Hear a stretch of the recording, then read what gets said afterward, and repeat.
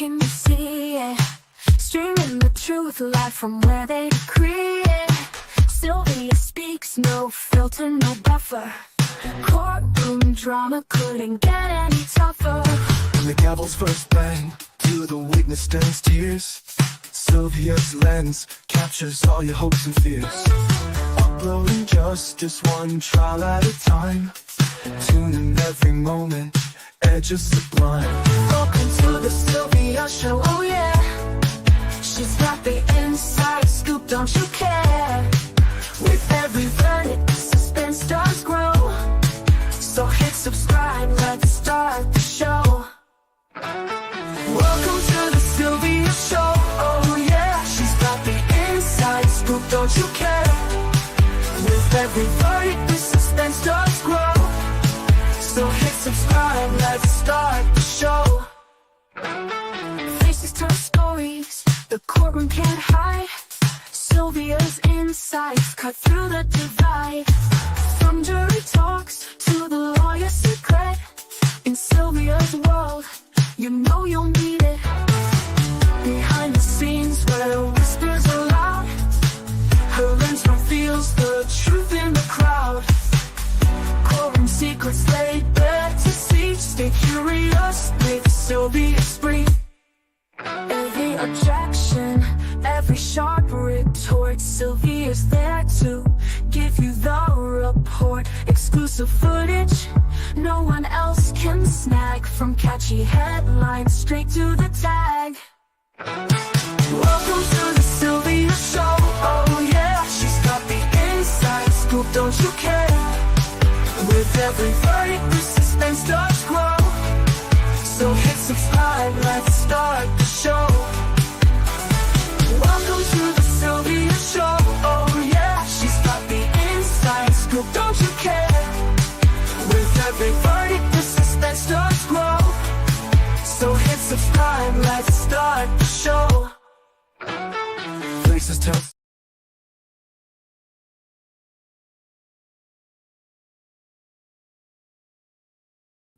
Hey everybody, we're going around the world. Listen, I was getting ready to do who's Nate? Nate DJ said, "Good day, everyone, in spite of." Exactly, Nate. Hey, good morning, Nate.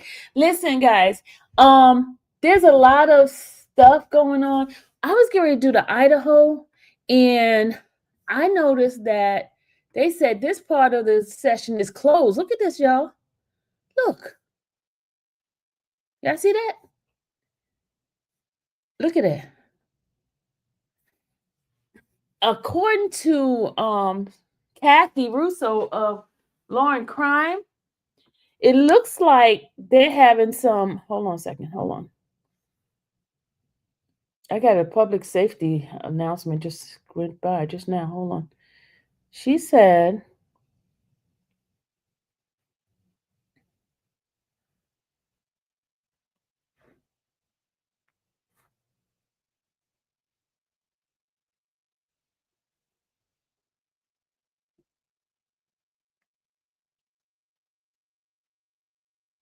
okay, hold on a second. Let's see.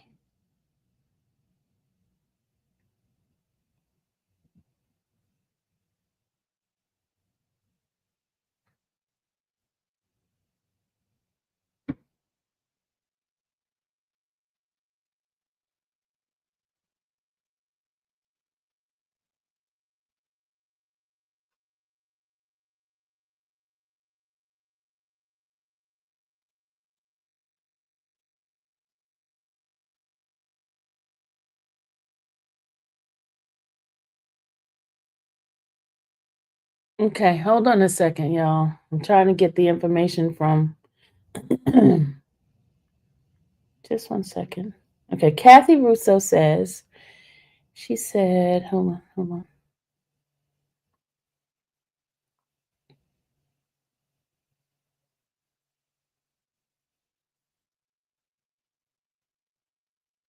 She said today is a day 2 hearing in Idaho for Brian Kohlberg case. The judge has closed the courtroom because some presentation will be under seal. The live feed will go off and on during the day, depending on what's being discussed. The judge is concerned about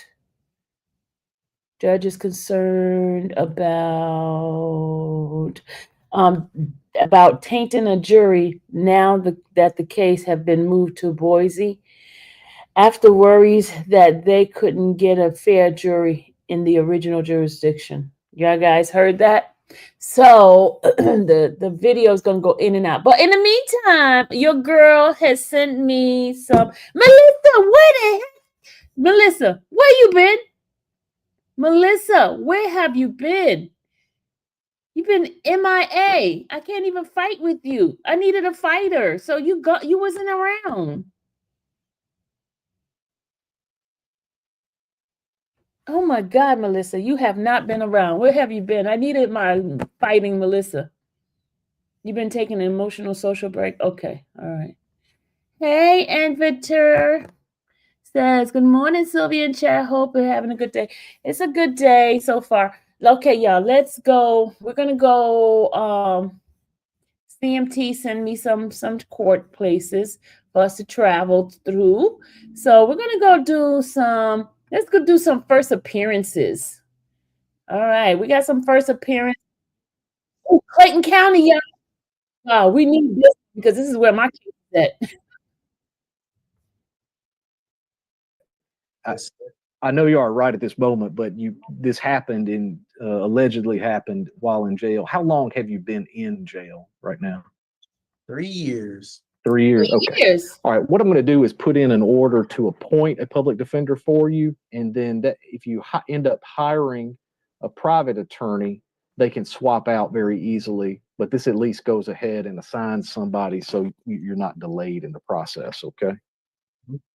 All right, and they'll take care of everything this morning. Thank you, sir. Did y'all hear that? He's been in jail for 3 years. Good morning, sir. Give me just a second here. Yeah, I was at this court. That's where my case is.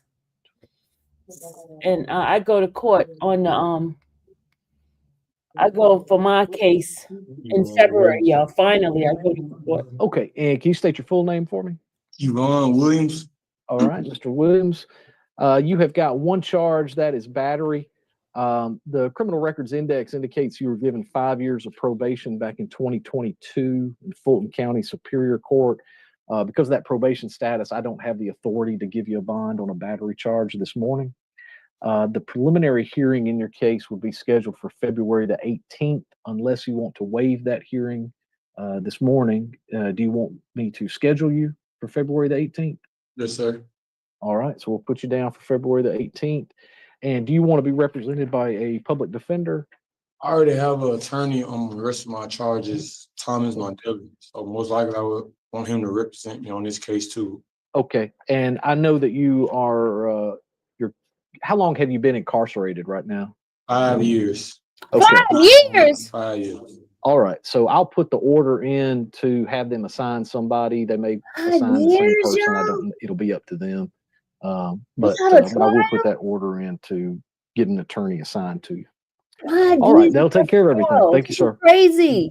And the last one, Callaway. This is crazy, y'all. We thought Fulton was bad. All right, good morning, sir. Can you state your name for me? Oh, Callaway. All right, Mr. Callaway, you have one charge, that is battery. That bond is going to be $4,000, and that includes a special condition that while out on bond, you're to stay away from and have no contact with Will Wright. The preliminary hearing in your case will be scheduled for February the 18th, unless you want to waive that hearing this morning. Do you want me to schedule you for February the 18th? Sure.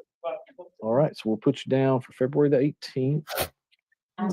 And I am going to assign an attorney to represent you. And they'll take care of everything. Thank you, sir. Thank you. It's crazy. It's crazy. You told me away. I told me to. Wow, 5 years in jail with no Yes, they do. trial. They have sex. And that's all, Your Honor. Okay, yeah, I think the only other one I had, I think it said he's out on bond. Cruz. Yes, he's out on bond. Out on bond. Okay. All right. Thank you, guys. I'll see you tomorrow. Whoa, Clayton County. Oh my God, y'all. Remember I was saying how I had not heard anything from them? Now that explains it all. Lord have mercy, Jesus. Woo! Father God in heaven. We definitely got to pray for that county as well. That is crazy. 5 years in jail and no hearing, no trial. 5 years. And he had a battery. Oh my God. A battery.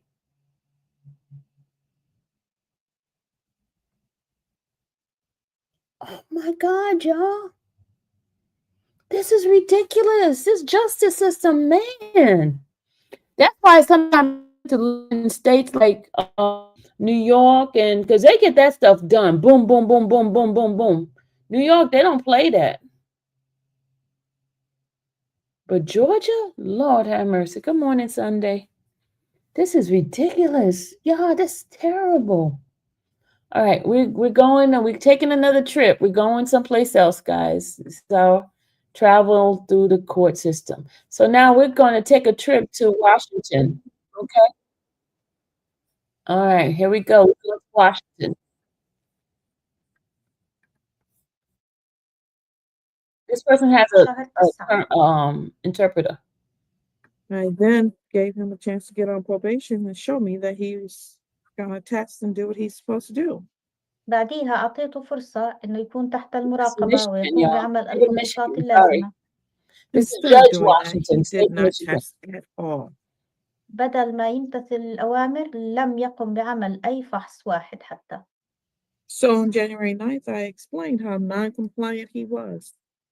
فبتاريخ 9/1 أنا قمت بإعطائه Jim تفسير Miller, but 5 تفصيلي years, Tank. عن 5 عدم years. امتثاله Seriously, 5 للأوامر. years, Tank. Told him he had to Jim Miller. test within 24 hours and to maintain compliance with his testing. وقلت له أنه يجب عليه عمل فحص خلال 24 ساعة وأن يلتزم بباقي الشروط للفحص. He tested within the 24 hours and then decided, I guess he had had enough of that. فقام بالفعل بعمل فحص خلال 24 ساعة لكنه يبدو أنه قرر بعد ذلك أنه لا حاجة لعمل فحوصات أخرى. I was very clear that there would be no more excuses. وكنت واضحة معه أنني لن أقبل منه أي أعذار أخرى. He then also failed to enroll in a dual diagnosis program that he was supposed to enroll in. Here's a lot of أيضا things, y'all. فشل في أن يسجل في برنامج Dual Diagnosis Program وأنا أمرته أن يعمل ذلك. Therefore, at this point in time, Mr. Awahari, لذلك في هذا الوقت سيد لاهري I will give you a minor break, but it's not what you're going to want. سوف أعطيك يعني مهلة قصيرة ليس بالمدة التي أنت تطلبها. He at least did start going to his AA meetings, so I'll give him some consideration of that. آخذ بعين الاعتبار أنك تذهب إلى اجتماعات ال AA. It is the sentence of this court, sir, that you serve 10 days in a Washtenaw County jail. When can you turn yourself in? فأنا أصدر الحكم عليك بقضاء 10 أيام في سجن واشينا كاونتي. متى ممكن تذهب؟ متى تشتوني اليوم أو بكرة الصبح أروح عادي؟ I can go today or tomorrow morning. Please turn yourself in by 8 a.m. tomorrow morning. 8 a.m. That's طيب early. معك That's يعني when I الساعة slept in. 8 صباحا قبل 8 صباحا اذهب إلى هناك وسلم نفسك. Your probation is continued, so you either get it together or you'll be serving more time. فأنت يعني لسه في فترة البروبيشن المراقبة، إما تلتزم بهذه الشروط أو تكون مدة الحكم عليك بالسجن أطول. When you get out, you need to continue your testing every time that your number or your color comes up. بعد ما تخرج من السجن يجب أن تلتزم بعمل الفحوصات اللازمة عندما يأتي دورك، يأتي رقمك، يأتي دورك، يجب أن تذهب في هذاك الوقت المحدد. You understand, sir? مفهوم سيدي؟ نعم. Yes. Thank you. I'll see you back here on March 27th at 10 a.m. to see how things are going. طيب أشوفك هنا في المحكمة بتاريخ 27/3 الساعة 10 صباحا لمعرفة كيف تسير الأمور. Thank Thank you. You're welcome.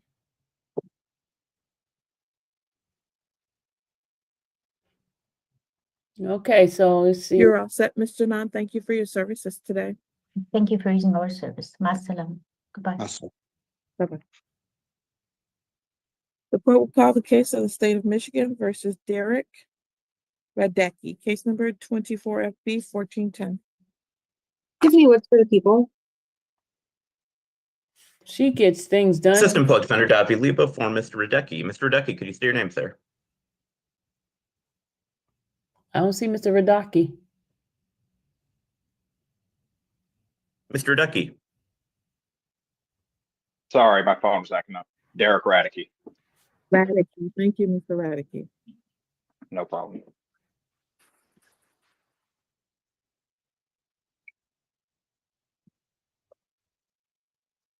All right, so you're here for sentencing today. Have you had a chance to review the report with your client now, Mr. Udo? I have, Your Honor. I don't think we have any modifications or deletions to the factual parts of the report. I think it does lay out what happened. And Mr. Radecki's remorse for it happened very well. The only modification to the sense we would request that Mr. Radecki is requesting permission to possess weapons for hunting purposes only.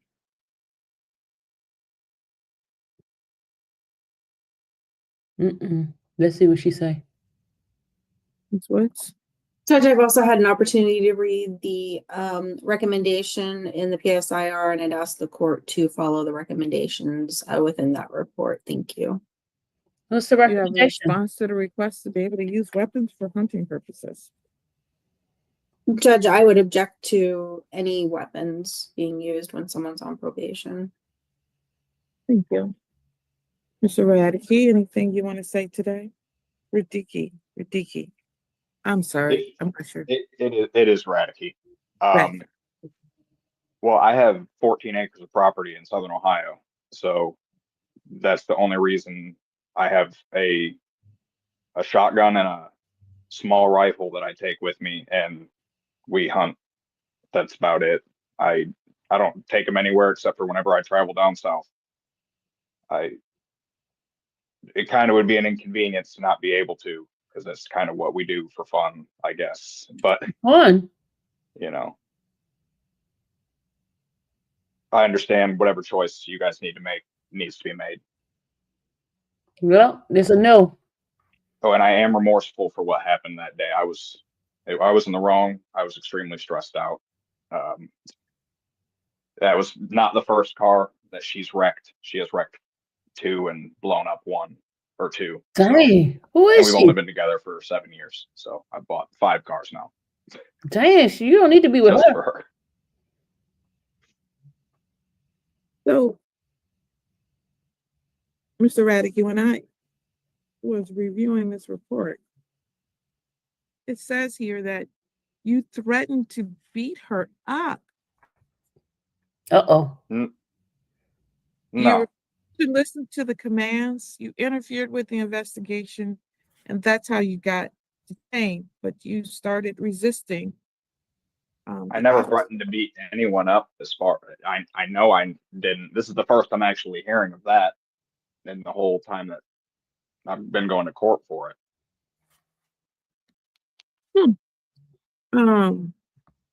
Well, it's right I here. know I did resist by passively resisted. I put my hands behind my back and kind of just stood there. I didn't try to run. I didn't,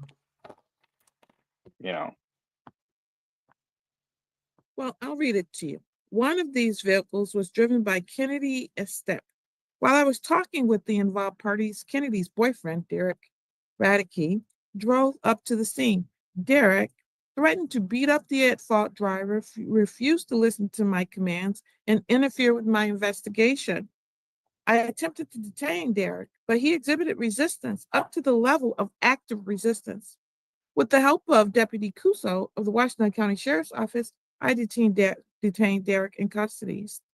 And it, of course, goes on from there. But you later did apologize, among saying some other things. And then you got dropped off at your vehicle and it was submitted to the prosecutor's office. But I'm surprised you It was had never no- read. Oops, sorry. Go ahead. It was never read to me in that way. So I was never, I never was told that it was, I resisted to the point of active resistance. I guess you would have to see the video, but at this point it doesn't matter. It is what it is. But I definitely didn't actively resist. I put both my hands behind my back. I had my vape in my hand. And after they cuffed me, they had to take my vape out of my hand because I had my vape in my hand still. So I wasn't trying to like, I think I was wrong, definitely. But I think that it was just a heated situation. And I feel like the words that I'm hearing now in the report are different from what I've been being told because I wasn't read that directly. So it's just a little interesting. Yeah, You know I what? find it You're interesting. lying. And it wasn't my girlfriend. I know we found out she was the at-fault driver after. I did show up mad at whoever it was that caused the accident, but not thinking it was her, if that makes any sense. Like I thought someone else cut her off because that's what she had told me on the phone. And then I found out later that she had caused the accident. Right. Is there anything else you'd like to say before I begin the sentencing, sir? No, just that I apologize, and I know that I was in the wrong for the most part in this situation. Right. Mr. Radke, it is the sentence of this court that you served 365 days in the Washington County Jail. Credit for 0 days served. The balance is suspended. You're on probation for 9 months. You will be eligible for early discharge if you complete all of the rest of my orders within the first half of that 9 months. Fines and court costs in this case for a total of $525, $30 per month probation oversight fee. You to report to the probation officer monthly via the online reporting platform and report during the 4th week of each month. You're to meet with probation when and where directed, including any and all home visits. You're to complete the ABR. How long is the anger management program, please?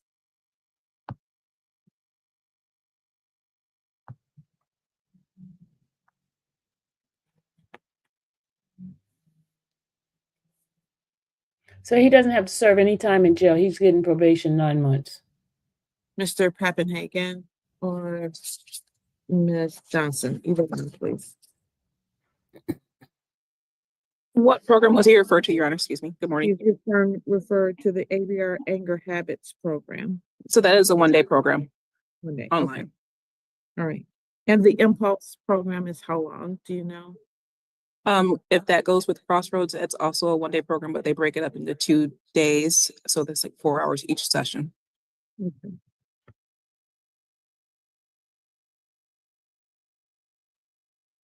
And I'm not familiar with the distinction between these two programs. And I'm trying to figure out if the Impulse would be better for him. So the impulse control program with Crossroads takes a little longer to get into because they only run them every 2 to 3 months. The ABR program you can get into like tomorrow if you call today. All right, thank you. You're welcome. The defendant is to complete the ABR Anger Habits Program within 90 days of the sentence. No assaultive or threatening behavior towards anyone. You're to submit to and pay and be responsible for random drug and alcohol tests as requested by the court. None are being ordered at this time. No use of possession of alcohol, marijuana, illegal drugs, or being in the presence of anyone using them. So, given the nature of this particular offense, you can complete all this stuff and get yourself off probation and try to get to hunting. I believe hunting season doesn't start until November anyway. So if you finish what you need to do, I don't know what Wisconsin's laws are, so I don't know that. But if you finish what you need to do, you can be off probation in 4.5 months. I would suggest you do that because I am going to order that you not have any weapons or be in possession of any or be present with anyone using them or and that you have a review before me in 90 days on April 24th, So he can get a gun. 2025 at 10 o'clock a.m. So he can get a gun. Do you have any questions, sir? Nope. All right. I'll see you on April 24th. Good luck to you. Thank you. State of Michigan versus DeQuavion Wells, 23 FB 1141. Tiffany Woods for the people. Assistant Public Defender Davi Leba for Mr. Wells. Mr. Wells, could you state your name, sir? DeQuavion Wells. Thank you. Have you had a chance to review the report with your client now? I have, Your Honor. Mr. Wells. I have reviewed the report with Mr. Wells, Your Honor. We would agree with the recommendation to extend probation for 12 months for Mr. Wells to complete the MRT program. Anything from the people? Bingo. No, Judge, I would ask you to use court discretion. Mr. Wells, anything you want to say, sir? Your Honor, I actually broke my phone. That's why I signed up for the MRT class like how I told you. You know, I'm not even using my phone right now. Last time I had missed my court date and whatnot, it's because I didn't have a phone.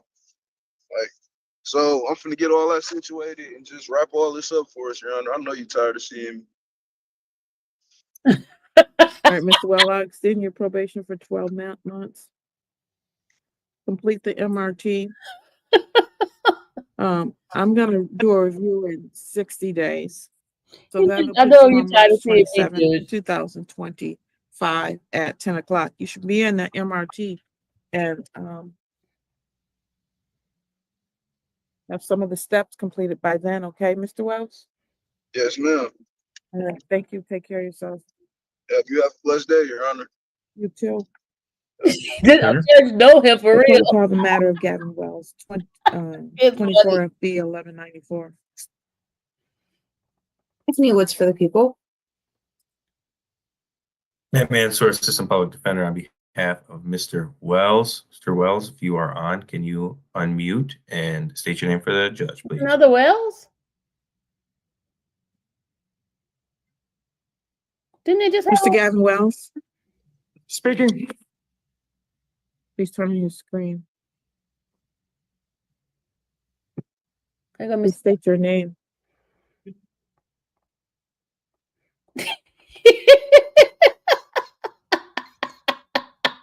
They just told him. I'm sorry, I didn't catch anything before I came in. My name is Gavin Wells. Thank you. All right. This court is wild, y'all. Mr. Wells was not placed on probation at the time that he was sentenced and given an opportunity to try just pay off fines and costs, complete the ABR impulse control program. And it looks like he hasn't done any of those things. Did that man just show his That is incorrect. lower part? What is Malcolm showing us his lower part? Look at him. Look at Malcolm. Do I Look. have an attorney present? Or I thought you spoke with an attorney. Didn't you go in the room and speak with an attorney? no, I haven't spoken with any attorney. No, Your Honor. We reached out to Mr. Wells. I passed this. He wanted me to He's just showing us his handle this today, and I passed it stuff. so he could speak to an attorney. All right, we'll put him in a room so that can happen. I'm sorry, Mr. Wells.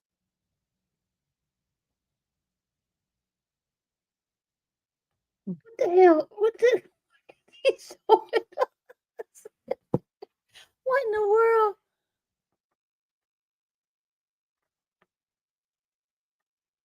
What is Keith Malcolm doing, y'all? The court will call the matter of Serenity Walker Hardy, case numbers 23S419731 B and A lot of people. This is a lot of people. And use that profile and rule somebody out just because they're out. That's I'm her. sorry.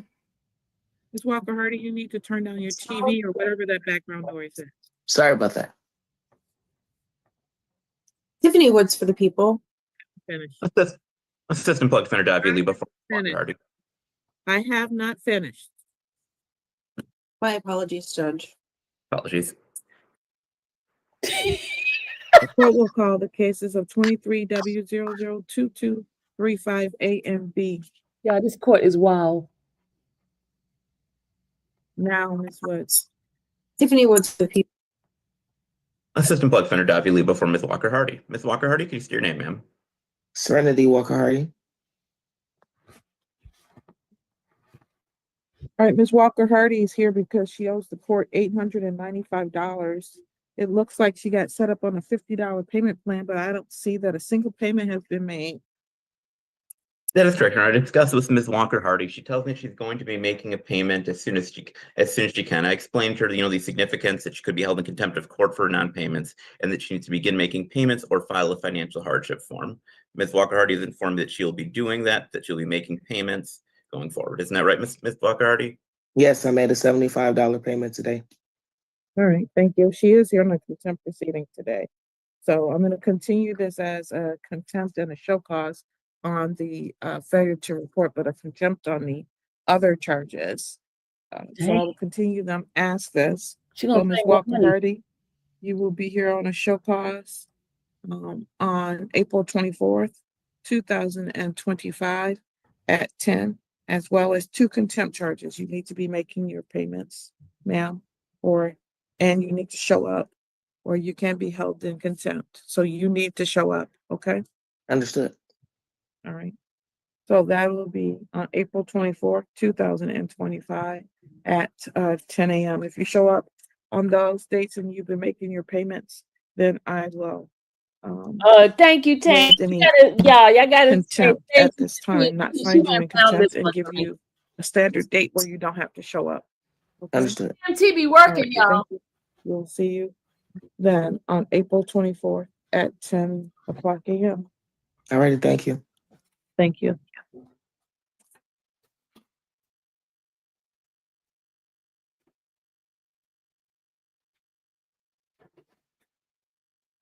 Gotta heat up my food.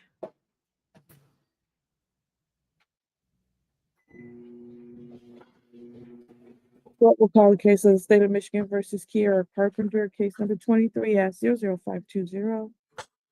Tiffany Woods for the people. Assistant Public Defender Davi Lee before Ms. Carpenter. Ms. Carpenter, can you state your name, please? Kiera Carpenter.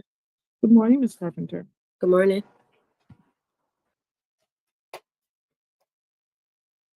So, Ms. Carpenter, it looks like you have attended 5 12-step meetings, open 12-step meetings like you were ordered. You've completed a total of 80 hours of community service. Did she pay her RMD? Did she complete the RMDUI class? Yes, I see Ms. Carpenter nodding, Your Honor. Mr. Pappenhage, are you present?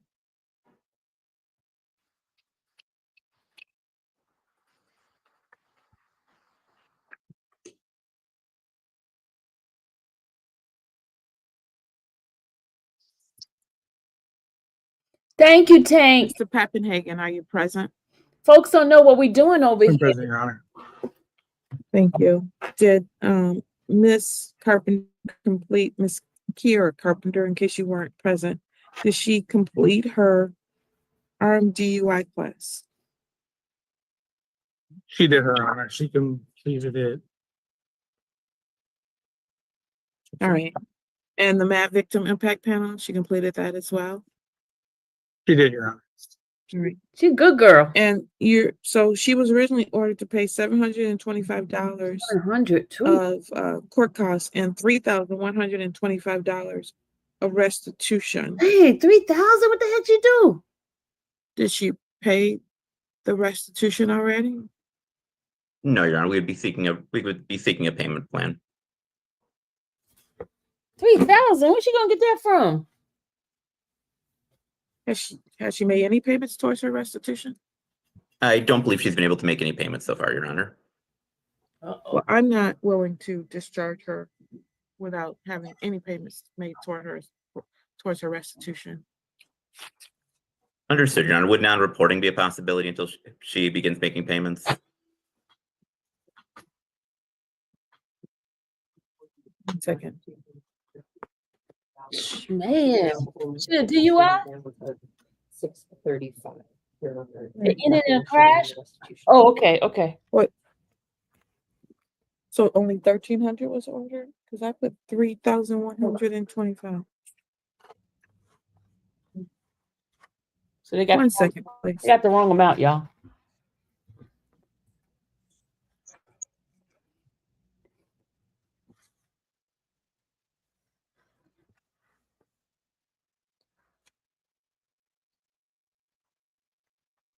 Then I see counsel and probation and breakout room. They're doing a breakout room. Because they got the wrong amount. Excuse me, y'all. I can't, if I mute, y'all won't be able to hear what they say. So I'm eating right now. So sorry. But I gotta get my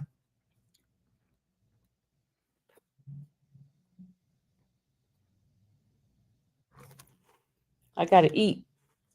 Cause y'all know, you know your girl gotta eat, y'all. If I don't, I start getting sick. All right, they're on a breakout room because somebody don't know what they're talking about, the amount of money. So they have to figure it out, how much she owes.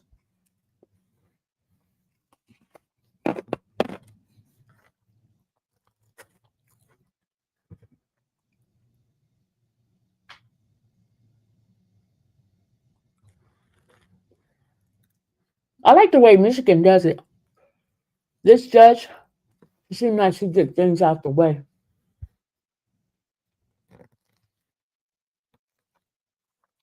So far, Michigan got the best system right now for me. All the other ones, we just saw Clayton. Clayton had somebody in jail for 5 years. 5 years and hadn't had a trial for battery. 5 years. He already served his time. Especially simple battery. Because simple battery is only 365 days.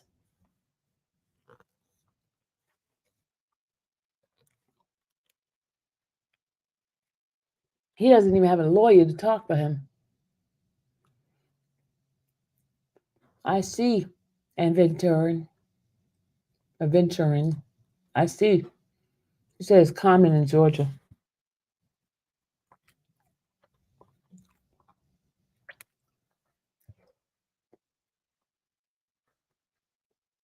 That's because they don't have a lawyer.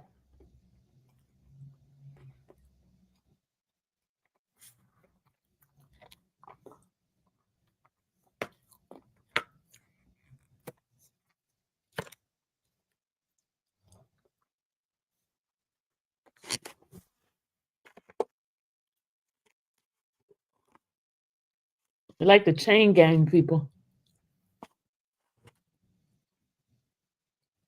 No, her last name is Washington. See how you don't pay attention, Rachel? I corrected it. I first said Washington, and then I said, oh, no, this is Michigan, and her last name is Washington. So that means somebody's not paying attention in class. The one who wanted to lead the class last live.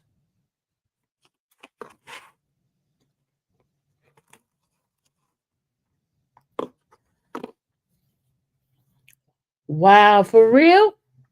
10 years? Wow. Did he do murder or something?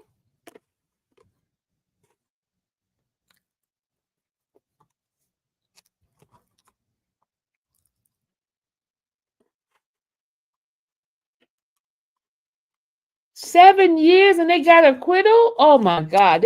Can they sue?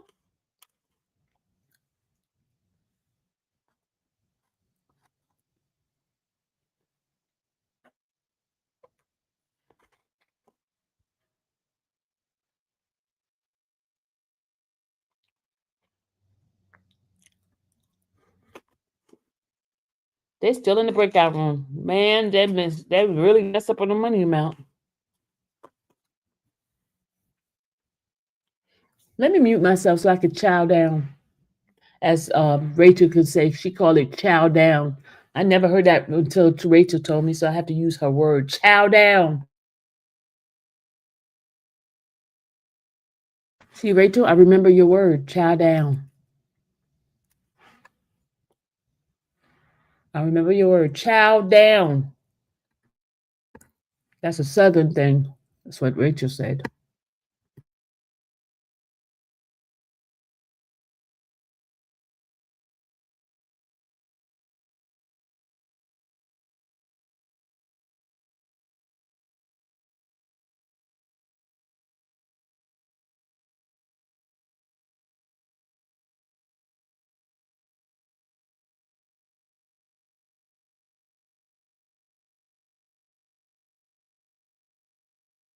Man, they taking a long time.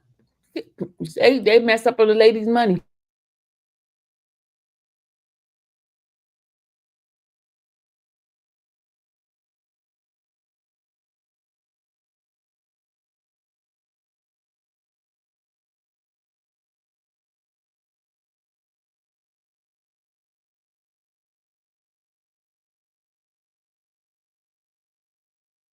I'm gonna be well versed when I stop doing these things because I don't know how to say stuff from the south.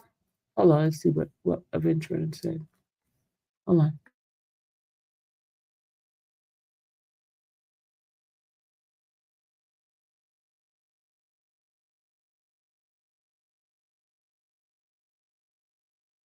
I don't even understand what chow. Why do they call it chow down? What is chow?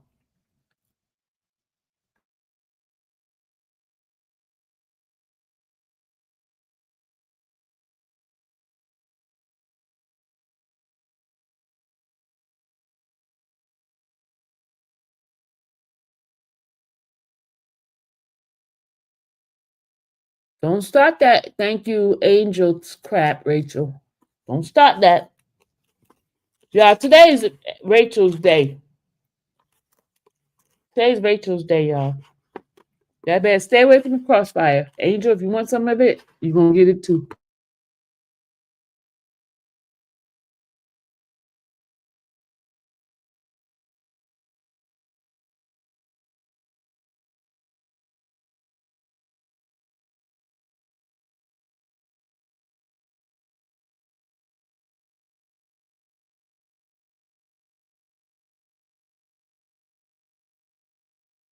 All those that's coming in, what we're doing now, we're waiting for the judge to come back. Hey, tall guys.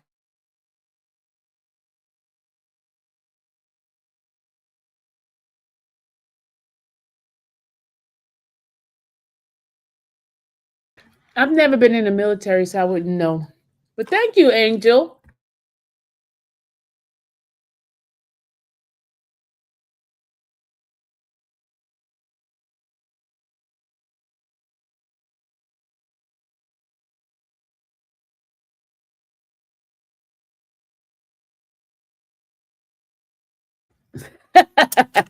She said she don't want no smoke.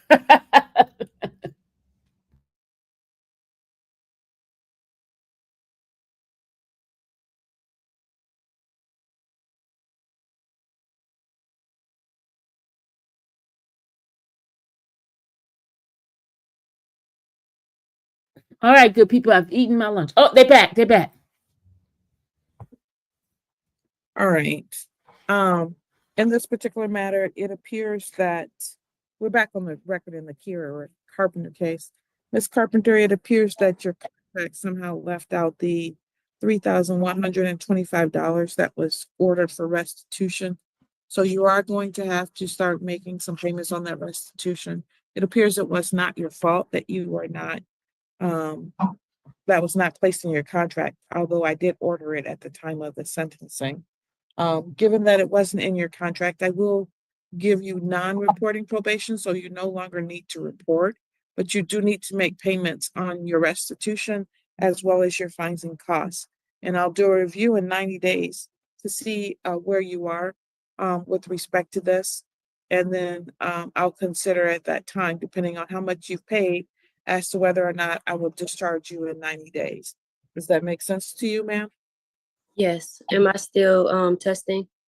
No, you won't be testing. Okay. That She want to go back to smoking, the y'all. non-reporting probation, meaning that you don't even have to reach out to probation. But if something comes up and you get in additional trouble, you're still on probation and it would be a violation. So don't get in any additional trouble. But you do need to pay on your restitution and your fines and costs. If you come back here in 90 days and you're not making any significant payments towards the restitution, then what happens is you can have your probation extended and you can go back non-reporting. So I'm hoping that you can try to get the victims in this case made whole. Okay. Yes. I'll see you back here on is there anything else to say, ma'am? I didn't give you that opportunity. Will I be paying through the same link I was paying through for court cost and If you were paying by credit card, no, you can't do that. You have to either send it in via a money order or bring in cash. I think we do accept checks, but I'm not positive about that. You can call the clerk's office and they can give you the definitive answer to that. Restitution is handled a little differently. So make sure you reach out so they can give you a definitive answer about that, okay? okay.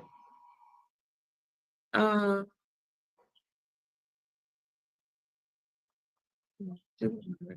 right, I'll see you back here. There we go. On April the 24th at 10:00 a.m. What time? At 10 a.m. Okay. All right.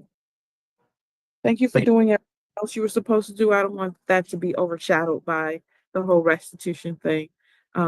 I do notice that you did everything else you were supposed to do, and that's why I'm giving you the non-reporting probation. You did a great job with that. So thank you for doing it, okay? Yes, thank you. You're welcome. See you on April 24th. All right. She did everything she's supposed to do, y'all. They messed up in putting their money information on that restitution. That was their fault, not hers. Good morning, Mr. Duncan. They got somebody riding like you, Mr. Duncan. I thought it was you up in there, Mr. Malcolm. I thought that was you, Mr. Duncan. Just joking. I know it wasn't you.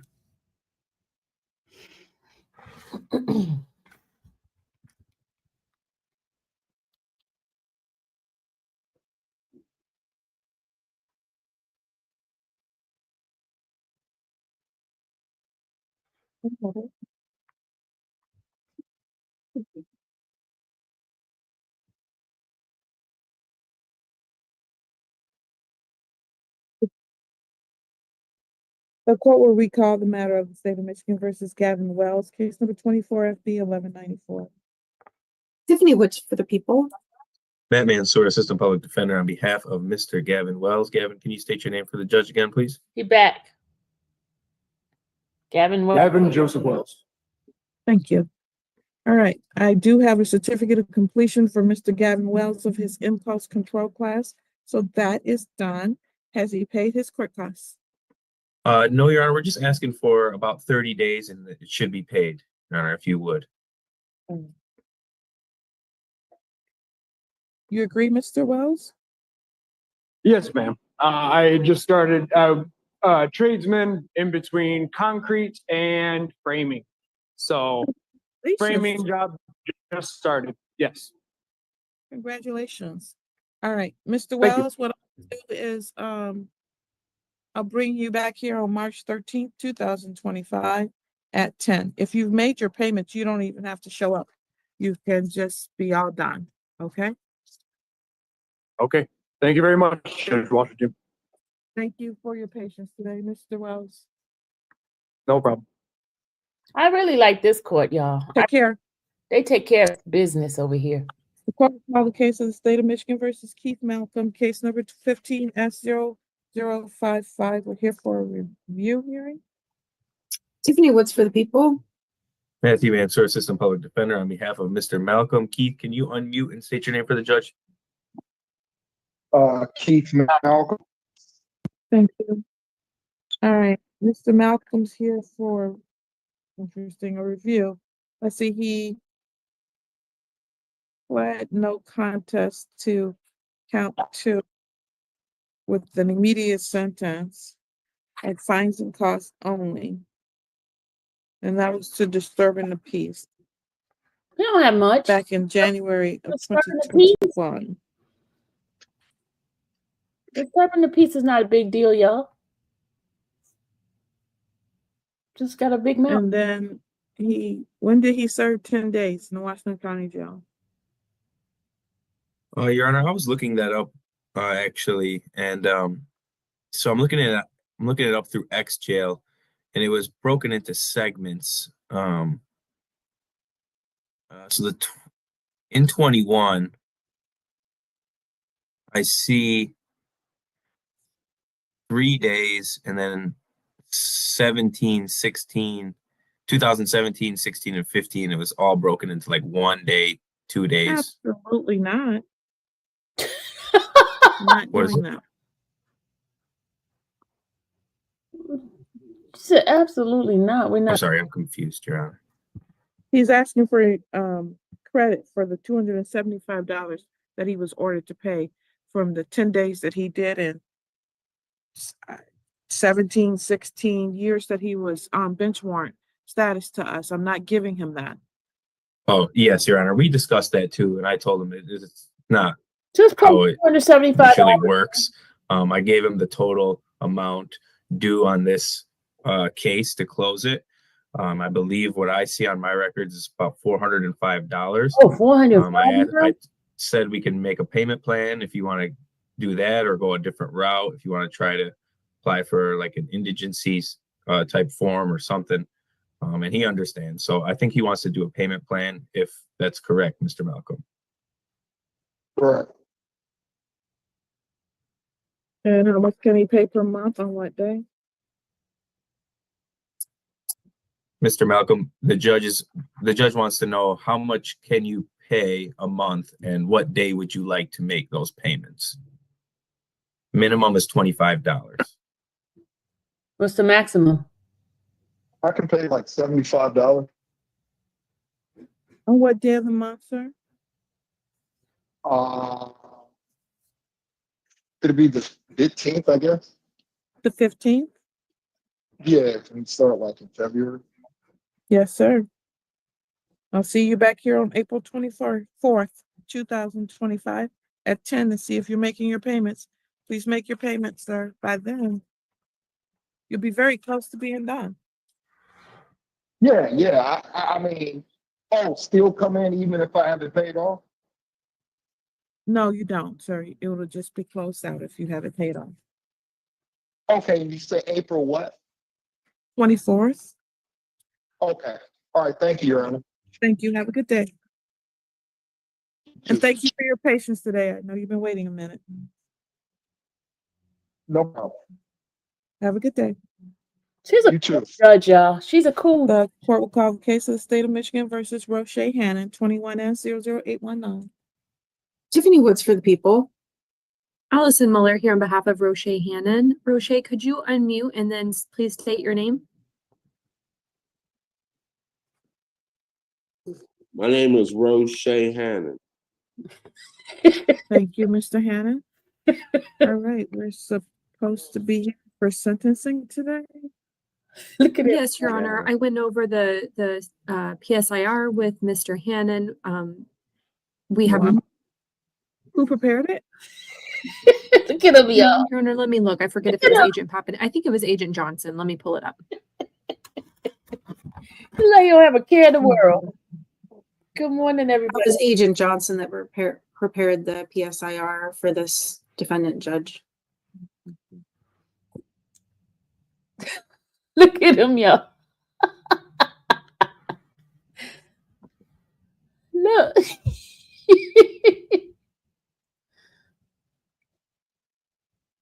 What's going on with the lighting? He blowing his nose now.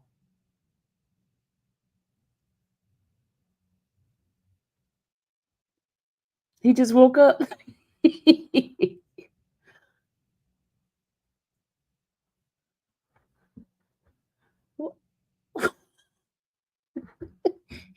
do look like he just woke up.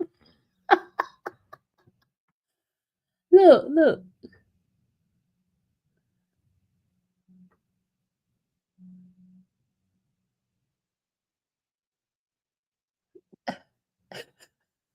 What happened to the judge? We lost the judge. The judge connection is gone.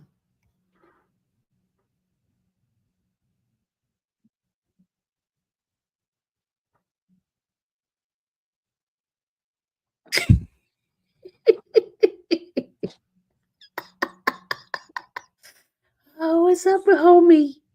Look at him.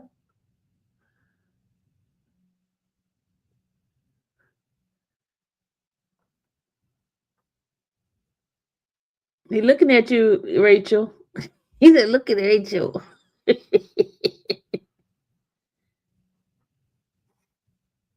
Oh, okay. She went to the break room. Okay. Thank you. Thank you. I tell you, I got my intern. She paying attention what's happening in the courtroom when I'm not. Hey, Pineapple. All right, you may proceed. Thank you, Your Honor. I went over the sentencing report with Mr. Hannon. We have no corrections, modifications, or deletions. We do appreciate the recommendation, and we ask the court to follow it. Thank you. What is Keith back? Judge, I've also had an opportunity to read the PSI Keith back, recommendations, and I know whenever they entered into the plea offer, we were asking for probation with mental health services, and that's what we would be asking for today.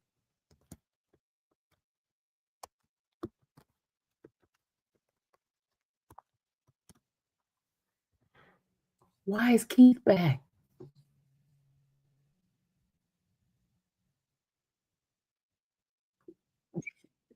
Mr. Hannon, is there something you would like to say, sir?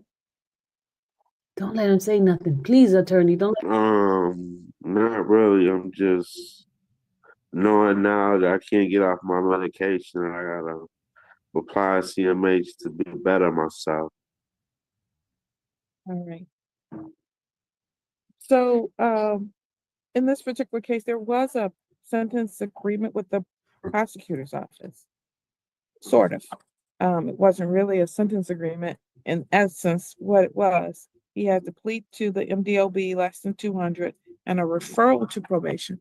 It doesn't say he must do probation and mental health services. So the referral was essentially that they come up with what the recommendation is. And restitution was open for 60 days.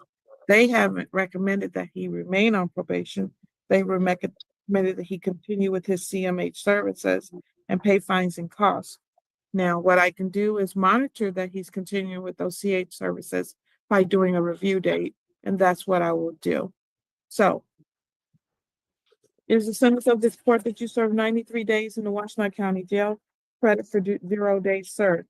Defendant has the balance of that time suspended, so he will not have to do any additional jail time. I will do fines and court costs in this particular case.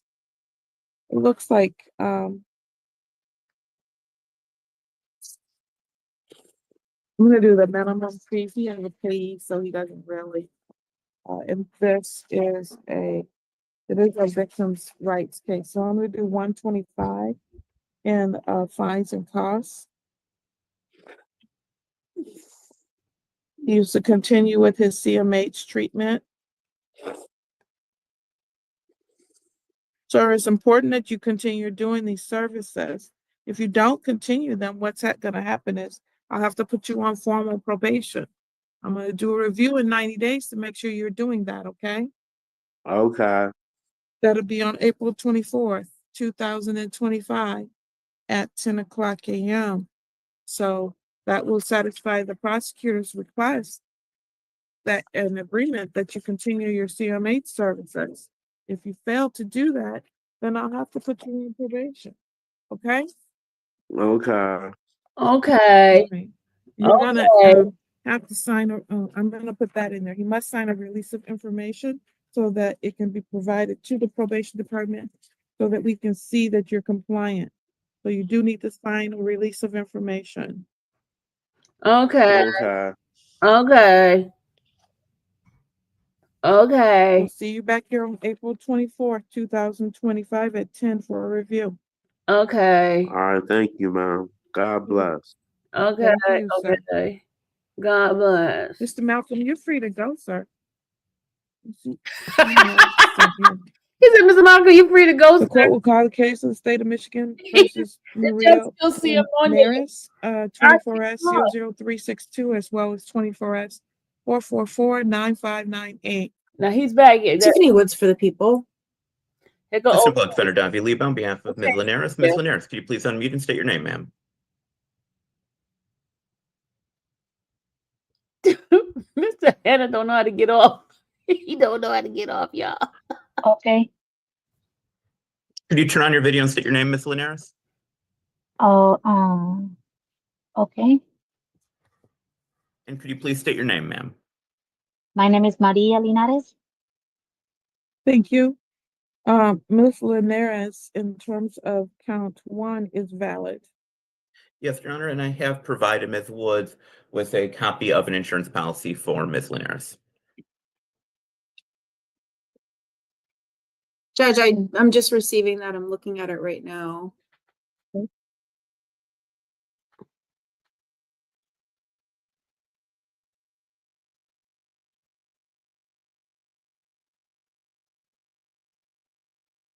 Yeah, the sun is coming out over here, so it doesn't look like we're gonna be stuck tomorrow.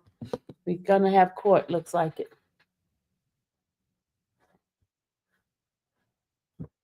Thank you, Judge. I did have an opportunity to review that, and based on the fact that she's now valid and does have valid insurance, I'm willing to dismiss both of her tickets. It looks like she has a 0362 ticket, and then she has a 9598 ticket. I'd be willing to dismiss that ticket as well. So you're dismissing both counts in 362, and you're dismissing the failure to stop for a school bus. And That's okay. Wow, she dismissing everything? Wow. Thank you, Ms. Woods. Everything. Thank you so much. Thank you so much, Your Honor. Much. You're welcome. Thank you so much. You should thank the prosecutor on that one. Thank you so much, prosecutor. You're welcome.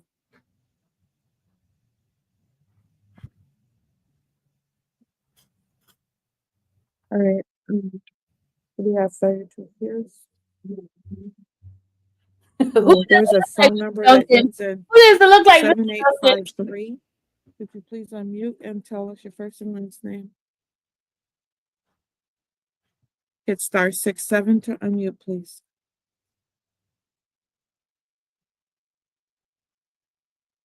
Phone number that ends in 7853. Please hit *67 to unmute your device and tell us your first and last name, or we can't call your case. Or we're gonna call your case, and if you don't unmute, you'll get bench warranted. Bench warrant. Yes. Hurry up, Can you unmute. hear me now? Yes. What is your first and last name, please? Wardell Smith. Thank you, Mr. Wardell Smith. You hurry up and unmute it there. Yes. I'm calling to ask for not calling. I'm here asking for a little bit more time to pay off the rest of my restitution. Let me my call your fine. case. Let me call your case, sir. One moment. Okay. The court will call the case of the state of Michigan versus Wardell Smith, case number 19FB 1450. Tiffany Woods for the people.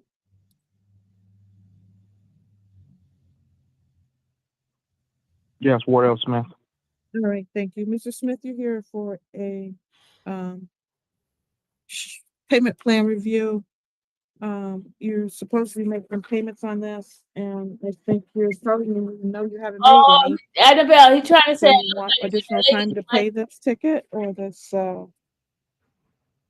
think Yes, it's fine. yes. This will be the last time. This will be the last time I have it paid. And then this will be the last extension or last thing I need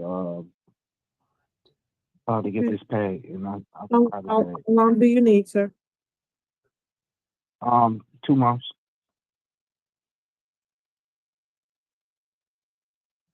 I'll see you back here on March 27th, 2020. 5 at 10 a.m. Or I'm sorry, I'll set it for that time. So when you do what you just told me you're gonna do, you should have this paid off. It looks like you have a balance of $230 left. So pay that off, sir. I will. All Thank right, you. take care of yourself. Bye-bye. Okay, you too. Thank you. You're welcome.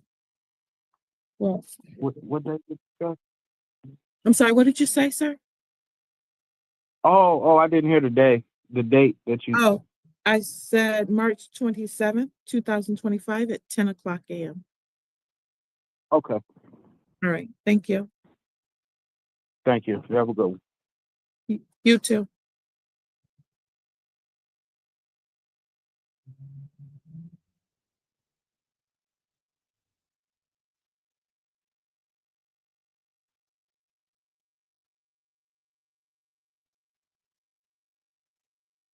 Hey, Charles.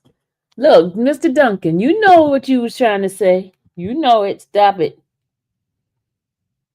The court will call the matter of William Morgan, 24S4424977. Tiffany Woods for the people. Today is the day and time scheduled for a pretrial in this matter. I think Ms. Moeller, is this your matter? I don't know whose matter it is. Yeah, I can step in. I tried to give, this is Matthew Mansour, Assistant Public Defender on behalf of Mr. Morgan. I tried to give Mr. Morgan a call yesterday and the phone number was disconnected. All right, the defendant is supposed to be here on a pretrial today. The defendant has failed to show the defendant is still suspended. What is your request, Ms. Woods? Judge, I'd ask for a bench warrant at this time. Oh, man. Bench warrant.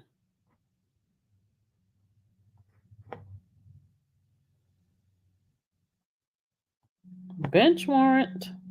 Bench warrant to issue. We'll make it $1,000, 10%. You should reach out to your, well, I guess you don't know how, maybe send your client a letter so that your client can call in and try to get this bench warrant recalled and address his license. Okay, thank you, Your Honor. Bench warrant. You're welcome.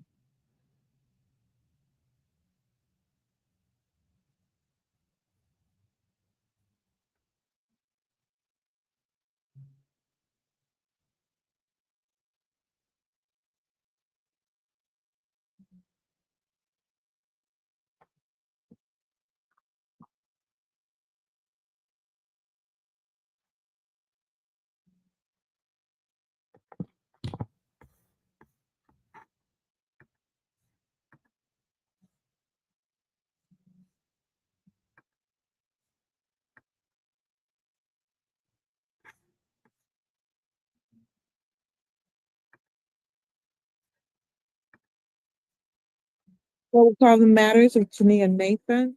Case number is 24S44398A for pretrial, as well as 23W004770 for show cause, and 24S443989B for pre-hearing conference. Tiffany Woods for the people. Matt Mansour, Assistant Public Defender on behalf of Miss Nathan, Your Honor. The phone was disconnected. Well, what I can say about Miss Nathan is she's not valid still, but she does seem to have a restricted license.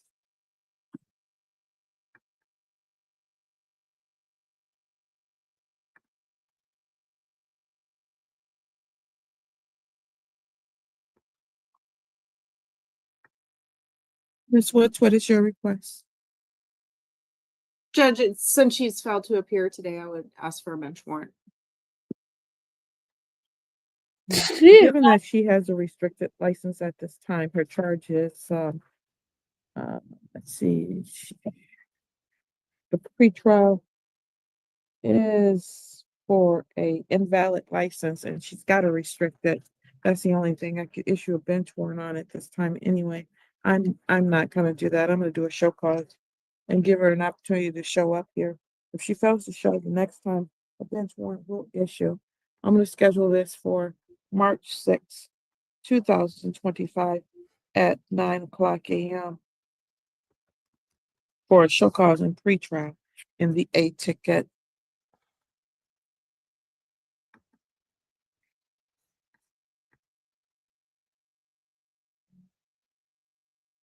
And pre-hearing conference and show cause on the other ticket.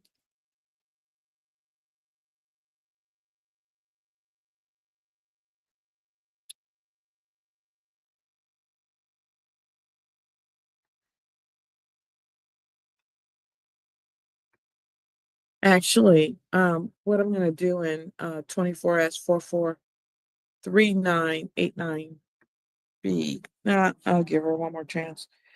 Is I will do that as a pre-hearing conference and show cause.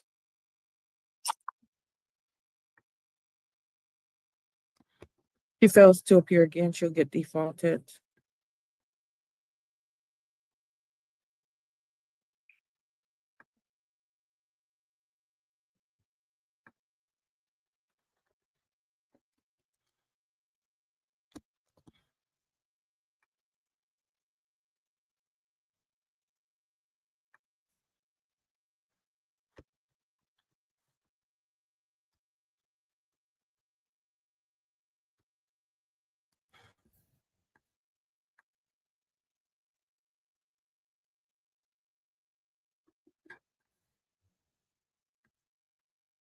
We'll call the case of A&D Transport 20S3737293. Tiffany Woods for the people. Defendant has failed to appear on 3 separate occasions for the magistrate. On this ticket, defendant is found in contempt. To the extent that we can find out who the resident agent is, we will be issuing a bench warrant.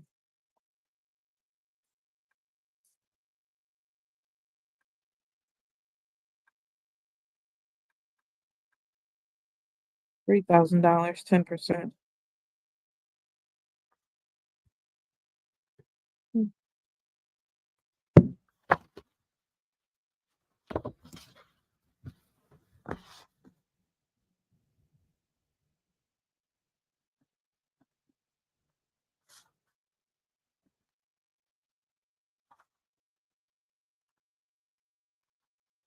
We'll call the matters of Nakia Derrickson, 17S3169598 and B for contempt on both matters.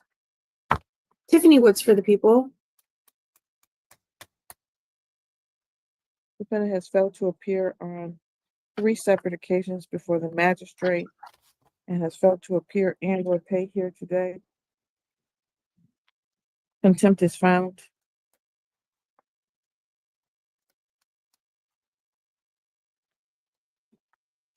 Well, let me, Miss Reporter, do you see whether they've made any payments in either of these tickets, Ms. Derrickson?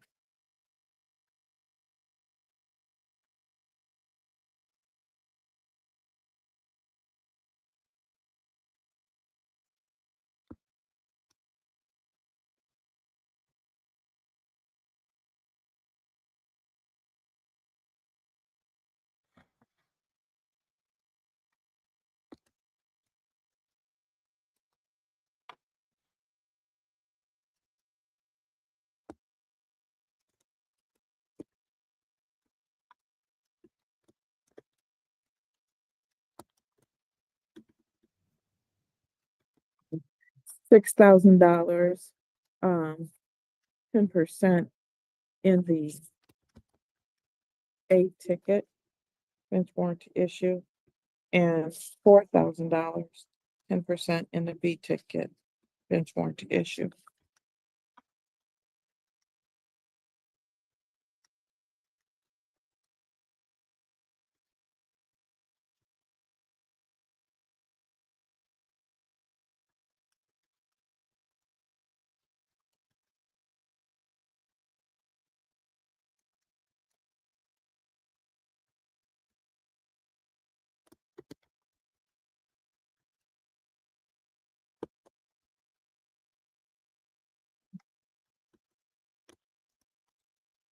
Sure.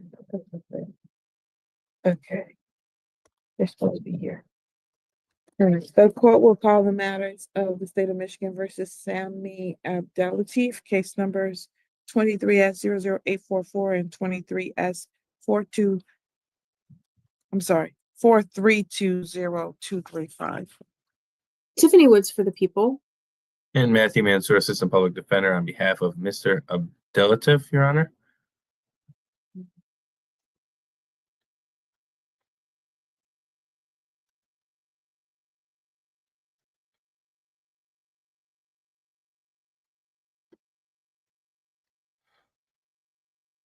All right.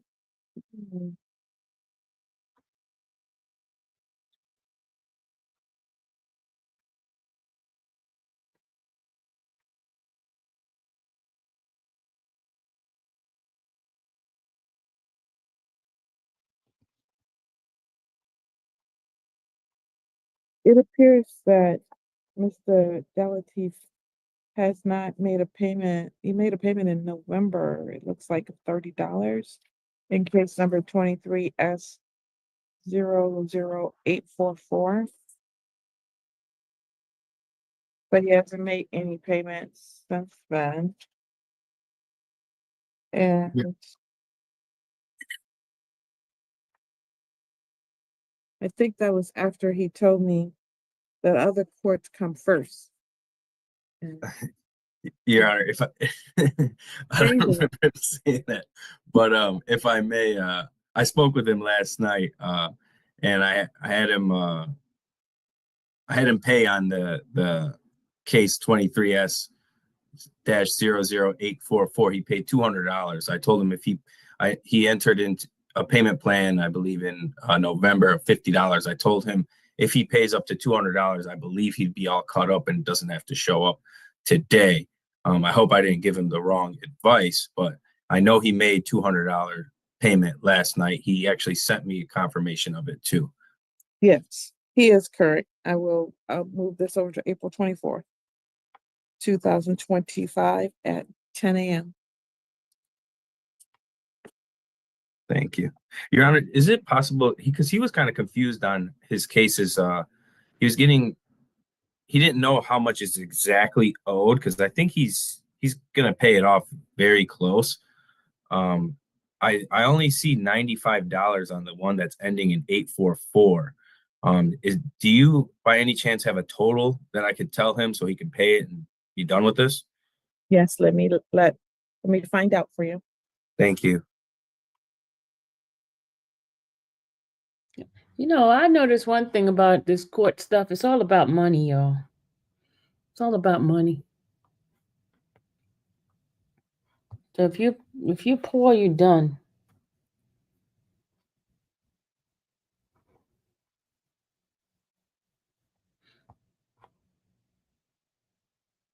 $370 is the total. $370, and this will all be closed. Everything. Correct. Thank you, Your Honor. Thanks for taking the time. Thank you. If he pays it off, he doesn't have to be here, obviously. Okay, thank you. Court will call the case of Jamar Brandon, case number 0800. Let me look it up. Sorry. All right, 08S00058. Tiffany Woods for the people. Allison Muller here on behalf of Mr. Brandon. Your Honor, unfortunately, it's the same as last time. I have not been able to get in contact with him about this set-aside hearing. Bench warrant. All right, defendant has failed to appear for the second time. The motion to set aside is dismissed.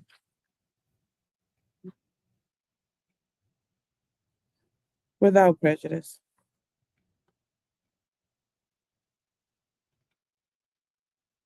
So that means he could file it again. The people call the case of the state of Michigan versus warrant threats. Case number 21S00413. Do the crime, serve the time. Tiffany Woods for the people. Matt Mansour, Assistant Public Defender, on behalf of Mr. Threats. Your Honor, I called and left a voicemail and have not received any callback. Mr. Threats hasn't made any payments since his last court date, which was November 21st, when he had made $100 payment. And I scheduled this one for a show cause because he was not caught up. So defendant has failed to appear and failed to pay. Defendant failed to show cause why he should not be held in contempt. And a bench warrant will issue in the amount of 5,000, 10%. 5,000. Woo! That's a lot of money, y'all. That's the most we heard in this case, in this thing so far. Said 5,000, 10%, Your Honor. Thank you. Oh, 10%. Okay, 5. He owes, it would be a $13,000 bond, but I try to give people an opportunity to at least see if they can come up with the amount. So 13,000? I doubt he can come up with the entirety of that. You may not be able to come up with what I said, but I tried. Oh, she ended it? It's over with, y'all? Is it over? She ended it. How'd she think gonna end it in the middle of it like that? All right, guys, that was great. You guys here? All right, we're going around the world. So we finished with this world one. And let's go around the world. We're going away to another courthouse. Going to another courthouse. They still have the portion of that Gockenberger, whatever his name is. His case is still on, like, pending.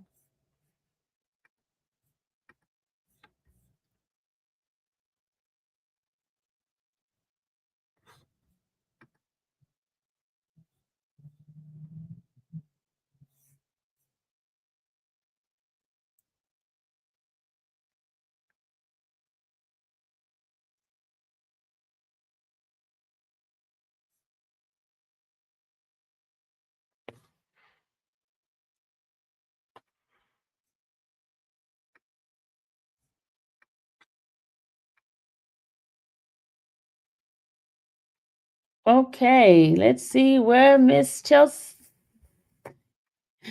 got us going. Where we going? We're going.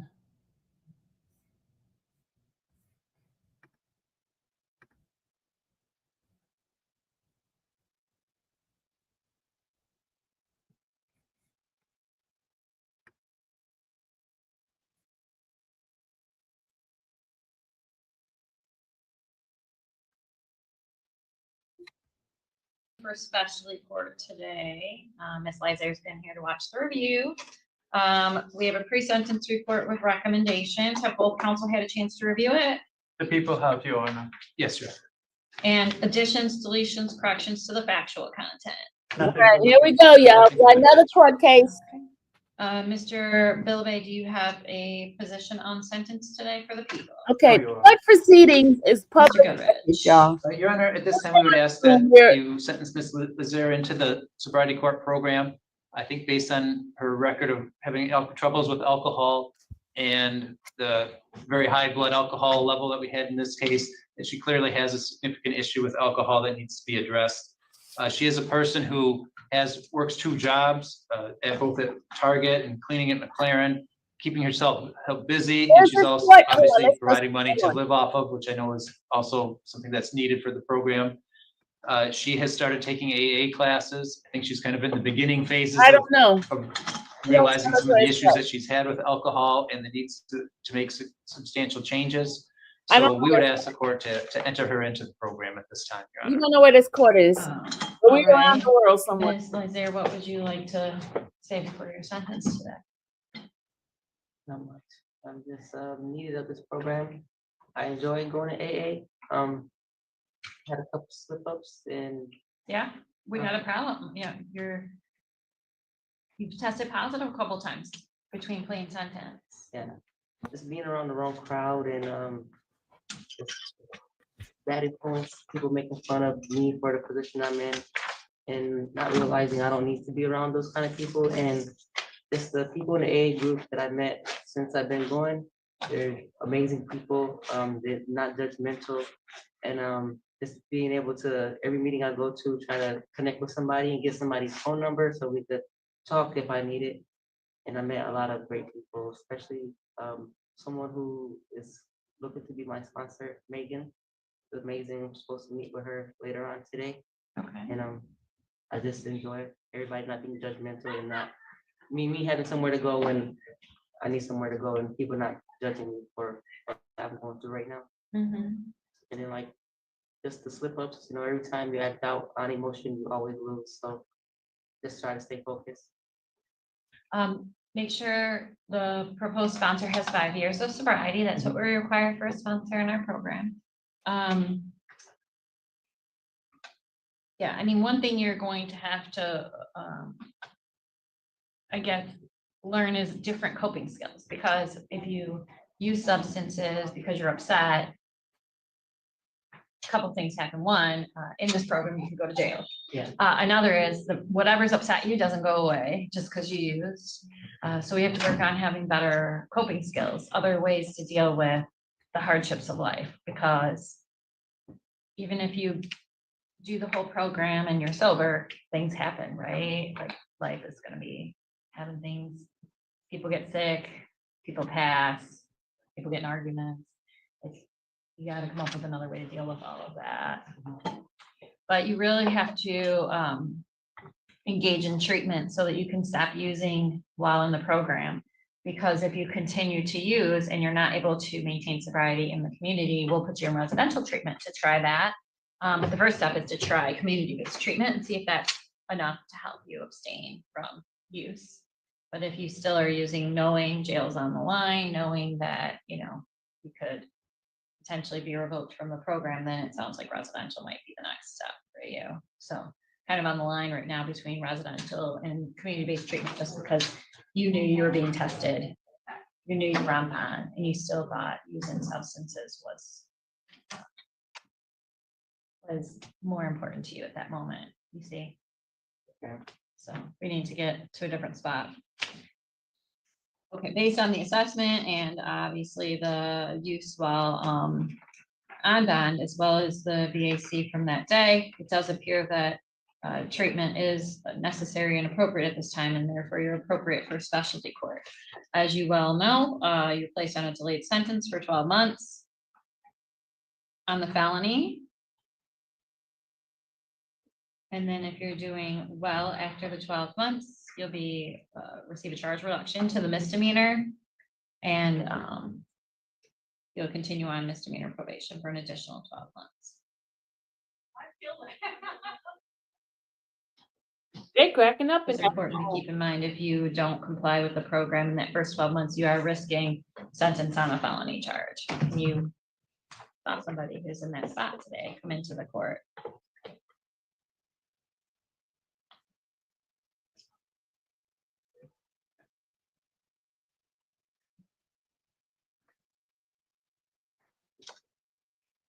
Placed under the supervision of the 54A District Court Probation.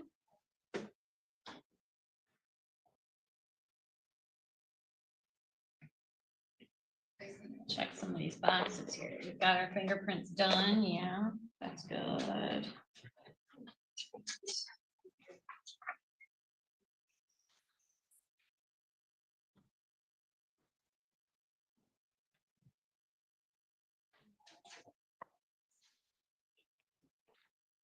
While on your delayed sentence and subsequent probation you must follow these orders. Do not violate any law of any unit of government. Do not leave the state without permission. You must abstain from the use of or possession of alcohol, recreational and or medical marijuana or controlled substances without a valid prescription, and from frequenting places where such are sold for consumption on the premises, like bars and nightclubs. You are to maintain some employment verification during your delayed sentence and probation. Make truthful reports to your probation agent as directed. You must appear and make truthful reports at the review hearings as scheduled by the court, including all graduation ceremonies. So as a participant in the program, you do view every graduation ceremony, ending with your own, you hope. And you will be at review hearings every other week, just like you saw this morning. So your review hearing is already scheduled for February 6th, and then every 2 weeks during phase 1. Thank you, Brian. Come in, do the review. As you saw the review, I started Hey, thank you, Brian. longer and work my way to phase 1. So you sort of work your way to the front of the front of the group. So we'll be seeing. Brian, I'm all over February the 6th for your world. first review. Let's see. That's in Michigan, y'all. Michigan again. Shouldn't I? Thank you, Brian. Brian, tell All right. people that I'm in here. Share this. You are to attend and complete counseling as directed with verification, and that is intensive outpatient treatment is where we're going to start. That's the community-based treatment that I was speaking to you about.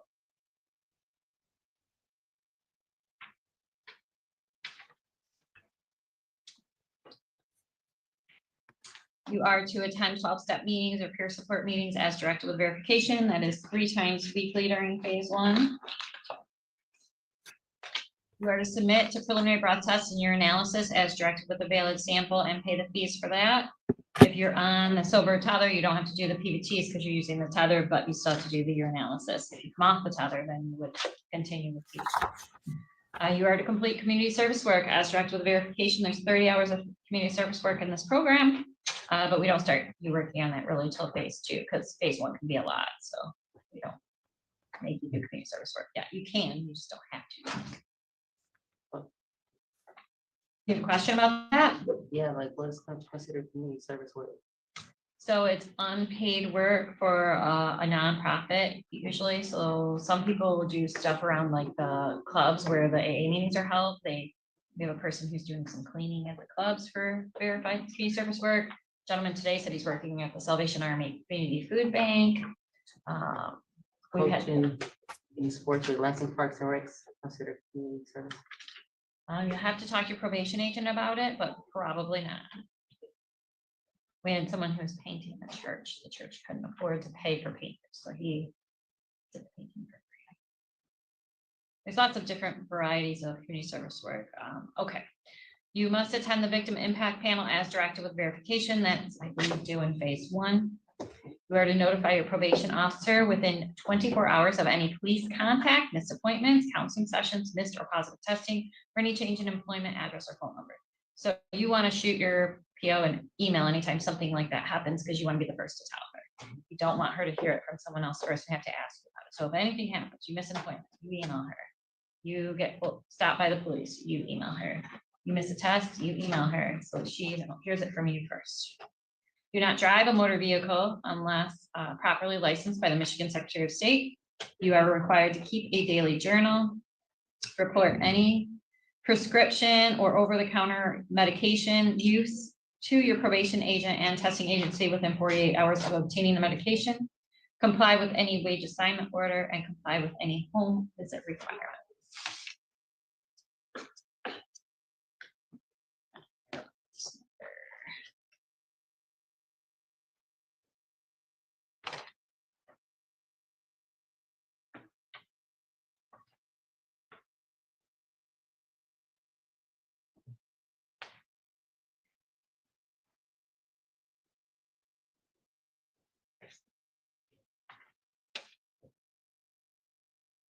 Wrap this up.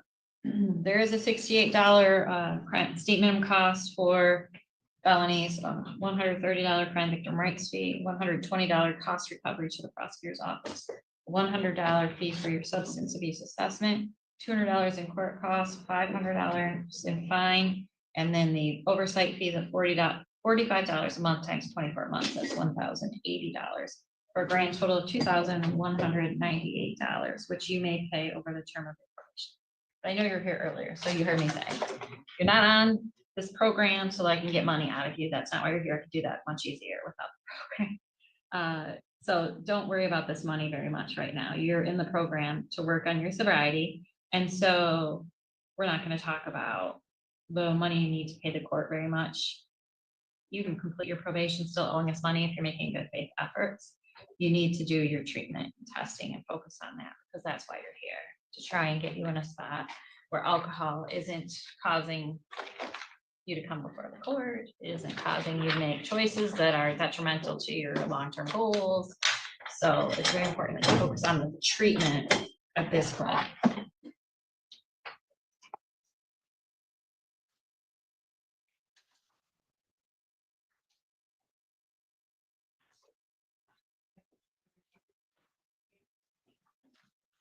To make sure Looks like a mobilization is not an issue in this case. You can ask her, but it changes over time.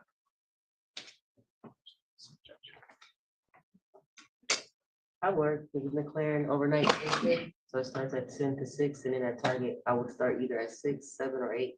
And I know I gotta be here every other 2 weeks. I was just seeing if it possible to show up via Zoom, or do I have to show up in physical form? So participants can do the review hearings in Zoom, so long as you understand that you've got to be on the Zoom, your camera on, sitting and paying attention. We have one participant who's coming in person for a couple of weeks because that's not what was happening. The person was logging in late and they were up walking around and messing around during the review hearing, which is distracting to me and not respectful of the participants nor the purpose of the program. Part of the program and part of the research is that seeing others who've come before you successfully completing the requirements shows you that it is possible to be done and can be encouraging. And so you have to come and watch the review. So for you, yes, you can do Zoom as long as you're doing it appropriately. And as you go through the program, you'll get called sooner and sooner. But because you're just getting sentenced, you will be called sort of towards the end of the review. So it could be kind of a longer, like an hour today, you know. So just plan for that. I know you have to be at work and things, but you're going to have to plan to do your court, and then it'll become a less and less burdensome as you get through it. But the beginning is a lot. I mean, being honest. Okay. The next thing that's going to happen is we're going to get you down to probation and set your appointment with Brianna to get your orders, all your referrals, get your treatment started, testing, going, you know, everything you need to be doing the program. Do you have questions? Okay. Anything else from the lawyers on this sentence? No, Your Honor. No, Your Honor. All right. Thank you.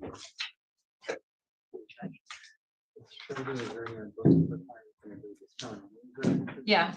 Yeah, I got that. I can tell Miss Donnelly is ready because she's. Are you going to take this decision? Let's see here.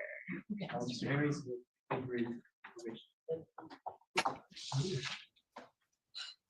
All right, Ms. Donnelly, come on up. We'll get you started. I'll have Mr. Dowd out of the breakout room momentarily. All right, on the record in State of Michigan versus Jasmine Dowd, 2500115FY. Jeffrey Bill on behalf of the people. Assistant Public Defender Sarah Donnelly on behalf of the defendant, Jasmine Dowd, who is appearing separately by video from Bingham County Jail.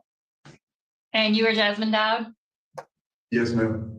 Thank you. Today's the date for probable cause conference. We do have a preliminary exam scheduled for January 30. Have we decided what we're doing?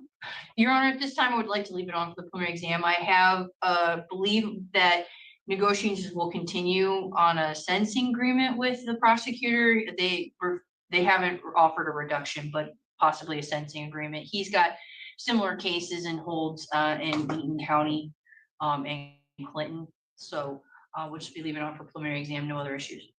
All right, Mr. Bilbay, you'll be ready? I'm sorry. Have I ready?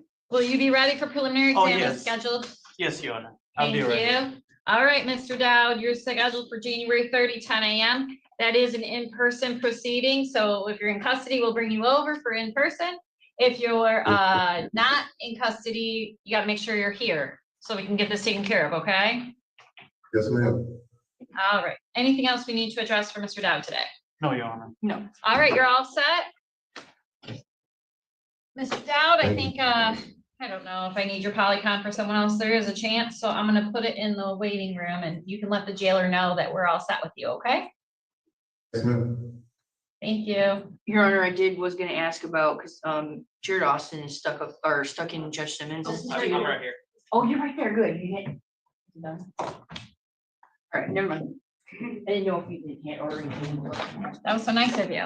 Ms. Schroeder, come on up. We're going to try and get started with, I believe, Willis, if we got him. Mr. Willis, turn on your video, please. There we go. All right, and then just try to hold still so that the camera isn't all over the place and we'll get going.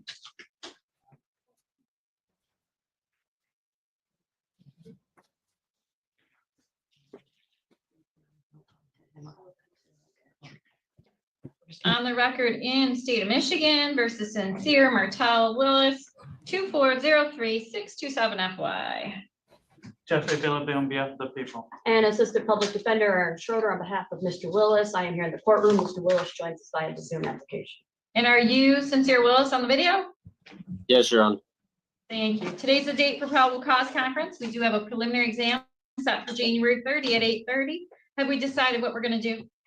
Yes, Your Honor, at this time, the defense would be asking this matter be left on for the preliminary exam date. I have been in conversation with the prosecutor and I need to relay some more about that with those conversations with my clients, but we will be ready to proceed on that day. So will the people, Your Honor. Okay. Mr. Willis, your preliminary exam is January 30 at 8:30, and that is in person because evidence and testimony may be presented at that time. So it's very important that you're here in person on January 30 at 8:30.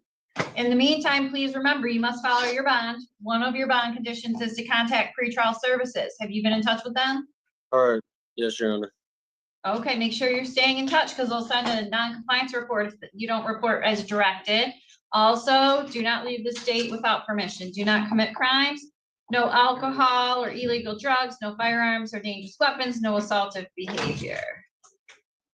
Anything else we need to address for Mr. Willis today?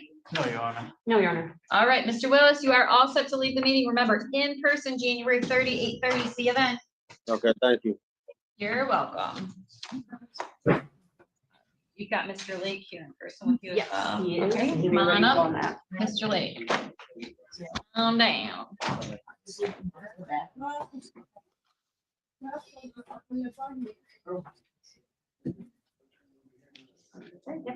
On the record in State of Michigan versus Michael Clarence Lake, 2302742 FY. Thank you. Jeffrey Phillippe on behalf of the people.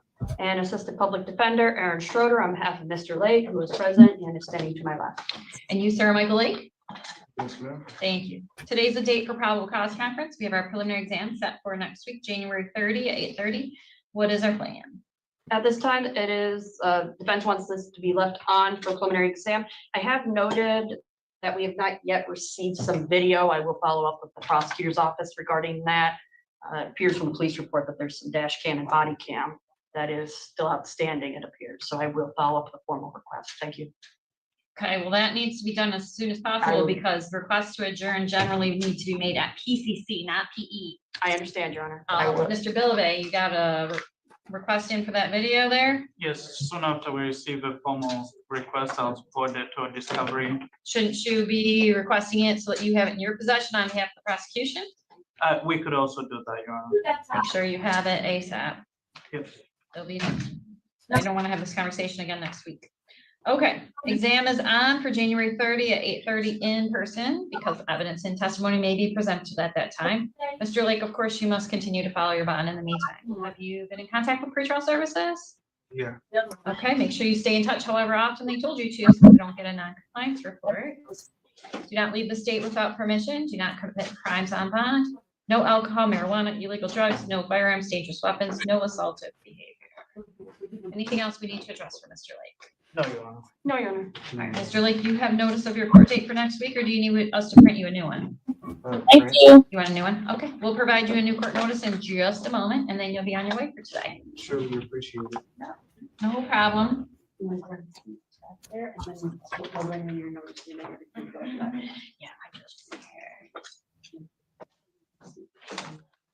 All right, over there at the jail, what's your name, sir? I'm sorry, try again. Dismissal Walker. Oh, Mr. Benson Walker, gotcha. Thank you. Speak with Mr. Benson Walker. Okay, but where'd he go? Gracias.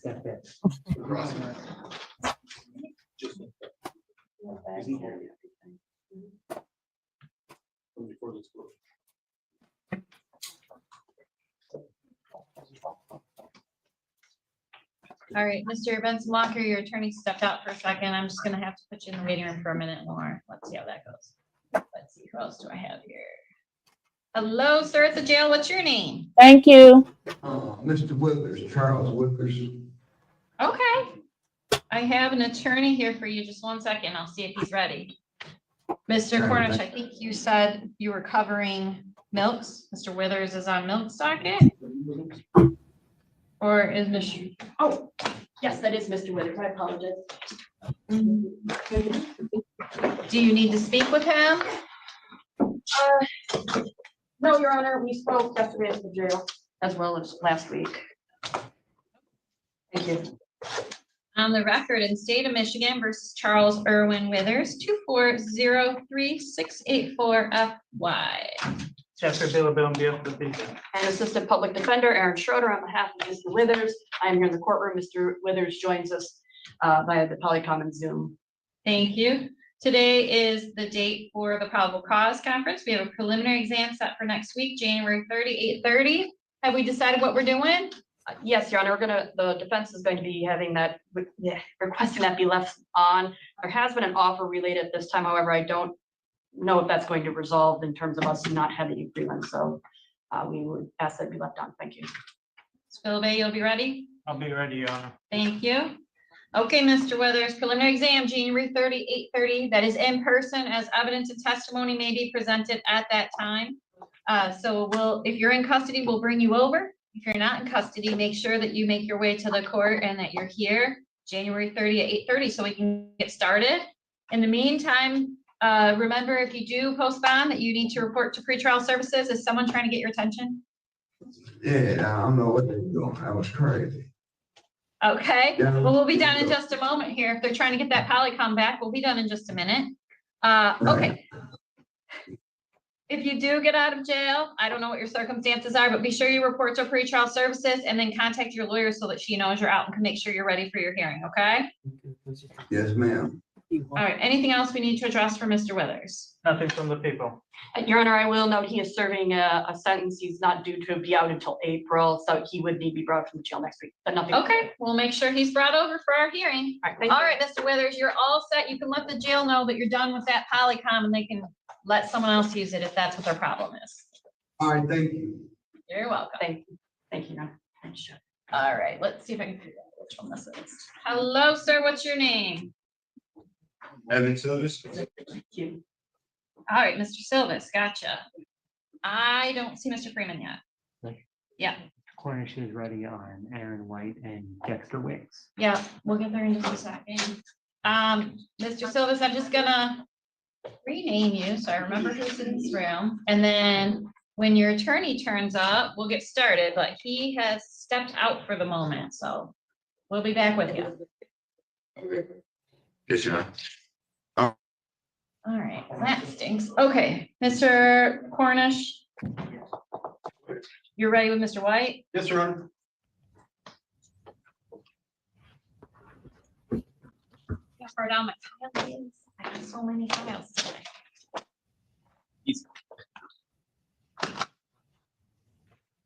On the record in state of Michigan versus Aaron Thomas White, 2500088FY. Jeffrey Bill on behalf of the people. Good morning, Your Honor. May it please the court, Deputy Chief Public Defender Steve Cornish on behalf of Mr. White, covering for Mr. Sarts today, who will remain the attorney of record. And you are Aaron White. Yes, ma'am. Today is the date for probable cause conference. We do have a preliminary exam set for next week, January 30 at 9 a.m. Have we decided what we're doing? Thank you, Your Honor. We've met with the client. Mr. Sarts has expressed offers. We've gotten discovery and talked to him. However, he would like to have his preliminary exam, so we'd ask this be left on. Bill Bay, you be ready? Yes, Your Honor. All right, we'll leave this on for preliminary exam. This will be in person, January 30, 9 a.m. As evidence and testimony may be presented at that time. Remember, Mr. White, to continue to follow your bond in the meantime. Have you been in touch with pretrial services? Yes, ma'am. Make sure you stay in touch as often as they've told you to, because you don't want them to send a non-compliance report. Yes, ma'am. All right, do not leave the state without permission, do not commit crimes while on bond, no alcohol, marijuana, illegal drugs, no firearms, no dangerous weapons, no assaultive behavior. And then there's a no contact order for Mr. Lowe. You're not to any direct contact, indirect contact, not to be within 2,000 feet of where he lives, works, or goes to school. And you should have a GPS tether that will alert law enforcement if you violate that order. Is that right? Yes, Your Honor. You should understand this order is about you, it's not about him. I don't know what's going on with you and Mr. Lowe, but if he were texting you or calling you, he can do that. But if you text him back or you take his call, you're the one who risks going to jail. He does not have authority to give you permission to violate this court order because it is the court's order, not his order. So if he invites you to meet up with him and you go, you'd still be risking jail. Understand? Yes, Your Honor. All right, do you have your court date for next week already, or do you need it printed again? I have it. Your Honor. Okay. All right, we can print more copies whenever you like, so you good? I'll take one. All right, we'll print a copy of that right now for you. Anything else for the record from the lawyers? No, Your Honor. Nothing for the defense. Thank you, Your All Honor. right, thank you. You're all set. I haven't seen Miss Lange yet either, and she was supposed to have. Yeah, for Baker, Robert Baker. Yes. I'm gonna cover that for her. She had to be pulled away for another hearing. Okay, well, let me do Carter, and Carter, do you need to talk to Watchmaker before we start? No. Okay, Mr. Watchmaker, turn on your video and we'll get started.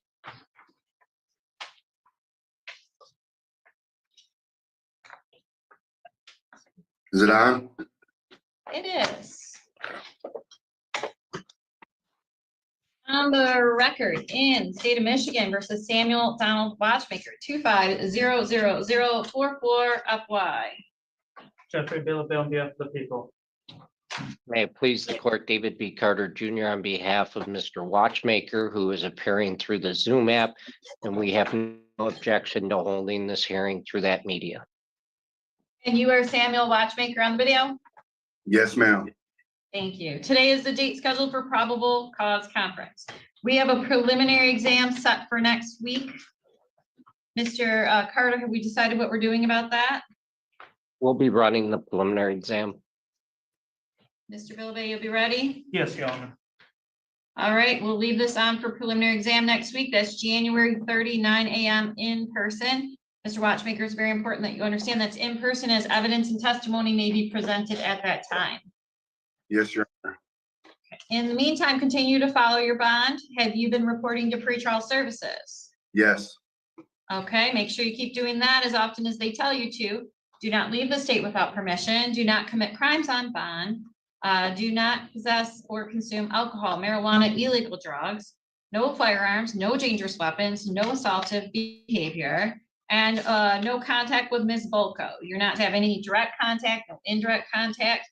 You're not to be within 2,000 feet of where she lives, works, or goes to school. You should be wearing a GPS tether, which will alert law enforcement if you violate that no contact. You understand that?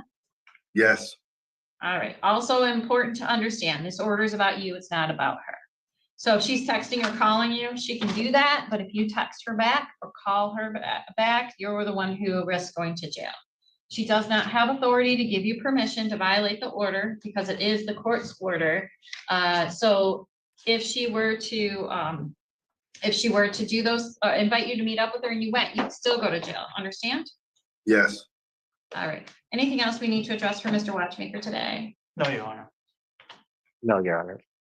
All right, Mr. Watchmaker, I'll see you in person, January 30 at 9 a.m. Follow your bond. Yes, Your Honor. You may click leave. Hello, sir, at the jail. What's your name? Robert Baker, Your Honor. Okay. All right. Thank you.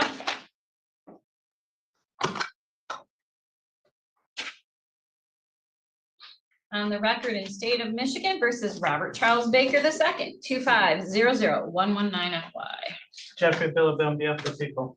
Thank you, Your Honor. Assistant Public Defender Aaron Schroeder, covering for Attorney of Record, Attorney Melanie Wanji for Mr. Baker. Thank you. And you said you are Mr. Baker on the video, is that right? That's correct, Your Honor. All right. Today is the day for probable cause conference. The preliminary exam is set for next week. Have we decided what we're doing? My understanding from Ms. Wanji is that this matter is going to be left on for preliminary exam. Thank you. I'm sorry, Your Honor, I could not hear that. She said that from talking to your lawyer, she's just standing in for the lawyer. They're in the same office, that you're going to leave this on for exam next week. That I'm going to leave what? You're going to have a preliminary exam next week. Yeah, thank you, Yeah? Your Honor. Okay, did you talk to Ms. Wanji, your lawyer? She came briefly for a couple minutes over the Zoom and just said she'd have to make another appointment, come back. That she wasn't able to talk for very long, literally minutes. Okay, If from what I'm seeing in our system, it appears that Ms. Wanji spoke with him yesterday at a Polycom visit with him. At least that's what the system indicates. sure. He's saying the Polycom visit was very, very short, but she said she had another appointment and left the Polycom after a few moments. I do not know. Well, I guess I don't know if you have a few moments to touch base with Mr. Baker right now in case he has questions or things for council that haven't been addressed yet. I can speak with him. I don't know how much I can give him in terms of information. Thank you, Your Honor. Okay, Ms. Schroeder, if you can talk to him, he might have questions that you can at least try to talk about procedure, things that he might have Yes, questions. Okay, I appreciate it. Yep. Mr. Baker, I'm gonna send your Polycom to a private room. Ms. Schroeder is gonna join you in there in a minute so that you can ask her some questions. Okay, I'm gonna hold on to that file in case we have to go back on the record.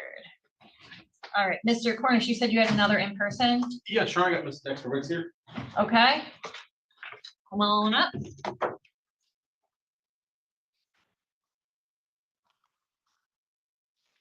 On the record, state of Michigan versus Robin Sue Dexter Wicks, 2500095 FY. Jeffrey Phillips on behalf of the people. Good morning, Your Honor. May it please the court, Deputy Chief Public Defender Steve Cornish on behalf of Ms. Dexter Wicks, who's in the court and standing to my left. I'm covering for Mr. Attorney Sartz, who will be the attorney of record. And you are Robin Dexter Wicks? Yes, ma'am. Thank you. Today's the date for our probable cause conference. We have a preliminary examination set for next week. How are we going to proceed? Thank you, Your Honor. The defense has received a discovery and met with Ms. Dexter Wicks. We'd like to leave this matter set for exam next week. I believe there was an offer extended and she would like to have her exam. Okay. And Mr. Villabay, you'll be ready? The people will be ready. All right. Ms. Dexter Wicks, your preliminary exam is set for January 30 at 9:30. And that's of course in person, as evidence and testimony may be presented at that time. It's important that you continue to follow your bond in the meantime. Have you contacted pretrial services? Yes, ma'am. Okay, make sure you stay in touch as often as they tell you to. Don't leave the state without permission. Do not commit crimes on bond. And then we also have an order for no alcohol, marijuana, illegal drugs, no assaultive behavior, no firearms, dangerous weapons, no contact with Mr. Wicks, no direct contact, no indirect contact, not to be within 2,000 feet of where he lives, works, or goes to school. And you have a GPS tether that will alert law enforcement if you violate that order. It's important to understand this order is about you, it's not about him. So if he's texting or calling you, that if you text him back or you take that call, you're the one who risks jail. He doesn't have authority to give you permission to violate this order because it's the court's order, not his order. So if he invites you to meet up and you go, you still risk jail. Understand? Okay. Do you have your court notice for next week or would you like us to print you a new one? I have one. Okay. You have your notice, then counsel, anything else for Ms. Dexter Wicks? No, Your Honor. Nothing from the defense. Thank you, Your Honor. I'll see you next week then. Austin's back. Mr. Benson Walker's waiting. Mr. Austin's also ready on ask a judge. Yeah, Mr. Austin, let's start with Mr. Benson Walker. Okay. Come on up.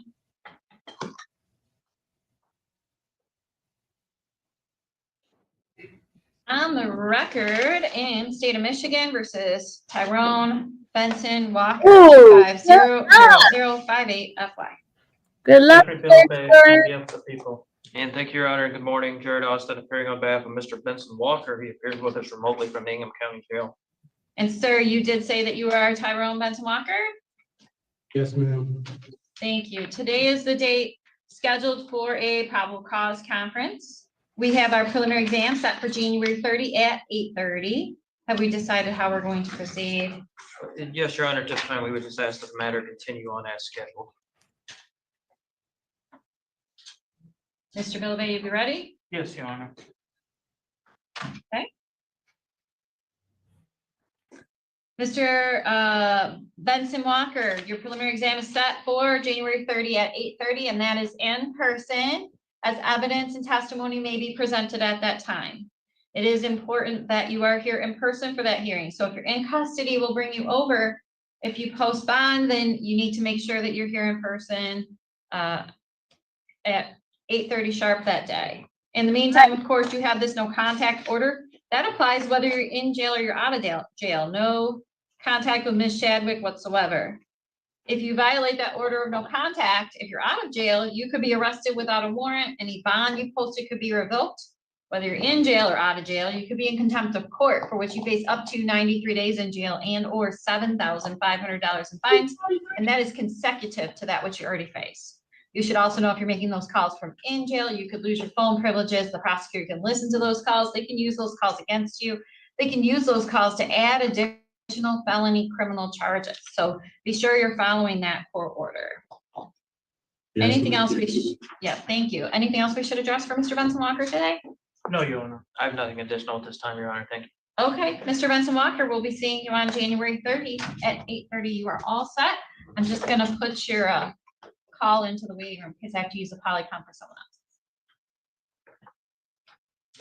So we haven't seen Freeman yet or Mr. Silvis. This, okay, Mr. Scotia.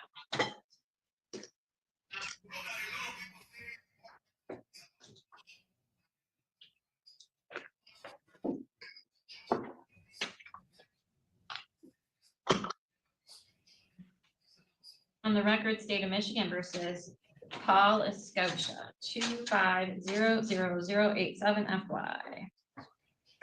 Jeffrey Philip on behalf of the people. Yes, thank you, Your Honor, and good morning. Jared Austin appearing on behalf of Mr. Escochea. He stands present to my left.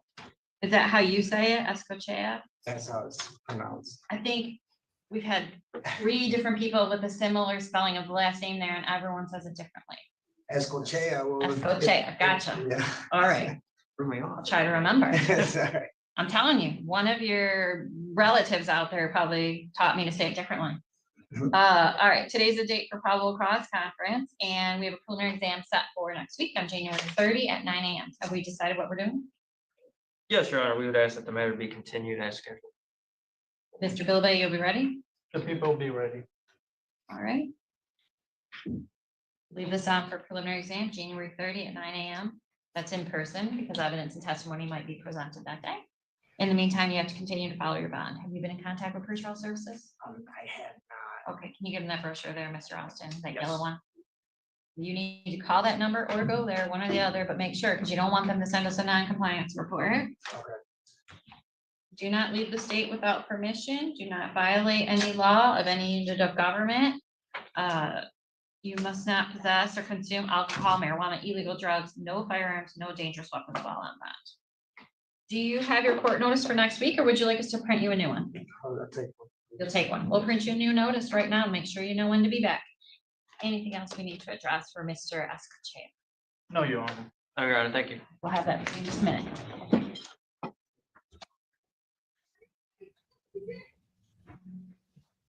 Oh, Mr. Freeman's here.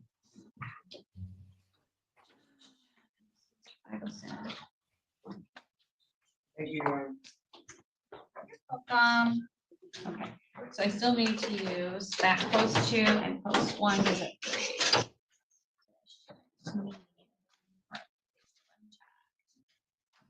Are you still Mr. Benson Walker? Yes, ma'am. I didn't know if I was there yet. I do believe you're all set, sir. Have a good day. Thank you. Should be empty.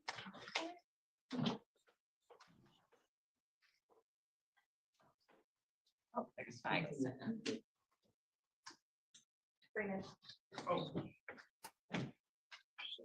Thank you very You're welcome. Mr. Freeman, are you going to need to speak to Mr. Silvis? I will not need to, Your Honor. Thank you.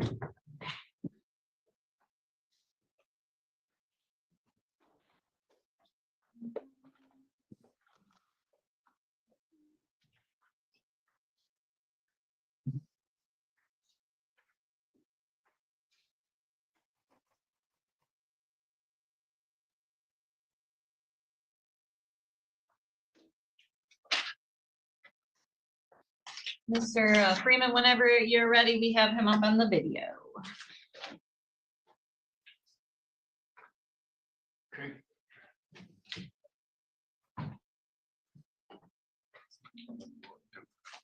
Not much. How are you? Okay, on the record, in state of Michigan versus Evan Mitchell Silvis, 2403759 FY. Jeffrey Billable on behalf of the people. Stephen A. Freeman, Assistant Public Defender on behalf of Mr. Silvis, who joins us via Zoom. And you, sir, you are Evan Silvis on the video. Yes, Your Honor. Thank you. Today's the date for our probable cause conference. We have a preliminary exam set to occur next week. It's on January 30 at 10 a.m. Have we decided what we're doing about that hearing? The defense would like to go forward with the exam as scheduled. That would please the court. Okay. Mr. Billabay, you ready? I'll be ready, Your Honor. Okay, we will leave this on for preliminary exam. That's January 30 at 10 a.m. Mr. Silvis, that is an in-person hearing because evidence and witnesses may be presented at that time.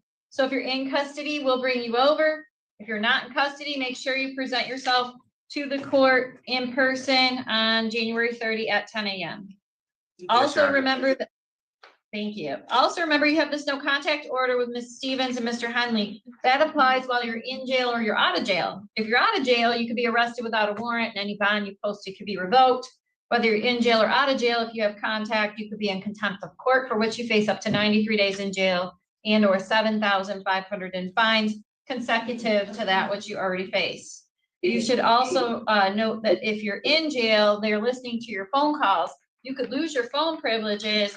They could use your calls against you. They could use your calls to issue additional felony criminal charges. So it's very important that you follow that no contact order while you're in jail or if you're out of jail. Understand?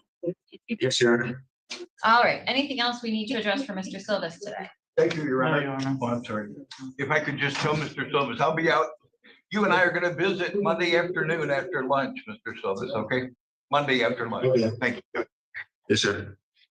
Okay, you're all set for today. I will be seeing you next week. You just step on me. No, that's. Yes, Your Honor.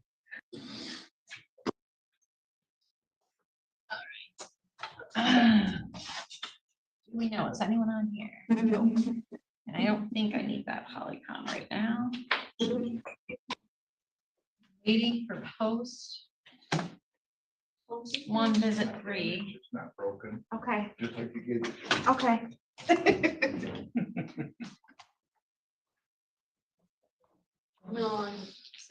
Thank you, Judge. Well, Mr. Cornish stepped out. I was gonna ask him about the denial of Schmidt. No, he denied.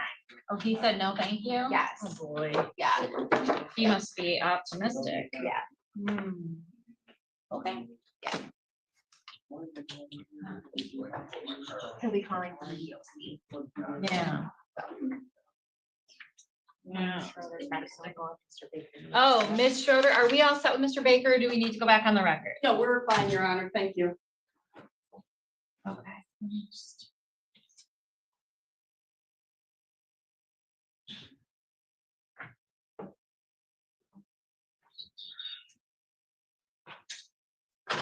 All right, Mr. Baker, I believe you're all set now.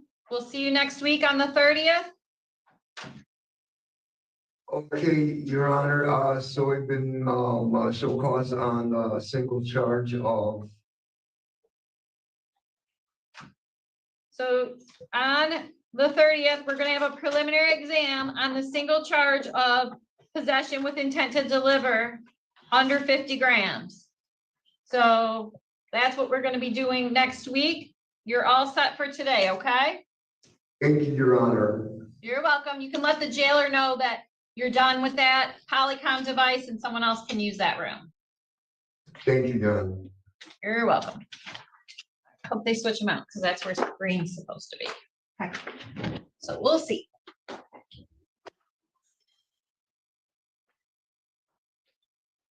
Any signs of Billy King yet? I know it's early. Not yet, Judge. No? We'll see. Everyone gets 15 minutes.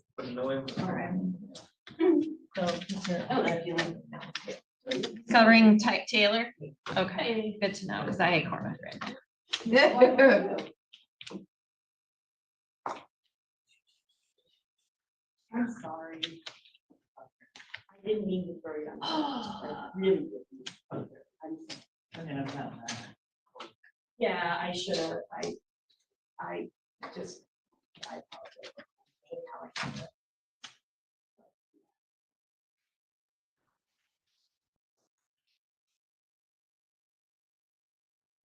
He's still there, still waiting for them. They fed him lunch in the room, but we need the room. He's eating lunch.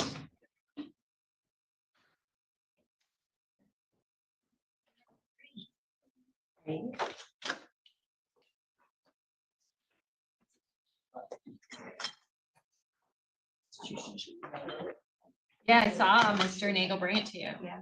I'm disappointed that we lost it. What's that? I said, I'm disappointed we lost it. I know. What the heck? I don't know what the heck. I don't know. Actually, with as many files as go through here, sometimes I'm amazed we don't lose more. Right.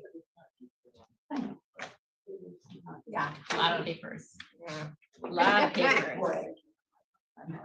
I apologize for that. That's me. Now you're making you feel bad. No, I'm the one who feels bad here. Nah, I got you. It was poor timing. And, you know, that's not how I usually roll. That's why, yeah, fair enough. Yeah, I got you. No worries. Okay. And I probably, like I said, don't you feel guilty about it. I'm the one who kind of had a little poor energy there. We're trying to decide whether to check the polycom again or call the jail, because I'm like. All right, y'all, this is boring right now. Yeah, well, yeah, right, like. So we're gonna move over to another court. Yeah. We got all my work done today. So much work.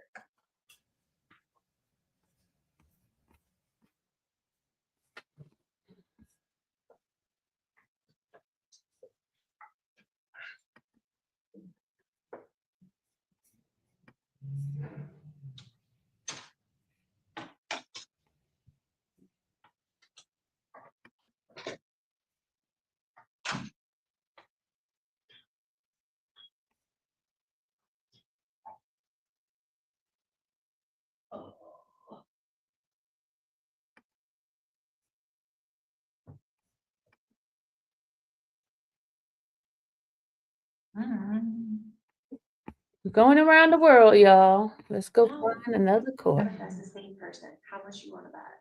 There's no way of knowing that. There's no way of knowing that. I know, Hmm? but I'm gonna say.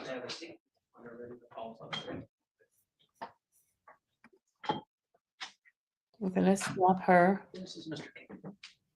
All right, are we ready when I can find Mr. Building? I will be All right, let's go to the next court. Hold on, y'all. We're going to another court. We're going to Judge Cedric's court. Cedric Simpson, the judge for the landlord court.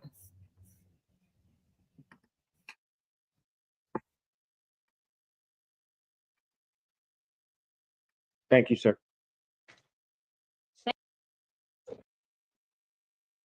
Where'd Burgess go? Well, he's not doing landlord today. He's doing actual criminal cases. Okay. Maybe in custody, Your Honor. Huh? He may have been speaking with another client in custody. It's possible he didn't realize we were calling it because we missed it. So. Mr. Burgess knows this is being called.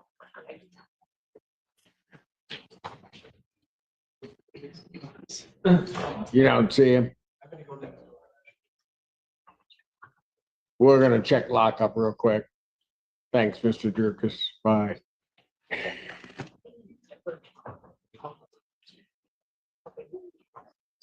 Attorney will be back.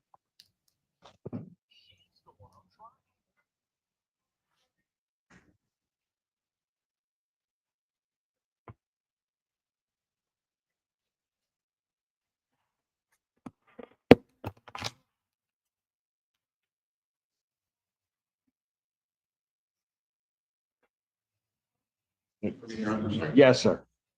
I was in the lockup, sorry, Your Honor. All right. I called the case. All right, good afternoon, Your Honor. May it please the Honorable Court, David Burgess on behalf of Marcel Steeper. All right, these were set for preliminary examination. My understanding is he wasn't available to go today. It was because of the cold day and everything got backed up, Judge, and the officer, I guess, was only available for a short amount of time today. They were not able to proceed today. So we picked the February 4th, I believe. Yes, this was in front of Judge Moore, so when I contacted your office, asked for an adjournment, I was directed to Judge Moore's office, who approved the February 4th exam date in front of Judge Perry. And Judge Perry as well. Got it. Order with this case as well as the chief of defense, et cetera. Sure. That's the 4th, correct? Yes. Preliminary examination in person, February 4th, 2025, 9 a.m. before Judge Perry. Bond will continue. Okay, all right. I'll be right back. All right. Is that all you had, sir? No, Judge, but I had to let the court know.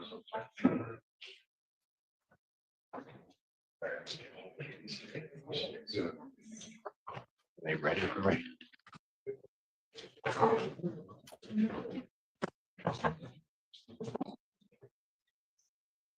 Who's on this one?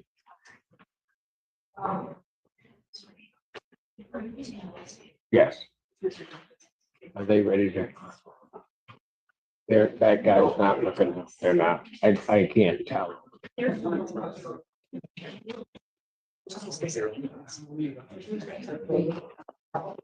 Woods, ready? Court does call the case of the people versus Woods.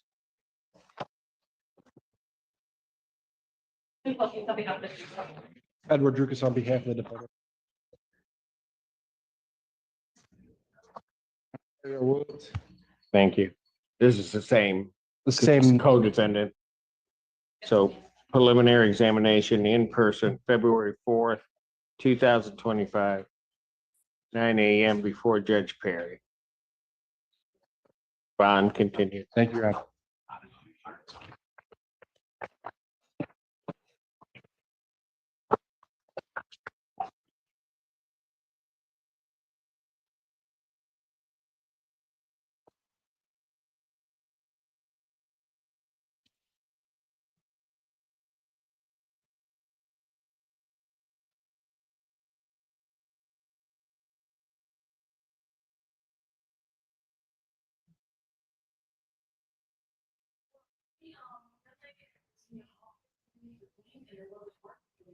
So I never went in and do it.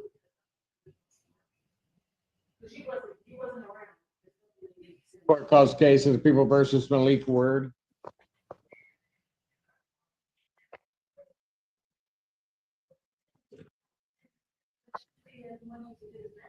Good afternoon, Your Honor. Sam Bernstein with on behalf of Mr. Ward. Malik Word. All right. This, like the other one's going to be adjourned to the 4th. Preliminary examination in person, February 4th, 2025, 9 a.m. That is before Judge Perry. Bond will continue. Thank you.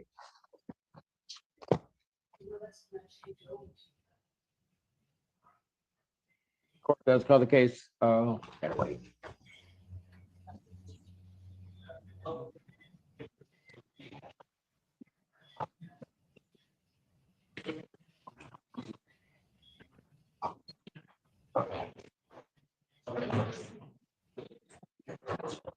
Court does call the case of people versus Melvin Reeves.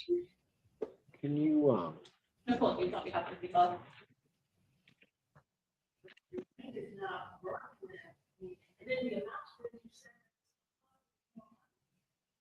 Stephanie Cannon with the Public Defender Office on behalf of Mr. Reeves. Mr. Reeves, can you state your name for the record? Tyrone Reeves. Thank you. Your Honor, since the date and time scheduled for exam, this kind of people are not able to proceed on count 1 and count 2, and I would motion to remand on the misdemeanor count 3.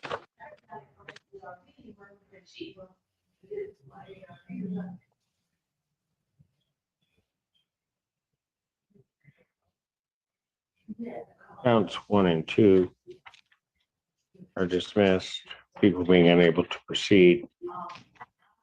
Set a pretrial date on count 3 before Judge Washington You have a date? February 24th. February 24th, 2025. I'm sorry, 10 a.m. Yes. 10 a.m. before Judge Washington. Your Honor, I'd like to address bond. Yes. Your Honor, at this time, we would ask my client be allowed to be released. He has a home. The complaining witness in this case does not live there. He has no intentions on seeing her or speaking with her. He is asking to be released to his home at this time, Your Honor. Where's his home? This, the 302 address, Your Honor, 302 Bridge Road. I don't have that as an address. I have Villa Drive. What's the name of the apartment? It's Bridge Road Apartment, He's saying it's Bridge Road Apartments, Your Honor, is where he lives. 5800 Bridge Road, 302, apartment 302. This incident was, the alleged incident was at her place of residency, not his. Okay, that's fine, except that Yes, Your Honor. you saying the villa is her address? Yes, Your Honor. Right now. Well, that's obviously the address he was using because now the events occurred at Spinnaker Way. Okay. He has a Villa Drive address. You have a, are you no longer residing here? No. He said that is not his address, Your Honor. He's not sure why the court has that information. He said he does not remember that ever being his address. Yes. Is he otherwise going to post his $10,000 bond that's holding him until February 7th? Yes. He's not going to post that bond. I don't know why we're doing this, sorry. He also has an out-of-county hold from Allen. Right? Does he? Okay.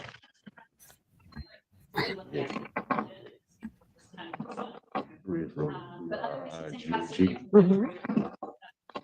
regardless of this case. Is that correct, counsel?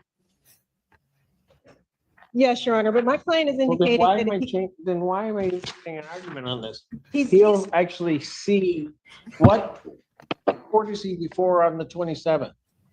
Where is that? What court is that out of? 14B. So he's actually going to see Judge Washington before the, I don't know why.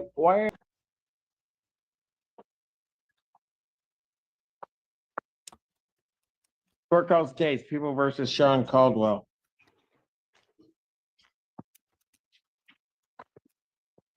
Andrew Childers appearing on behalf of the people. Good afternoon again, Your Honor. May it please this honorable court, David Burgess, on behalf of Sean Caldwell.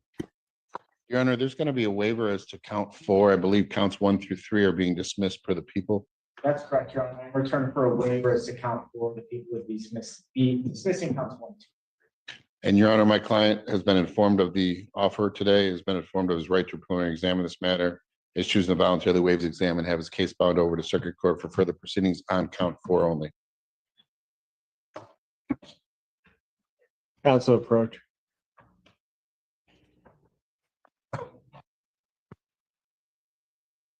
This judge is being mean today, y'all. He's being real mean.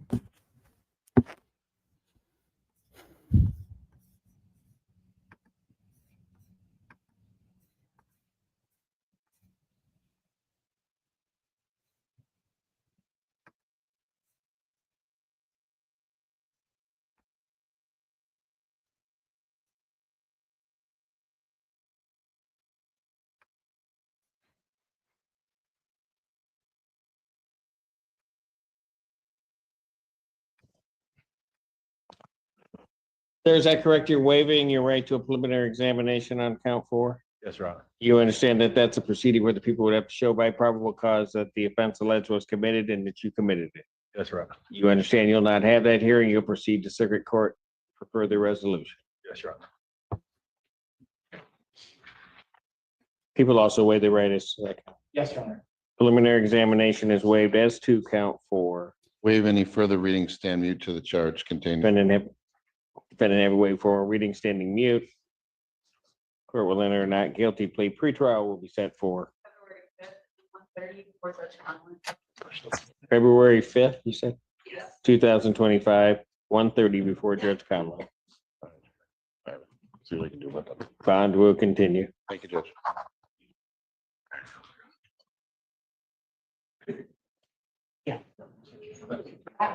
No. This is the last meeting. I don't see it. I know what those files are. No, I know, I'm just like, I don't have any notes to give you after this. Call. Court does call the case, People versus Paul Walker. Andrew Childers appearing on behalf of people.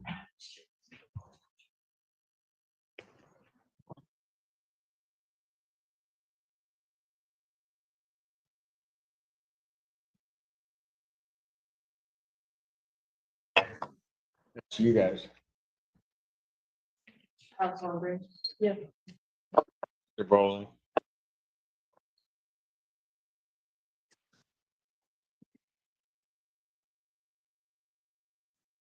Mr. What's that? Rich Brian. They went to go get him. Is he in lockup? I think he's in lockup, talk with different clients. Who? Mr. Bowling's in lockup? Tell him to get here unless he'd like to stay.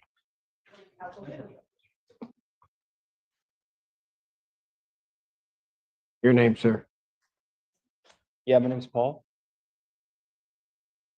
Walker? Yeah. Okay. So Paul, what did you and Brian talk about during your? Yeah, I really want to kind of just, Hold on, I'm just waiting for. Sorry, Your Honor. Brian Bowling on behalf of Mr. Walker. Your Honor, in this matter, I think it would be appropriate to refer Mr. Walker for a criminal responsibility evaluation based on my review of some of the facts and circumstances of this case. Further discussions with brother counsel in the prosecutor's office. I think that would be appropriate for a determination to be made by professionals regarding his criminal responsibility at the time of the offense. That's what I'm moving for at this time. Okay, you understand that wouldn't be dealt with at the district court level in any event. I understand. I'm sorry, Your Honor, if I may, I've spoken to Mr. Bowling a lot. I spent some time with the victim in this case this morning and her family members. Without getting into too many of the details, the facts of this case are peculiar. Very. And I think having that sort of report done could be very helpful in determining an ultimate disposition of this case. I suspect that Mr. Walker struggles with mental health issues based just purely on the reading of the police report. And the victim in this case was actually a nurse at the hospital, kind of agreed with that assessment. Okay. All right. So what were you intending for me to do with the case though? Because I can certainly do the criminal responsibility referral, but those are further behind than the competency referral. I guess I would ask for a brief adjournment of the exam date. But understanding is at least I could submit the order with the understanding that it may be a while till that occurs.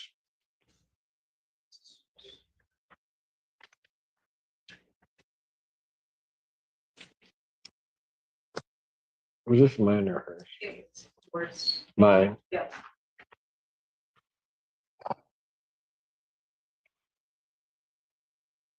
Well, here's what I'll do in case you want to go.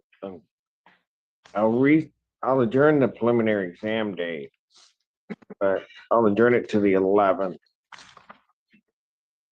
2025 at 9. That's before me, but if there's going to be an order, then get the order to me as soon as possible so that we can get it moving along. It's just not going to be quick. That's my only issue. I understand, Your Honor.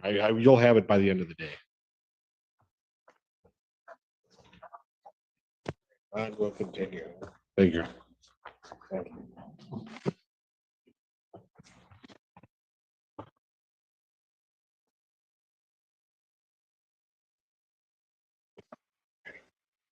Here after day. Okay, so in the back row, They have, a woman sitting. That's on that case. They're on me.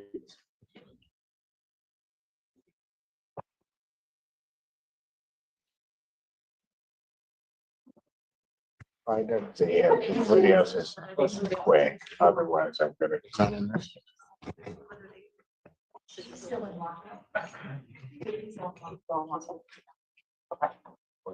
Sydney is still in lockup with Mr. Ali. This is going, but it's not right. There's no rushing right there. This is gonna be a what? Let's get it. Waiver, yeah, I'll be waiver.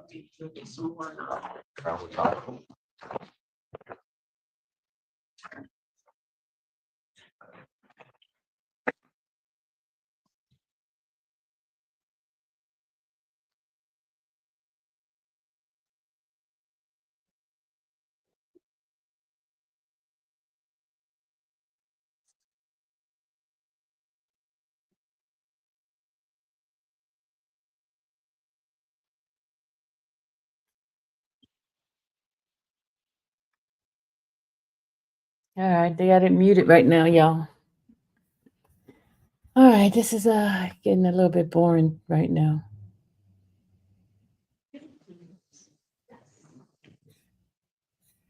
What do you have at this cabinet? I have two. No, I got it. 1, 4, 5, 6. If you can remember it on the bureau. There's one.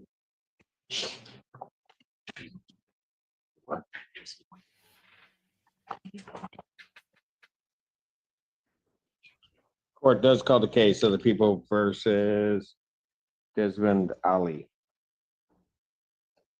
Good afternoon, Your Honor, Ashley Lonnie, good people. And good afternoon, Your Honor. Sydney Rushing, appearing on behalf of Mr. Ali, who's approaching to my right. Restate your name for the record, please. Desmond Ali. Thank you. Your Gonna be, go ahead.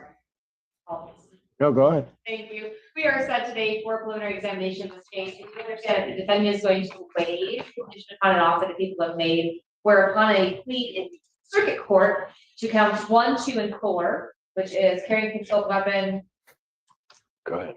felon in possession of a firearm, or prohibited person in possession of a firearm, and count 4, resisting or obstructing a police officer, count 3, felony firearm will be dismissed in circuit court. There is no promise about habitual. Habituals will likely still be filed, and he will need to figure those out in circuit court, but that is what he's waiting for today. The numbers we use should be the numbers on the complaint. And not-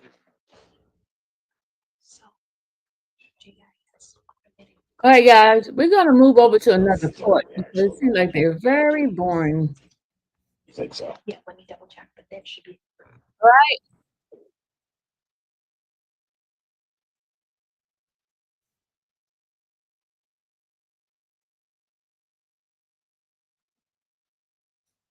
There's been an altercation in the past where police were called, but no arrest was made.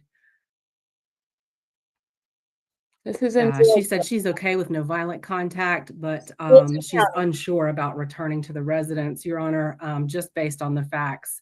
This is a situation where no contact is what's appropriate, and that's what we'll be asking for. If you'd sound for Mrs. Carney. Thank you. All right, is Ms. Carney present? I want you to make a brief statement. I don't see anyone with that name. Mr. Rogowski, is this your client? This is my client, Your Honor. Any I- objection to that SOB through pretrial level 1, no contact, and a 1-day anger course? No objection to that, Your Honor.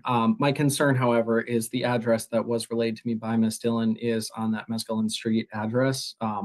So I don't know if she does have somewhere else to stay. Ms. Dillon, if you could give me a thumbs up, if you could stay with a family member or a parent in the meantime. Look at Patricia's eyes, y'all. I'm her lease holder. I pay all the bills. I don't understand that. But I definitely have somewhere to go. All right. For the time being, if the what we'll do is we'll do a one-time law enforcement escort If Miss Carney is there, she should stay away. Just, I think there needs to be a little bit more of a cooling off period. If she's not there, she can return to that location. Defendant's gonna receive a $3,000 SOB through pretrial at level 1. It's $1,500 on each count. She's to have no contact with the alleged victim again. Stay away from that location if the victim resides there. We'll make that determination with LEO. She's to have no alcohol, no drugs, no weapons, and she's gonna take the 1-day anger awareness course as well. And again, bond can be addressed and reamended at a later date on motion. All right, best of luck to you, Ms. Dillon. That concludes your case. Who do we have next? Position number 8, Evans. All right, are you Priscilla Evans? Yes, ma'am. All right, Ms. Evans, your case is 25 CR 00380. J, in this case, you're charged with battery, family violence. Do you understand your rights today?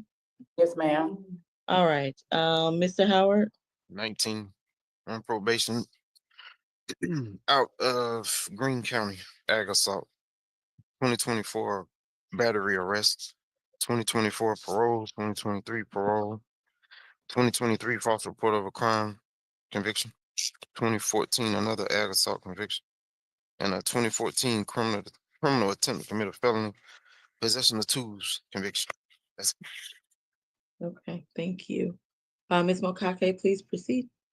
Yes, Your Honor. And just to add, she also has an aggravated battery conviction that's a little older. It's from 2001, but it does demonstrate that she has a pretty violent history. This incident happened at 1331 Jonesboro Road, Southeast in Atlanta. The victim in this case is Kenneth E. Austin.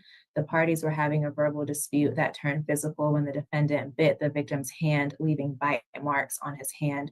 The victim told officers that he was in fear for his life after this, and he did flee the location. The parties had been dating for about a year when this incident occurred, and they'd been living together for about a month. Given the defendant's history and the facts of this case, the state's recommendation is a $1,500 surety bond, no further contact with Kenneth E. Austin. Stay away from that incident location so long as Mr. Austin is living there. No drugs, weapons, or alcohol while out on bond, and that she also undergo an anger awareness class. I would ask the court to sound for Mr. Austin at this time. Is Mr. Austin present and wishes to make a brief statement?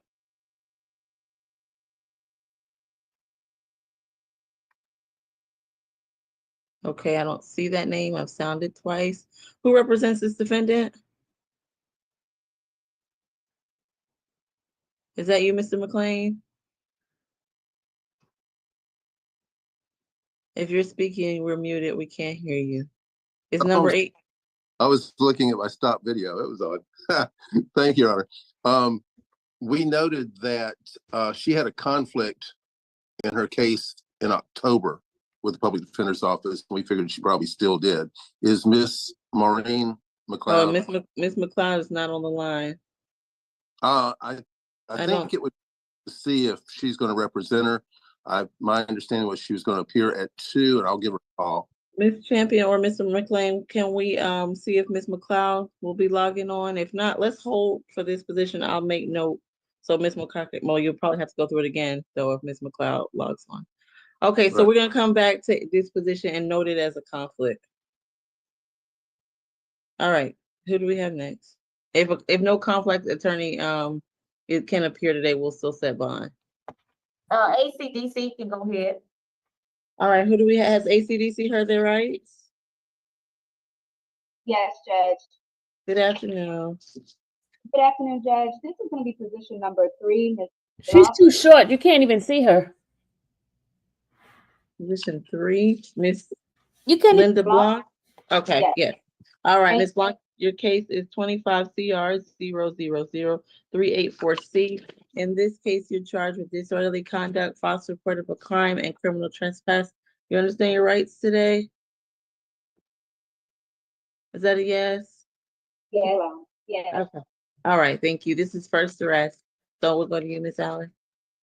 Thank you, Your Honor. Although this is the first time this young woman has been arrested, this is the second time police have been called to the location for a similar incident. The location is 515 Centennial Olympic Park. Police were called there in June.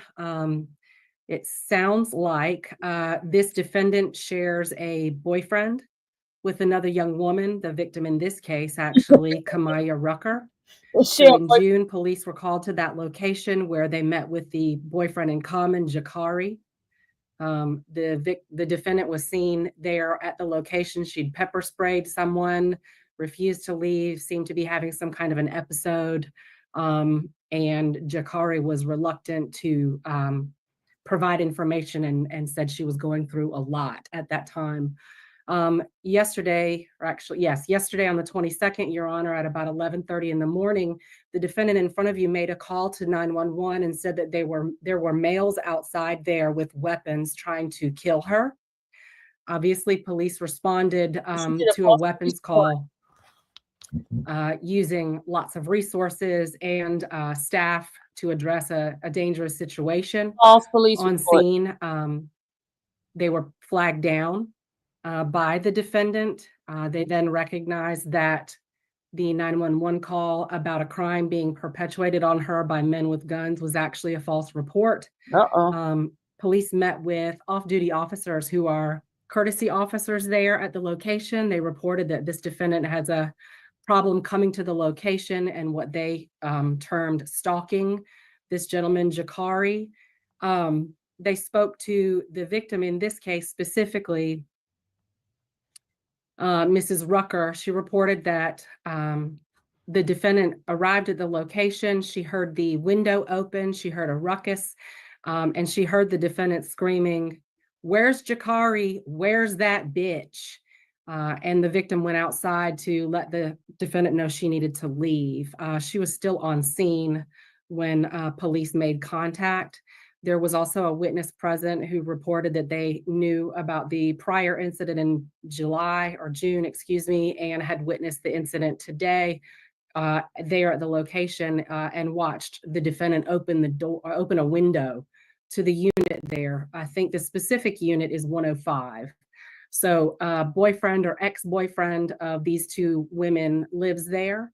And the young woman in front of you evidently wanted to come and confront him about something, but has been to that location on numerous occasions and has been told, I think, not to come back.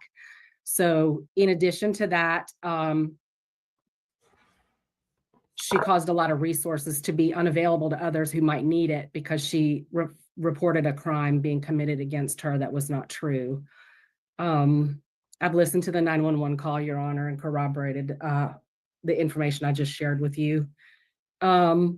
On the scene, when police did speak to the defendant, she said she went to the location looking for her boyfriend, Jakari, and she claimed that his girlfriend came outside and threatened to shoot her. None of the other people on scene corroborated that information, and what was actually discovered is that the young woman had called and made a false report of a crime. We spoke to the victim, the other young woman, Mrs. Rucker. We have not spoken to Jakari, although it's clear that he and the defendant are still in communication based on jail calls. And I believe Mrs. Rucker's on the line, Your Honor, on Zoom. Mrs. Rucker said that she and the defendant did date the same man at a period of time, that the residence is his location. His name is Jakari. She heard something downstairs. She corroborated what happened. She said she heard the defendant yelling, "Where's that bitch?" talking about her and talking about Jakari. She said she actually didn't call the police. It was the defendant who called the police, which is what we now know as well. She also reported about the prior incident, that the door had been busted in June, and the defendant had started pepper spraying individuals, including a child who had to have medical care as a result. So we're asking for a $6,000 surety, Your Honor, no contact whatsoever with either Jakari or Kamaya Rucker. It's Kamiyah. I can get you Jakari's last name. Stay away from that location. I do see an eviction process, maybe even 2 in place against this defendant for where she lives nearby. Stay away from that location, obviously. No drugs, alcohol, or weapons. And we'd ask for a social worker visit, Your Honor, or some kind of evaluation. And if you could call for Ms. Rucker. Okay.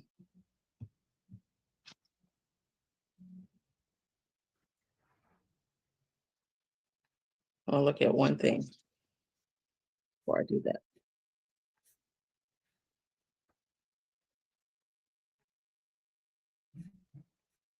Okay. Ms. Rucker, if you would like to make a brief statement, please raise your right hand. Do you swear or affirm the testimony you give today be true to the best of your knowledge? You're muted. Please unmute quickly.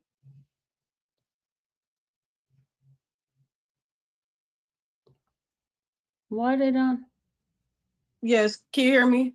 Yes. All right. Again, this is a bond hearing. Defendant is entitled to a bond as this is a misdemeanor offense. If you want to add to the facts, that's not what I'm concerned with. I'm most concerned with any concerns for your safety and whether you wish to have contact. What would you like to tell me? Yes, I'm very concerned for my safety and I want no contact at all. Okay. And Your Honor, Mr. Jakari's last name is White, and that is his address, 515 Centennial Olympic Park. Why is skipping Mrs. Rucker, is that where you live as well? No. Okay. All right. I'm sounding for Mr. White. Okay, hearing none. Mr. Rogowski, is this your client? Yes, it is, Your Honor. All right, please proceed. Yes, Your Honor. Come before you is Miss Blanc. She's 30 years of age. She does have a good address at 555 McAfee Street, and that is apartment 302 in Atlanta, Georgia. Your Honor, she's been residing in the state of Georgia for the past 6 years, so she is most certainly not a flight risk. She is well established here. She also does have good employment. She had formerly been working with the Fulton County not with the Fulton County Public Defender's Office, Your Honor, but with Fulton County, was a former employee of Fulton County. And she does have a good degree in finance from Florida Memorial Institute in Miami. And she's currently studying for her CFA. So she does have a good amount of education, should be able to stay up on her feet, and should not be a flight risk. Your Honor, we would be asking in this case, given the fact that she has incredibly limited criminal history here. We do understand the facts as they've been relayed by the state, but at the moment, these are still allegations that Ms. Blanc plans on fighting. And with that being said, we would be asking in this case for a signature bond for Ms. Blanc, or in the alternative, if Your Honor is deeming a monetary bond, one not to exceed $3,000 in surety. Thank you. All right. Defendant is going to receive a split bond. As to count one, the disorderly conduct, it'll be a $1,500 surety bond. As to false report of a crime, that'll be a $500 surety bond. And as to the criminal trespass, it's a $500 signature bond through the jail for a total of, what is that, $2,500 total, but she needs to make bond on $2,000. She's to stay away from that location, have no contact with either of the alleged victims in this case, have no alcohol, no drugs or weapons. And because of the $2,000 in surety, she's going to all purpose on the 6th, whereby aspects of the case can be revisited if necessary. Is there anything additional? All right, hearing none. Best of luck to you, Ms. Blanc. What do we have next?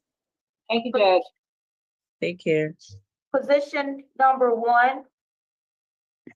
All right. Please pronounce your last name. Adepoju.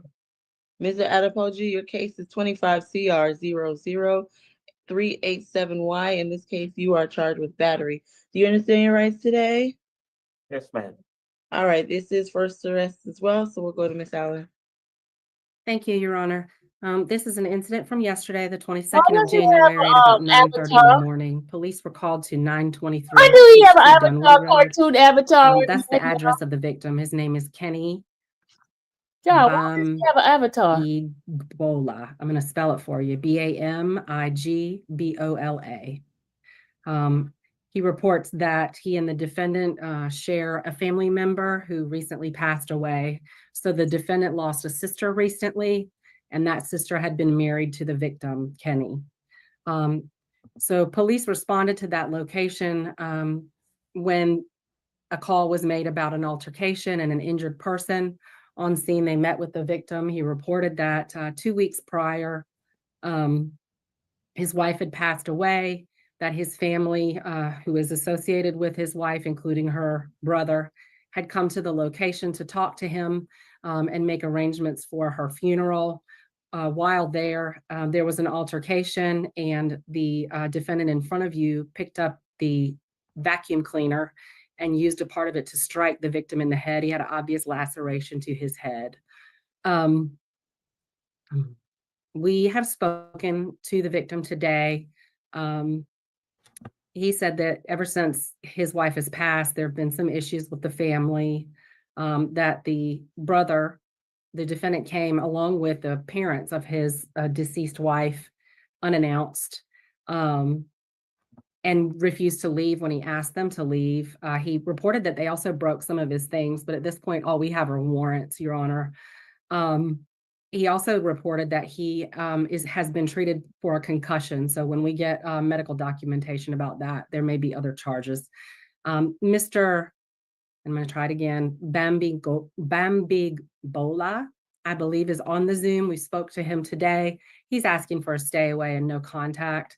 We'd ask for a $2,000 SOB through pretrial, no contact, and a stay away from that location. Again, that's 923 Peachtree, Dunwoody Road. And if you'd sound for the victim. Okay. Is Mr. Bamimbola, I'm sorry if I'm saying it incorrectly, present and wishes to make a brief statement? If so, please unmute, raise your right hand. Statements are not required, however. Yes, Your Honor, I'm available. All right, we need to turn your camera on, raise your right hand. That's a cartoon. Take the cartoon off, fool. Yes, my camera is on, please. The camera is not on.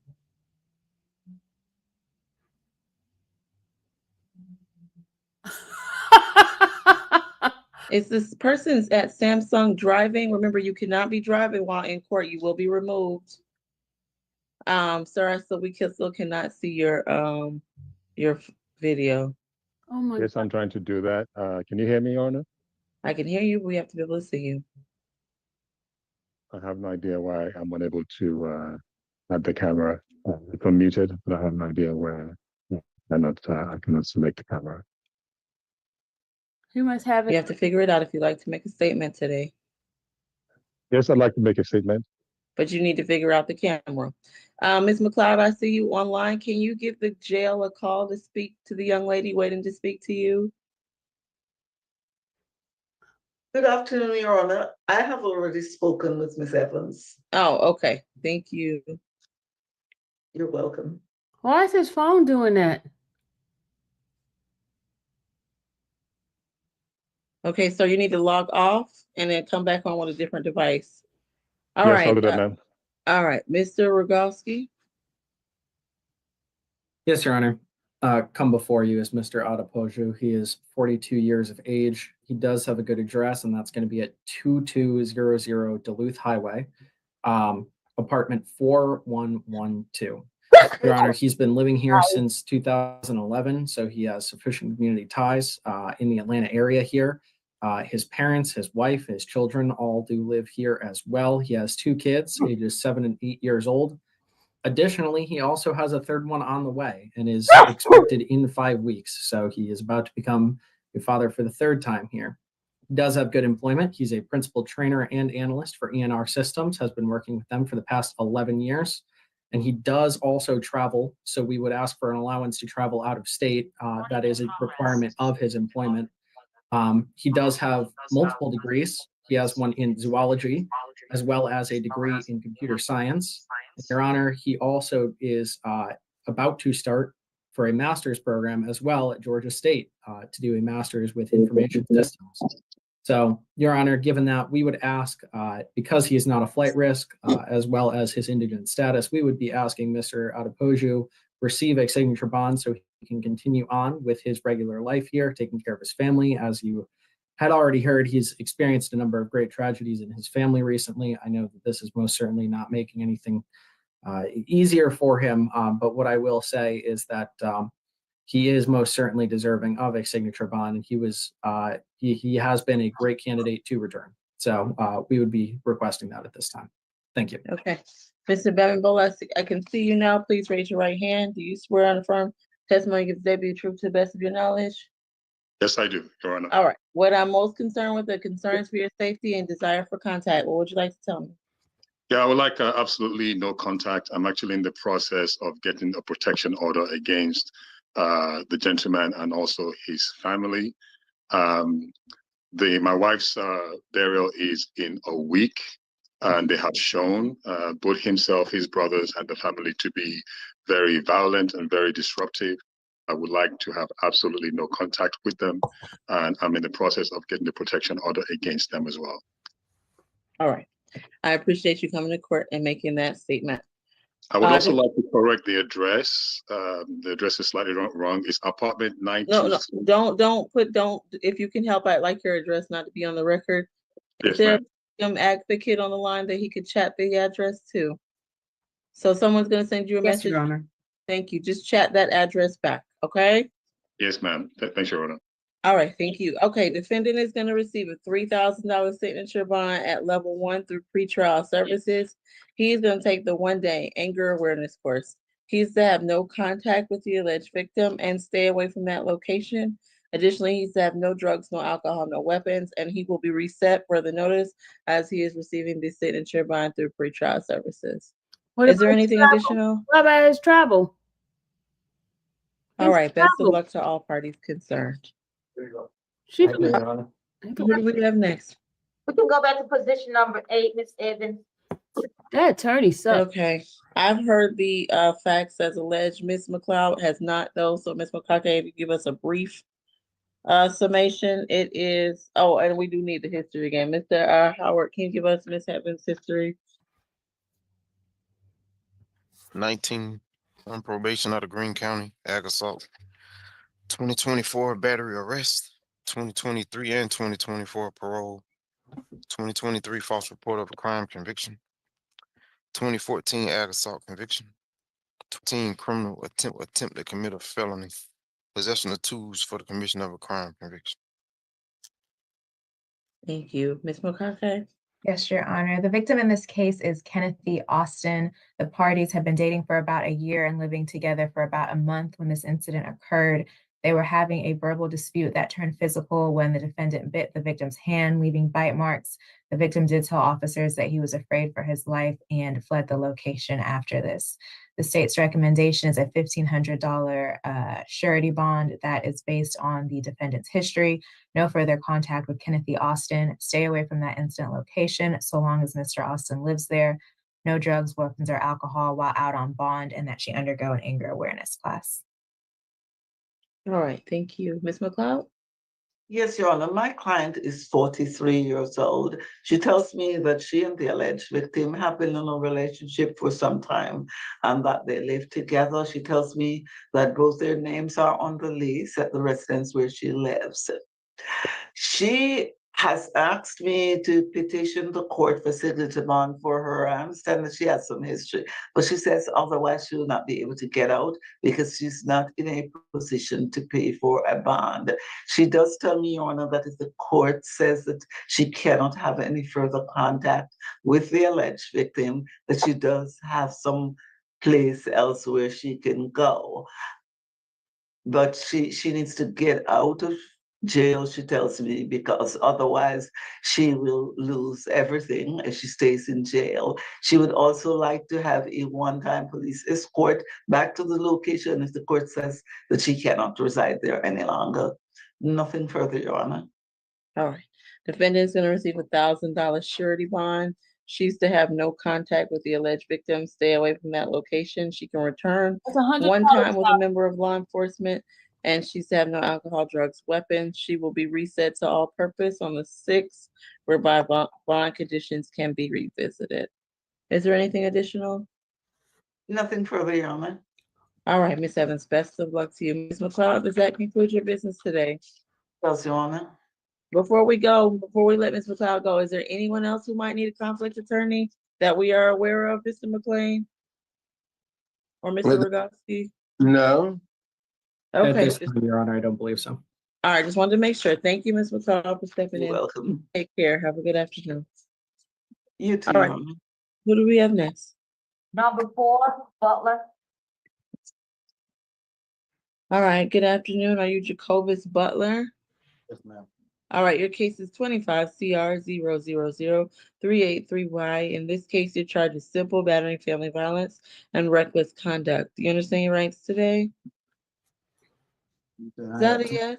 You understand your rights? Yes, ma'am. All right, Mr. Howard. 15, open battery out of the cab.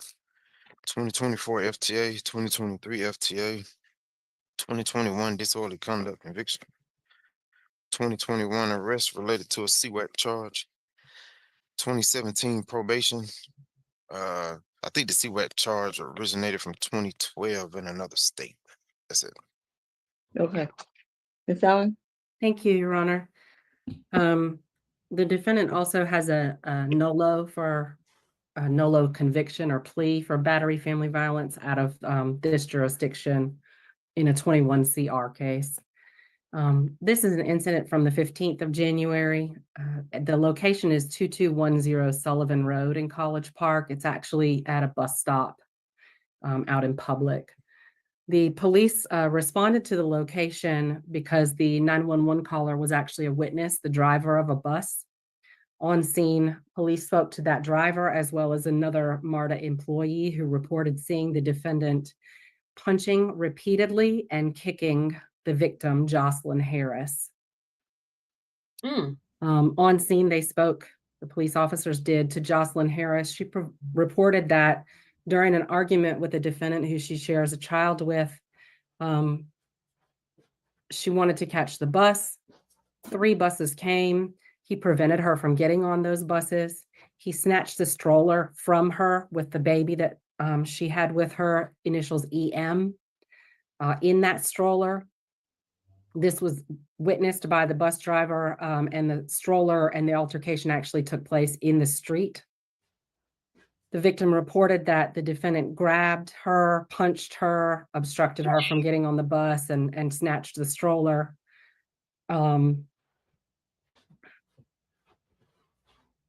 The bus driver told police that she initially thought that this was some kind of a playful dispute, then realized it was much more serious.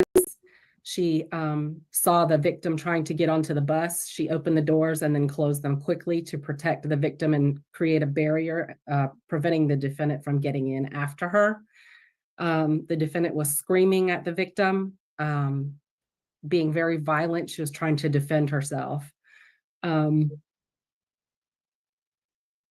There were no visible injuries seen on the victim at that time. While police spoke with her on the scene, she received a call from the defendant asking her, "Why are you talking to them folks?" Police then spoke to the defendant.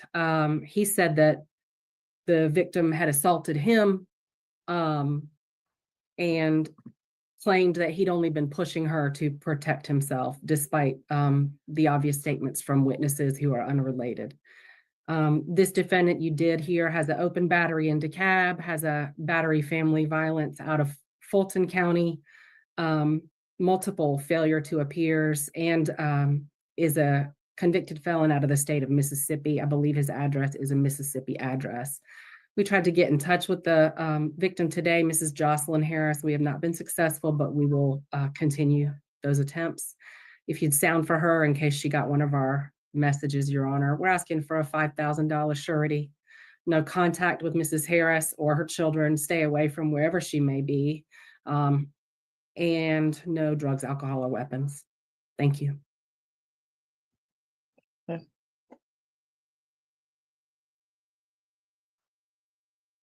Is Jocelyn Harris on this Zoom call and wishes to make a statement?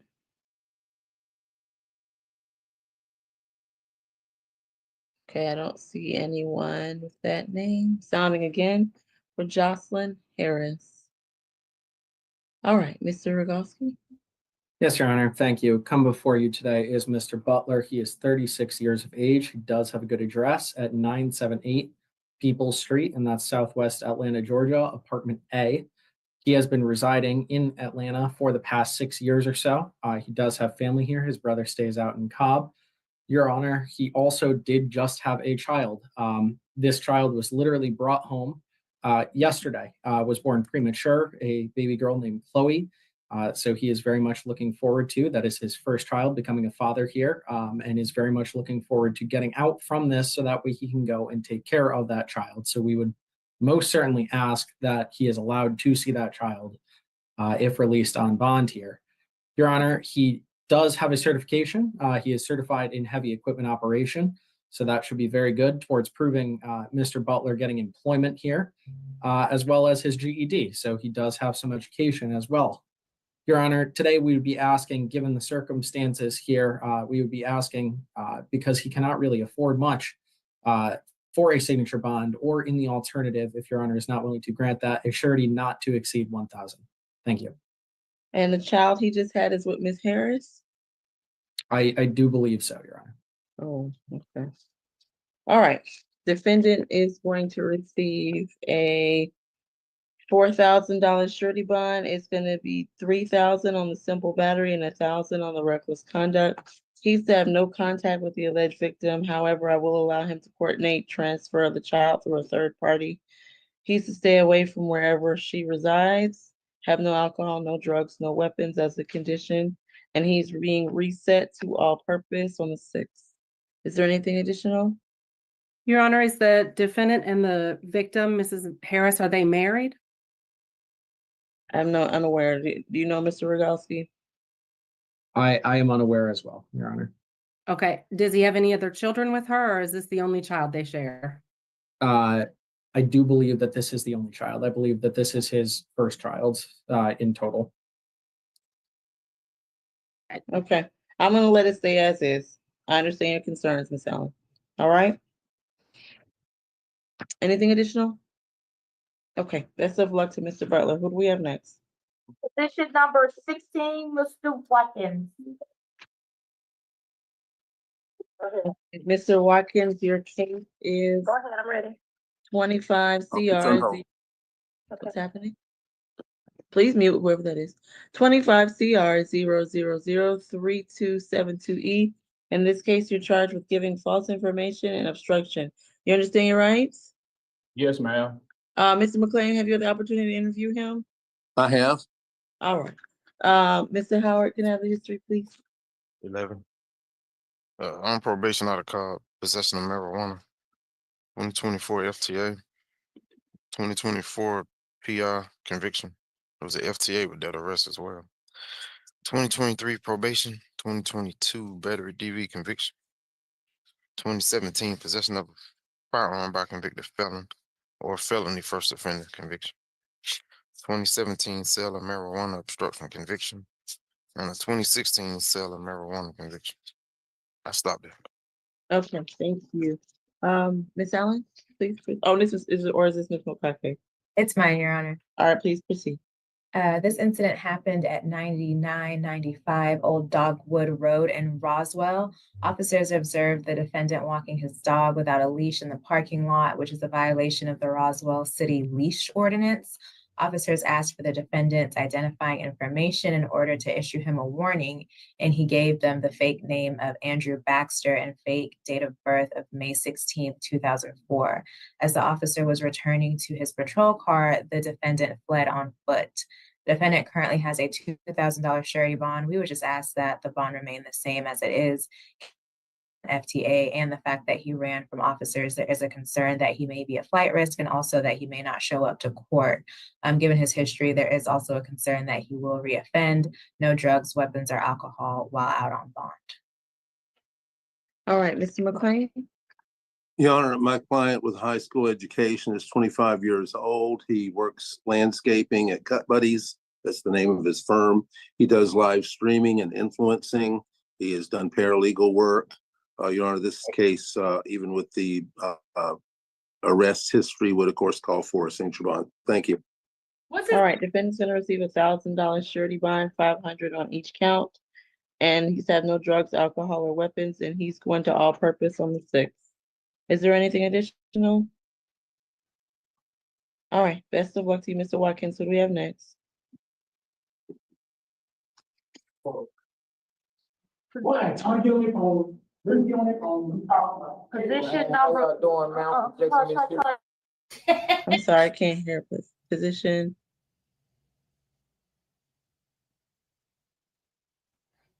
Position number 5, Mr. Court.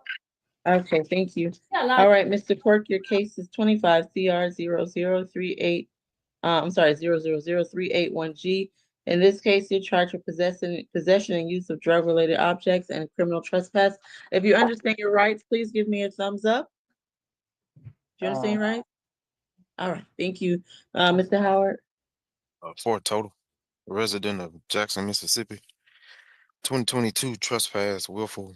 2015 escape, carjacking, kidnapping, destroying, or injuring licensed communication system, which is out of state. That's it. Okay. Ms. Allen? Thank you, Your Honor. We're asking for a $2,000 surety, no drugs, alcohol, or weapons, and to stay away from the location. We'd also request a social worker visit.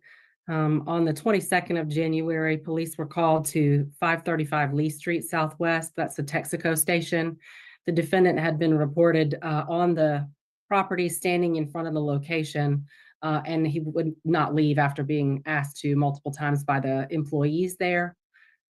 He was not a customer. He had not come in and bought anything. When police encountered the defendant and also asked him to leave, he declined that request. He then pulled his glass pipe out of his pocket with a lighter and proceeded to smoke it in front of officers. He was placed under arrest. Okay. All right, Mr. Rogowski? Yes, Your Honor, come before you is Mr. Cork. He is 24 years of age. The address that we have for him is in Jackson, Mississippi, and that's going to be 227 Delaware Avenue. Your Honor, he's only been in town for the past 2 or 3 weeks. We would state here that we would like to stress that these allegations are not violent in nature, which does cut in his favor towards being granted a bond. We do think that that makes him less of a risk to reoffend. We would also state that he does have good work experience. He is not currently working, but he's been working in waste management previous to this, as well as a number of different restaurants, so he can find work. Your Honor, he made it to the 8th grade in school. And again, with Mr. Cork here, these are nonviolent allegations. We would just stress that he doesn't really have anybody to pay his bond. He is indigent.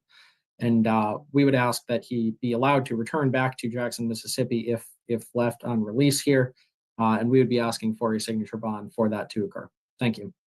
All right. Defendant's going to receive a $2,000 split bond. It's $1,000 SOB through the jail on the count 1, the possession, and $1,000 surety on the criminal trespass. He's to stay away from that location on Lee Street, have no alcohol, drugs, or weapons, and he is going to all purpose on the 6th. Is there anything additional? All right. Best of luck to you, Mr. Cork. What do we have next?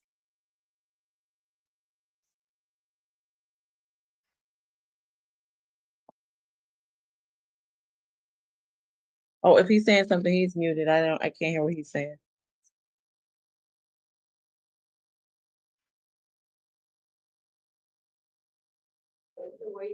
Spanish interpreter, they waiting in courtroom 1 if you already. Oh, Yes. I didn't know we had that. Yes, Your Honor. Position number 2, Mr. Martin Barreto does require a Spanish interpreter. Okay, Ms. Chancey's on the line, so we can put her in the breakout. Perfect. Ms. Thank you. Chancey, please raise your right hand. Do you swear or affirm today that you'll make an accurate translation from English to Spanish, Spanish to English to the best of your skills, knowledge, and abilities? Yes, Your Honor, I do. All right, thank you, Ms. Chancey. If we could place Ms. Chancey in the breakout, please. And Your Honor, if I also may join that breakout so I can. Of course, yes, please. That was my intent. And can we take a case that belongs to Mr. McLean? We could do number 10, Mr. Hardiman. Come on. All right, good afternoon, Mr. Hardiman. Please come forward. Your case is 25 CR 0000374 Y. In this case, you're charged with using a telephone or communication for harassing purposes and terroristic threats back in 2023. Do you understand your rights? Yes, ma'am. Yes, ma'am. All right, can I have the history, please? 14 on probation for harassing phone calls as of July. Appears to have an open stalking case. 2021 terroristic threats that was dismissed. 2020 obstruction conviction. 2016 battery DV no load. A couple of battery DVs that were dismissed from 2014 and 15. Most of the history come out of Clayton County. Okay. All right, Ms. Mokake? Yes, Your Honor. The victim in this case is Ms. Tara Caldwell. The defendant is accused of threatening and harassing the victim through the phone and also through social media communications. He sent several threatening messages to her through text and social media, threatening to harm her. In one of the communications, he referenced her residence by asking if she lived there and then told her to come outside. He then sent her a picture after he sent that message, and the picture was of him pointing a pistol at the camera. The defendant was contacting the victim because he said that she had been arguing with his favorite cousin. The victim advised that she doesn't know the defendant and she also doesn't know his cousin. He currently has a $2,000 surety bond. We would just ask that that surety bond remain the same. And based on his history, it seems like he has a pattern of this type of behavior. So there is a concern for the public at large, as well as for the victim. No further contact with the victim, Ms. Tara Caldwell. Our office has reached out, but we have not been able to make contact with her. Stay away from the victim's residence, wherever that may be. No drugs, weapons, or alcohol while out on bond. And if he does have any firearms in his possession, as the warrant indicates, he should turn those in immediately. All right, is And I Ms. would just Caldwell present and wishes to make a statement? Okay, I don't see anyone with that name. It's sounding again for Ms. Caldwell. Okay, Mr. McLean? Your Honor, Mr. Hardiman is 30 years old, graduate of McNair High School. He has those prior arrests. The date of this allegation precedes some remedial efforts by the society, so I would think it would be logical to ask for a signature bond. He is a manager and he's been a manager in business for 5 years.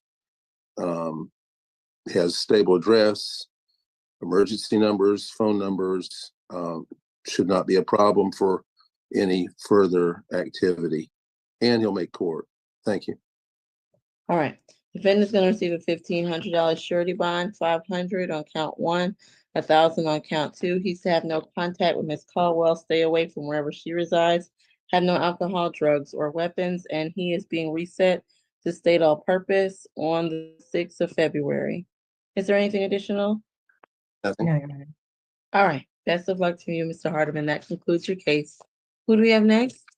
Judge Williams, can you repeat the bond amount, please? 1,500 surety. Okay, thank you. We're gonna do position number 11, Hernandez. All right, good afternoon.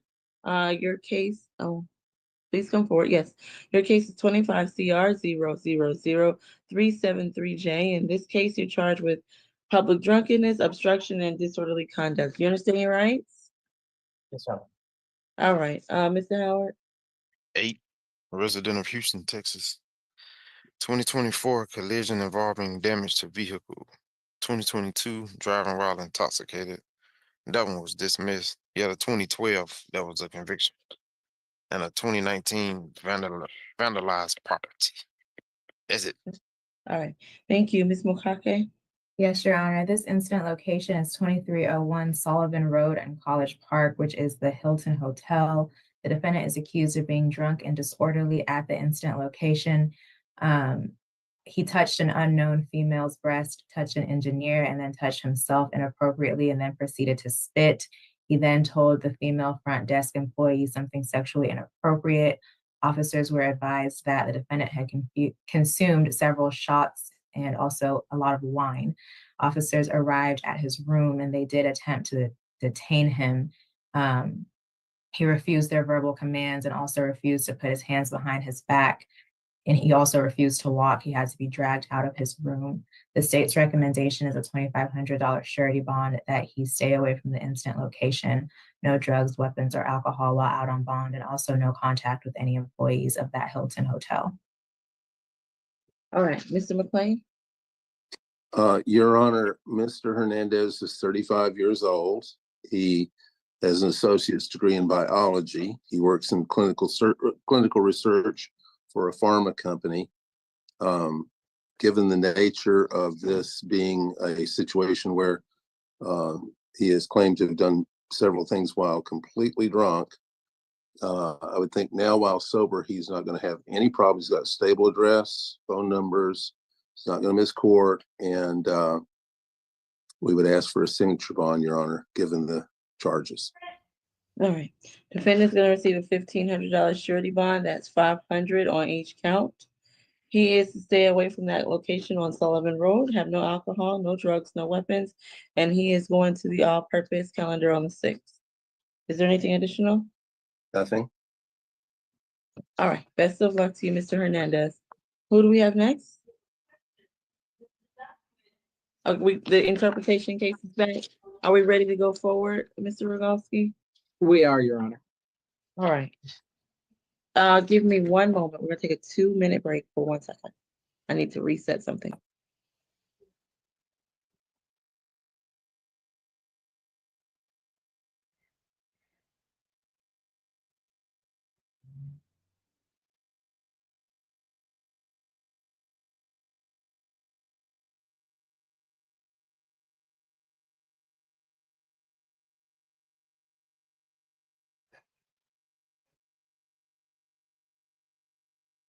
Yeah.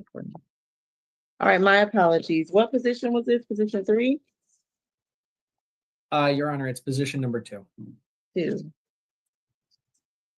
I'm having some technical issues with my laptop, so I hope you all do not lose me abruptly. If you do, I will be back on my phone. All right, Mr. Barreto, good afternoon. I'm Judge Melanie Williams, and your case is 25 CR 0000386J. Buenas tardes, señor Barreto. Yo soy la jueza Melanie Williams y su número de caso es 25 CR 000-386J.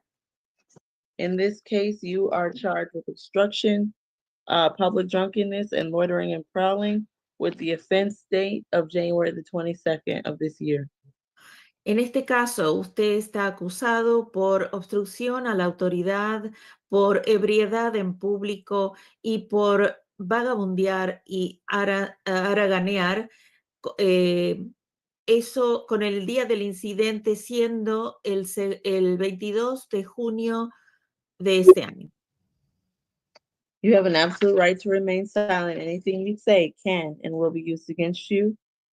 Usted tiene el absoluto derecho a guardar silencio. Todo lo que diga puede y será utilizado en su contra. You have a right to an attorney today, and Mr. Rogowski is here to represent you. Usted tiene el derecho a tener un abogado. Hoy el señor Rogowski está aquí representándolo. As you can see, I'm conducting this hearing by video. It's also being recorded. That means any member of the public can log on and watch this. Como usted puede ver, estoy conduciendo esta audiencia con video y también está siendo grabada. Lo que quiere decir que cualquier miembro en el público puede entrar a la plataforma y observar esto. Do you understand your rights and how I'm conducting this hearing today? ¿Entiende sus derechos y cómo estoy conduciendo esta audiencia hoy? Sí. Yes. All right. Can I have the history, Mr. Howard? Los antecedentes, señor Howard. 2024, driving without a valid license. Manejar sin licencia en el 2024. 2023, alien inadmissibility. That's all. Y por inmigrante indocumentado en el 2023. Eso es todo. All right, thank you. Ms. Allen, please proceed. Thank you, Your Honor. 911 call reporting a suspicious person looking into the windows of the apartments at 100 Preakness Drive was received on the 22nd of January. El 22 de enero se recibió una llamada del 911 denunciando una persona sospechosa mirando a través de las ventanas de los departamentos en el 100 de Preakness Drive. On scene, police made contact with the defendant who matched the description provided by the caller. Y en el lugar del incidente, la policía contactó al acusado que combinaba con la descripción provista por el individuo que hizo la llamada. Although the defendant had slurred speech and smelled strongly of alcohol, He was able to provide his Venezuelan passport to the police, and he claimed that he lived at the location. Aunque el acusado balbuceaba y olía fuertemente a alcohol, él pudo proveer su pasaporte venezolano al oficial y declaró que él vivía en este lugar. He's reported as appearing confused and maybe even lost, and he was shoeless. Él fue denunciado como verse confundido, quizás perdido, y no calzaba zapatos. When police ran his information in the system, his address came back to an apartment complex, not the location, Your Honor. Cuando la policía buscó la información en el sistema, su dirección regresó con la de un departamento en un complejo que no era el lugar en donde estaba su señoría. He was also seen to have a failure to appear warrant for that driving without a license arrest you heard about. También se ve que tuvo una falta de comparecencia que emitió una orden de arresto debido a el ser arrestado por falta de licencia. Police went to detain the defendant and he obstructed in multiple ways. La policía fue a detenerlo y el acusado los obstaculizó en múltiples maneras. He pulled his arms away, refused to put his hands behind his back, became loud and boisterous and unruly. Él sacaba sus brazos, él no rechazó poner sus manos detrás de su espalda y hablaba en voz alta y empezó a actuar de manera desordenada. Once he was put into the police vehicle and transported, he removed his arms from his handcuffs and urinated on himself. Una vez que se lo puso en el patrullero y fue transportado, él se sacó las esposas de sus manos y orinó y se orinó. The state's asking for a $3,000 surety, no drugs, alcohol, or weapons, to stay away from that location, and we'd ask for a social worker visit, Your Honor. La fiscalía está pidiendo por una fianza de $3,000 bajo garantía, que se prohíbe el uso de drogas, alcohol y armas, que se mantenga distanciado del lugar del incidente y pedimos que una trabajadora o trabajador social lo visite, su señoría. All right, thank you. Mr. Rogowski? Yes, Your Honor. Come before you is Mr. Barreto. He is 23 years of age. Estoy aquí con el señor Barreto, que tiene 23 años de edad. Does have an address at 1712 Saratoga Drive in Alpharetta, Georgia. Él tiene una dirección en el 1712 Saratoga Drive en Alpharetta, Georgia. He has been living for the past few months in the Atlanta area. Él ha vivido por los últimos pocos meses en el área de Atlanta. And he has been working cleaning houses with stable income doing that job. Y él ha estado limpiando casas con un ingreso estable haciendo ese trabajo. He is also a high school graduate. También se graduó de la escuela secundaria. At this time, given Mr. Barreto's limited criminal history, dado al tener pocos antecedentes penales el señor Barreto, we would be requesting a signature bond. Solicitamos una fianza bajo firma, as his indigent status would make him unable to pay any monetary. debido a que su estado indigente financiero lo haría incapaz de pagar una cantidad de dinero. Thank you. Gracias.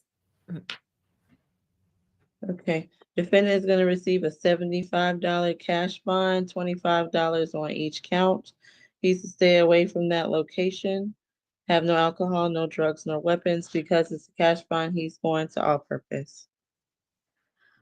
Muy bien, el acusado va a recibir una fianza en efectivo de $75. Eso sería $25 por cada cargo. Él debe mantenerse distanciado del lugar del incidente. Se prohíbe el uso de alcohol o drogas y armas debido a que es una fianza en efectivo. Él va a cumplir este propósito. Is there anything additional? ¿Hay algo más? All right, hearing none. Best of luck to you, sir. That concludes your case. Muy bien. Al no escuchar nada, mucha suerte, señor. Esto concluye por hoy su caso. All right, Ms. Chancey, will you sound to see if anyone else needs your assistance before you go? Yes, Your Honor. ¿Hay alguien que necesite un intérprete en español para hablar con la señora jueza? Por favor, prenda su cámara y micrófono y avísenos. Hearing none. Thank you, Ms. Chancey. Take care. Have a good afternoon. You're welcome, Your Honor. Have a good day. Bye-bye. Bye-bye. All right, who do we have next? Number 6. Okay, Mr. Coyle, your case is 25 CR 0003788H. In this case, you're charged with simple battery, hindering someone who's trying to make an emergency call, and criminal trespass. Do you understand your rights? Yes. All right, Mr. Howard. Second, 03 robbery conviction. Okay, thank you, Ms. Allen. Thank you, Your Honor. This is an incident from yesterday, the 22nd of January. Police were called to the location. One second.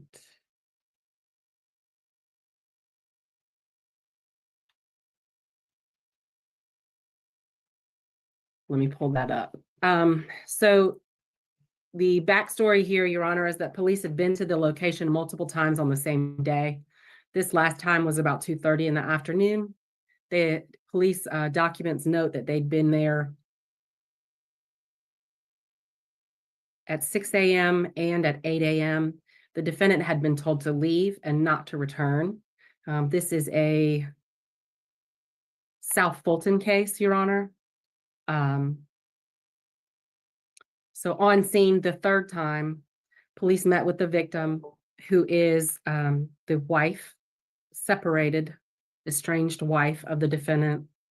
Her name is Kiara Coyle, Kiara. She reported that the defendant was trying to take her phone away from her to prevent her from calling 911. He was grabbing at her, and then he grabbed her physically and pushed her head into the wall multiple times, causing her to strike her head. She reported that he then took the phone of one of her children because she asked that child to call 911. The child's initials are AC. She reports that they've got 4 children together, actually.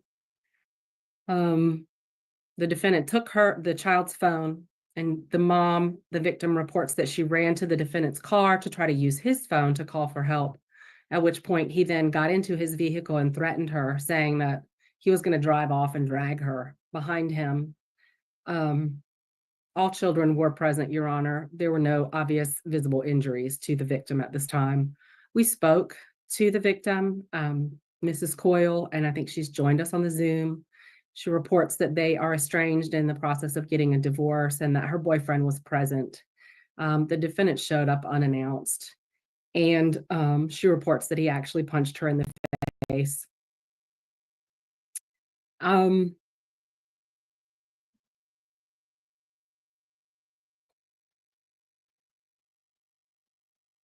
She did report that there'd been multiple times the police had been to the location in the same day. Ultimately, the defendant had been told to leave and not return.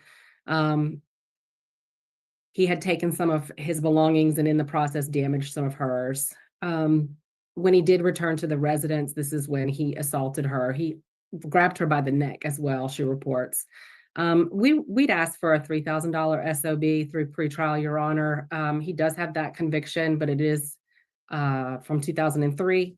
No contact and to stay away from the location. And let me make sure I pull that up correctly. And if you would sound for the victim, we'd ask for no contact until there's an order of the Superior Court, Your Honor. All right, Ms. Quill, I see you online. If you wish to make a statement, please come on your camera, raise your right hand. You're not required to do so. But if you wish to make a statement, this is your opportunity. It's 2560 Fox Layer, Foxlair Trail. And that's College Park. Okay. Unfortunately, it's also South Fulton. Okay. All right, having sounded from Ms. Coyle, Mr. Rogowski. Yes, Your Honor. Come before you is Mr. Coyle. He is 38 years of age. His address was that 2560 Fox Lair Trail address in College Park. He also does have an alternative address, however, if Your Honor is inclined for release here. He does have an address at 164 Darby Runs Court, and that's in Huron, Georgia, where he would be residing with his uncle. Your Honor, he's been residing in the state of Georgia for the past 5 years. He is most certainly not a flight risk. He is well established here. He has been working as a contractor as well for the past 6 years. He does have a good amount of family here, as you had heard. I mean, his uncle lives nearby. He does also have 4 children, ages 4, 5, 7, and 8, so all pretty young. He did complete some college. He also did go to technical school and received his CDL, so he does have some certification for good employment past that contractor work. And he is also only 6 months away until he does own the truck that he is going to be continuing doing this contractor work with. So he is most certainly not going anywhere. He's very close. He's been working towards paying off this truck to expand his business for some time now. Your Honor, these at the moment are allegations that Mr. Coyle does plan on fighting. And so we would just ask that they are treated as allegations at the moment, and he does receive a signature bond so he can go out of here, continue being a productive member of society and working, as well as supporting those kids. So thank you, Your Honor. All right, defendant is going to receive a $3,000 signature bond through pretrial services at level 2. That's $1,000 on each count. He's to have no contact with the alleged victim in this case. Stay away from that incident location. He's to have no alcohol, drugs, or weapons, and he's also going to take the 1-day anger awareness course. Is there anything additional? All right. Best of luck to you, sir. That concludes your case. Okay, y'all, we're going to the parole in Utah.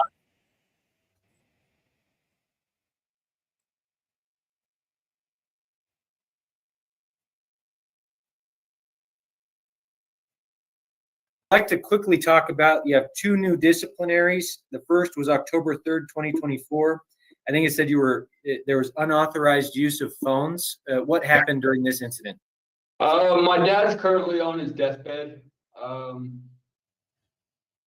And I didn't have money on my account to make a phone call, so I used someone else's account with their permission, and that's not allowed here in this jail.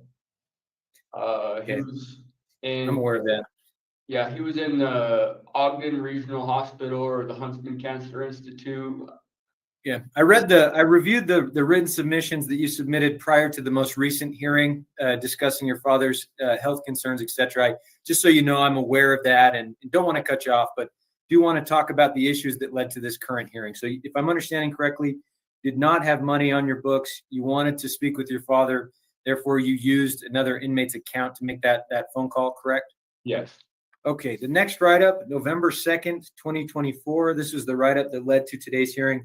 Looks like you had homemade alcohol in a protein container was found while you were being rolled up or moved. Your property was moving to a different housing section. Were you drinking alcohol at the time? No. Why did you have the alcohol on your property? It wasn't even alcohol at the point, but the officer that found it said that its consistency was for making alcohol because there was bread or cornmeal next to the protein container. And you deny that you were making homemade alcohol, brew, hooch, whatever it was called in the report. You deny that you were making that? Yeah. And they still found me guilty of it. So Yeah, certainly. That's why we're here. You were found guilty of a disciplinary violation for having in your possession homemade alcohol in your property. So, but your statement is that you were not using alcohol, and you did not. This was not intended to be made into alcohol. No. Okay, but you had extra fruit in your property with bread. Is that what you were saying, or what was fruit in a jar, and then there was cornmeal next to it in a bag that we were going to use to make tamales with, because it's like the most common thing that you can use to make tamales here in this jail. Okay. So well, thank you for making your statement on that. That incident is the reason today's hearing was scheduled. So I think it's important that the board have a statement from you about what happened. Obviously, they'll have the official report for that disciplinary conviction as they're making a decision. I did want to check in. You've had multiple hearings. I conducted one of them. There's been multiple other hearings. After each of those hearings, the board has said it expects you to complete the sex offender treatment program. It's made paroles contingent on completing that. At this point, are you willing to do the program? I literally will not be able to get back into the program due to that A13 write-up well, I can't reapply till February, which that is when the next group starts. So that's Okay. when I can reapply. And is it still your understanding that it would take 9 months to complete the program? 10 months. 10 months? Yeah. Okay. And so back to the initial question, are you willing to do that? Just because at every other of the hearings, you said you're willing to do the program, the board has granted a parole contingent on it, and then you haven't gotten into the program. So do you have any, are you willing to do that? Do you have plans to do that? What's happening with that? I'm at 16 months and some odd weeks till I expirate. Correct. By the time I can get into the program, it will be in June. They said February, or you can apply in February, you get in June. That's the next group is in February, so I can't necessarily get in the February group. Okay. So that puts me into the June group, which that's literally a year away from my expiration. And it takes me 10 months to complete the program, and it's 2 months from my expiration. So I'm like, there's not really a purpose in doing the program when I'm clear up to my expiration. Okay.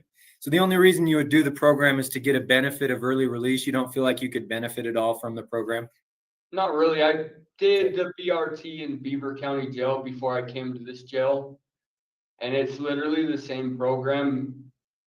As I could benefit from the Beaver County Jail BRT to here is literally the same programs, other than this is sexual based and the BRT is just cognitive behavioral. Okay. And I'm just speaking here. I want to make sure the board has clear information as they're making a decision, because confusion and non-clear answers have led to confusion in past hearings. So you would not be willing to do the treatment program while incarcerated. If the board were inclined to grant a parole and allow you to do it at a halfway house, would you be willing to do that? No, I will not. Okay.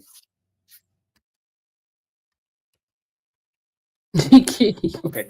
Well, I think I have the information that I needed from you. Thank you for being patient so that I can provide the board with accurate information. I do want you to know I've read and reviewed all the statements you made at your past hearings. I've reviewed the written submissions, including the details regarding your family's medical situation, etc. But at this point in time, are there any other comments, questions, concerns that you'd like to bring up with me during the hearing, or anything else you'd like the board to know? The only reason why I choose not to, like, if they gave me a chance to go out and do it in the halfway house, is because I literally was in the program doing everything I needed to be done to do, and the board still pulled my date, even though you self-removed. You didn't have enough time to do that. I'm familiar with that.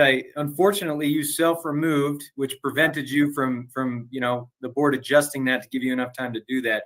But certainly, there's been some communication issues that weren't allowed to give you the time to do that. Sorry to cut you off, but certainly there was that aspect of you self-removed. You took yourself out of the program out of frustration, which is also an aspect in that. But please continue if I'm sorry to cut you off. So that was around the same time that I found out about my dad's health issues. With me going to a halfway house and doing a program in the halfway house. If he does go, they're not going to allow me to go and do the meetings with him, or do not the meetings, but his celebration of life or funeral or anything like that. So that is why I refuse to do it in the halfway house. Well, certainly that wouldn't be allowed if you don't communicate. Certainly with programming, getting expectations met.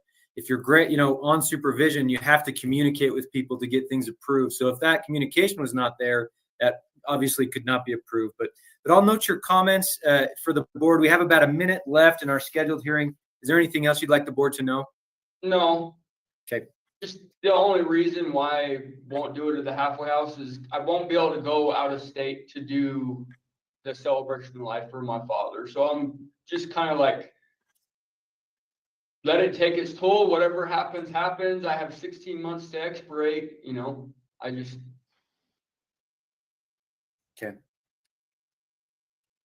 Just want to get this behind me and move on, I have criminal charges in Evanston, Wyoming that I still have to take care of in order to even go up there. If I do get caught up in the state, I'm getting arrested anyway. So. Well, at this point, we are out of time. What I'll do from here, thank you for your comments. I will include those. I've put together a report of what I reviewed before today's hearing. I'll include what you and I talked about at today's hearing in that report. I'll submit it to the members of the board. They'll consider your case as a whole, where we stand 16 months out from expiration, as you said, and they'll make a decision on what's appropriate from there. It usually takes between 2 to 4 weeks for a decision to be made. It will be sent to you in writing through the mail. And it will also be posted to the board's website if there's anyone in the community that would like to access it there. So with that, Mr. Rowley, thank you for being here and discussing these things with me. I do wish you the best of luck moving forward, and we'll go ahead and conclude. Okay, thank you.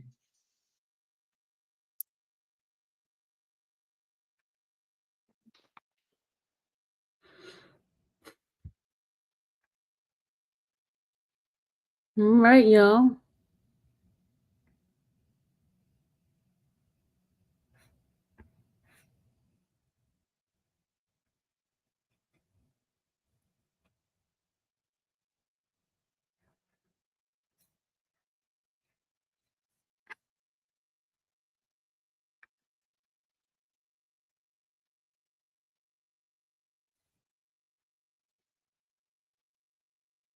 Well, I don't know why it's muted, y'all.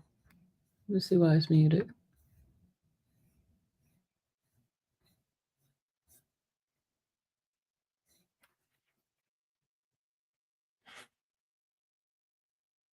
I don't know why it's muted. They got it muted.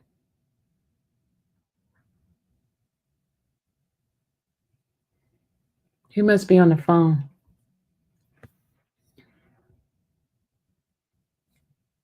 You got it muted. Probably waiting for the next person.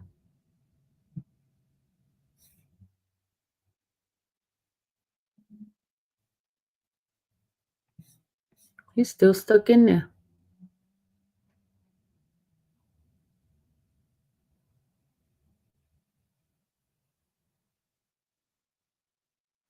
Look how clean that jail is, that prison.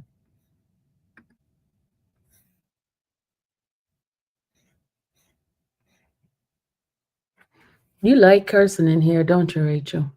It's the same thing. You're still cussing.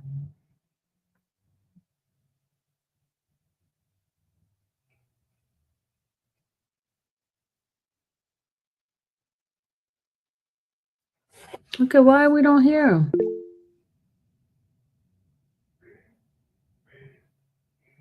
They're raising their hand saying they don't hear him. They're raising their hand and we don't hear y'all.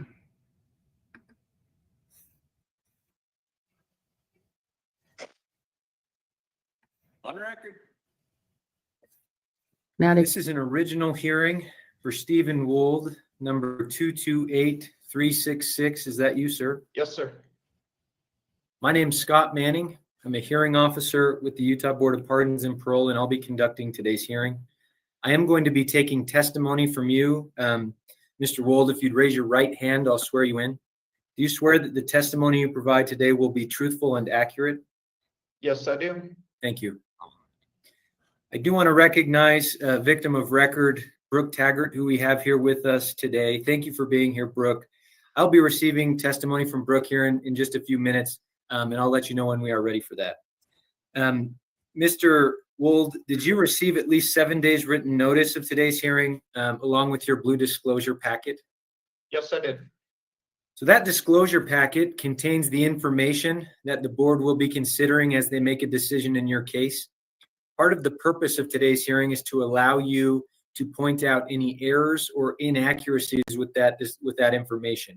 I'm going to be going over quite a bit of that with you today. I have some questions about various things, but at this point in time, are there any errors or inaccuracies that you'd like to discuss with me? I don't believe so. Okay. So how I'd like to proceed, first, I'm going to give a brief overview of your case, conviction, sentence, your parole guideline date, a little bit about how today's hearing works.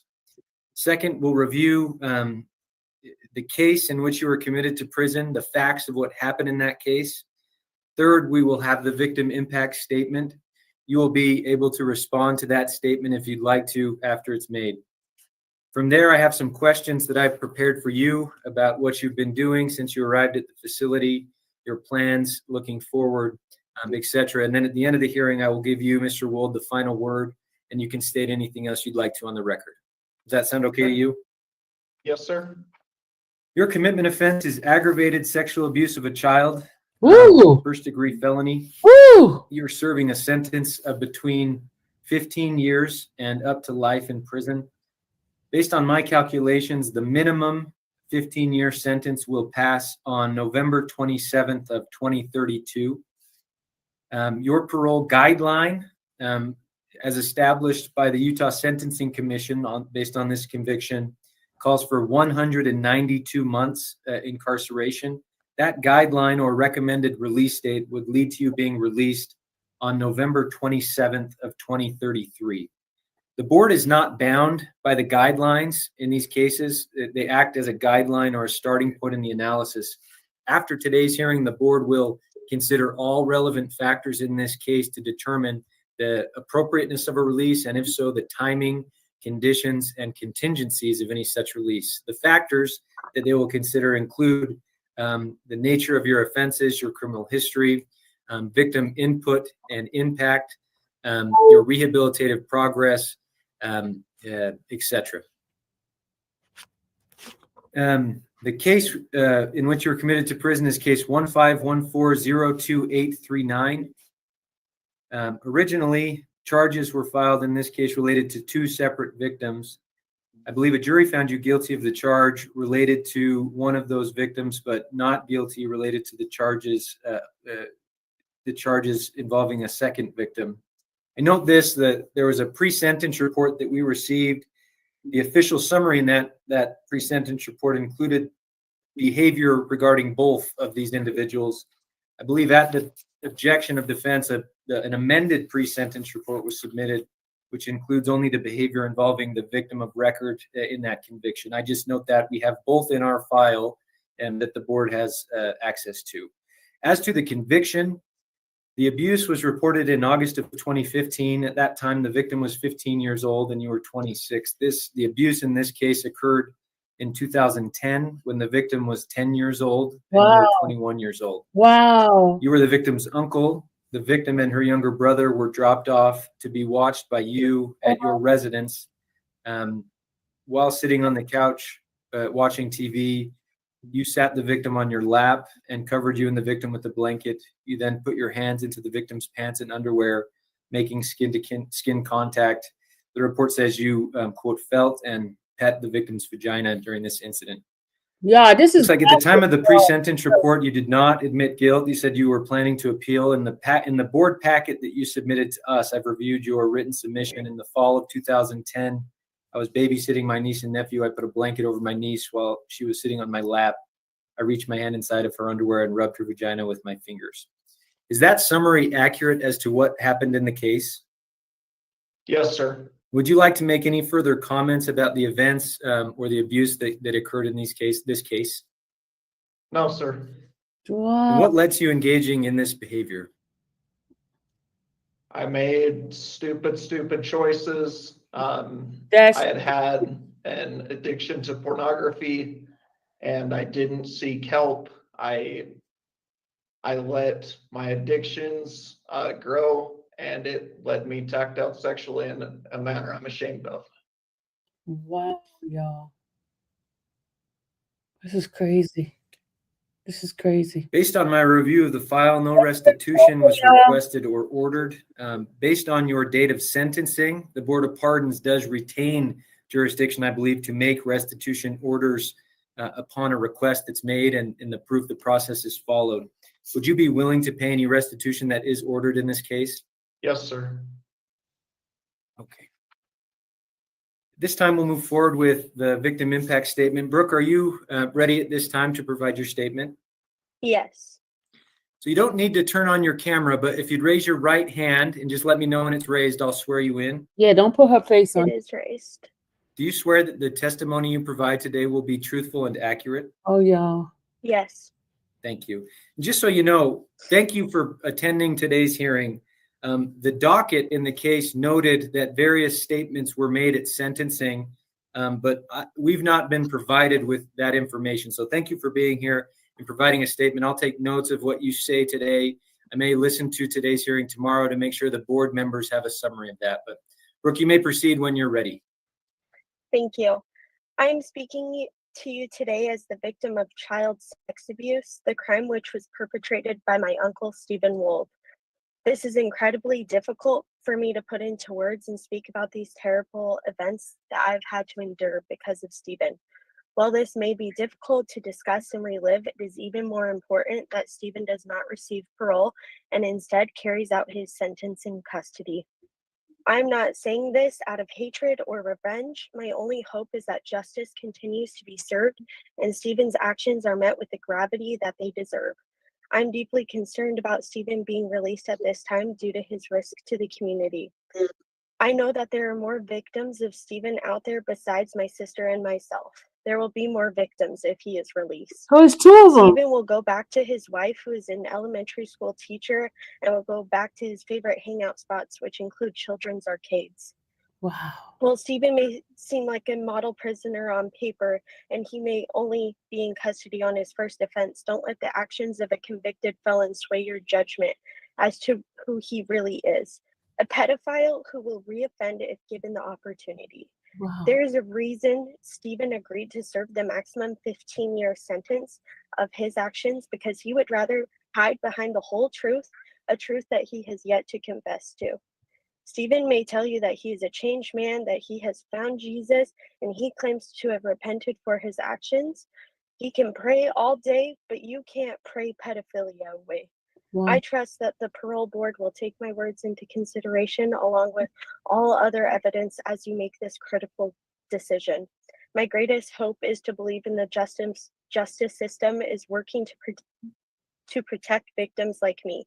The last thing I would want to happen is for him to reoffend and for another person to be in the same seat that I am in right now. And you, as the parole board, hold that power. Please prevent future child abuse from happening. Thank you, Brooke, for being here and providing your statement. I've taken some notes. I'll listen to your statement tomorrow, and the board will have access to that recording as well, the 5 board members, as they're making a decision in this case.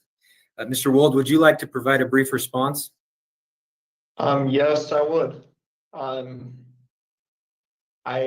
know I'm not supposed to address her, so I'd just say I hope that she can have the healing that she needs. I am remorseful for the actions that I did. I was living in a life of secrecy, of hypocrisy, and I can only imagine the pain that I put her through hearing that response that she said. And I am sorry for the pain I've caused to her and her family, to my family. I have no desire to reoffend, but I understand that I had hurt her, and I understand that she wants for justice to be done. And I do pray for her. I pray for her sister. I pray for her family and my family as well.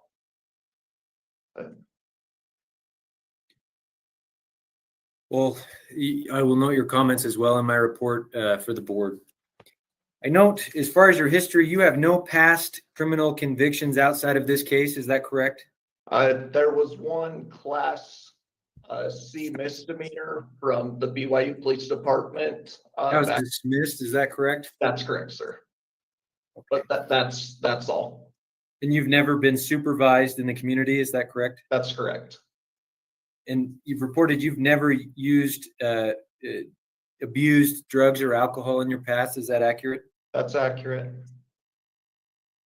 Note, since arriving at the prison in December of 2017, you've successfully completed many life skills classes, MRT, victim impact. I think you're in currently the Clayton County substance use treatment program. Based on your written submissions, I think you've discussed this as focusing on addiction to pornography, also hoping to develop coping strategies regarding depression, anxiety, stress.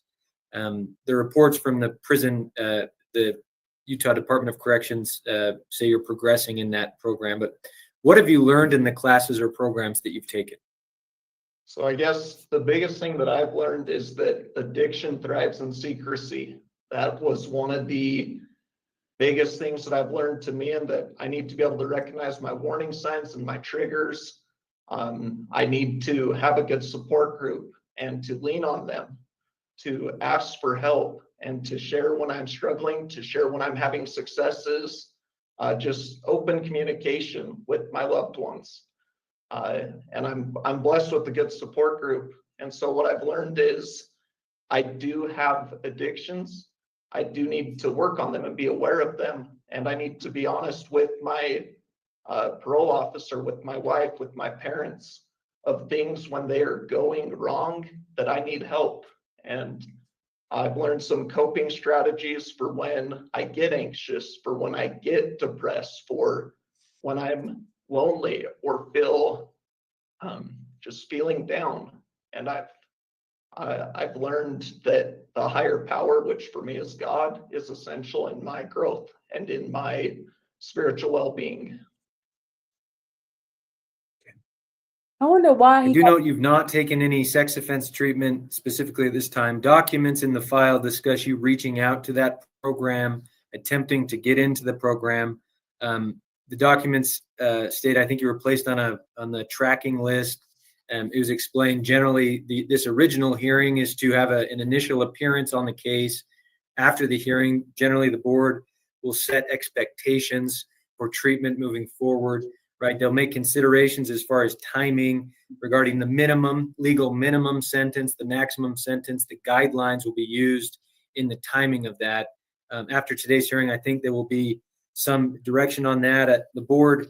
The Department of Corrections has internal risk assessments that result in certain programs. So it could be possible the board sets an expectation that you complete all that is recommended. There's various things they could do, but it sounds like you're willing to complete any sex offense treatment that is ordered. Is that accurate? Taking none. Absolutely. Okay.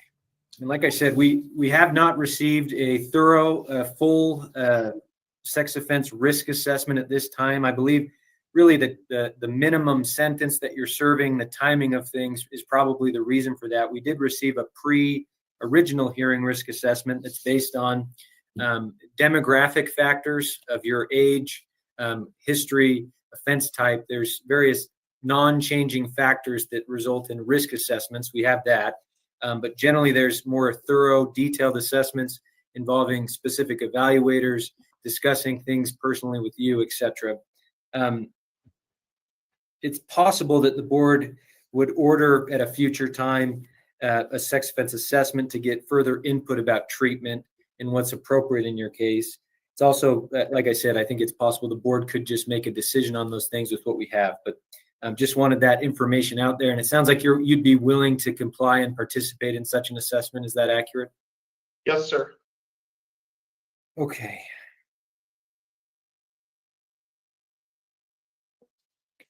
I note you do not have any disciplinary violations. The institutional progress report lists 12 positive C notes, 1 negative. It reports housing staff having no issues or problems with your behavior and attitude. It lists many jobs that you've had since you arrived at the facility, I believe in all of those jobs. You've received good or excellent ratings. So I'll include that information in my report to the board. If in the future, if at some point, if and when you are granted parole, I have your written submissions about release plans, what that would look like as far as where you plan to live, work, treatment. But if you are granted parole, what would that look like in your mind? It'd be a blessing, number one. In my mind, it would be, I go live with my wife. We have a home in Orem, Utah.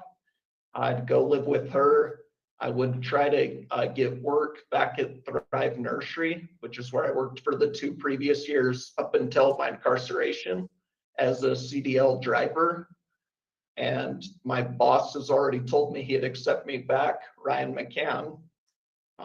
And so I would like to work there. I also worked at Burton Lumber because that's about a 9-month-a-year job with them, the snow winter time being off because it's a landscape business.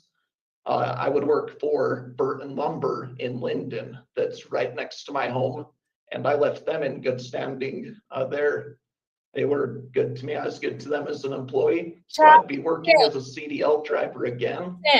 And I would stay local in Utah. I'd want to be home each night with my wife. I'd be back involved with the Church of Jesus Christ of Latter-day Saints. I would be attending any counseling. I've been attending the 12-step program since I came into incarceration. And attending the Alcoholics Anonymous here as well, because it gives me a chance to work on my addiction, and they've been welcoming to that. So I'd be going through therapy. I'd be going to the 12-step. I'd be working. I'd be with my wife. I'd try to have a family with her. And I would Wait a minute, try to have a family with her. Hold up. Anything that the board asked that my parole officer would ask, I'd go by those agreements because I want to get a second chance and to show that I am not the man who committed that offense, that I am not the same man, who committed that offense.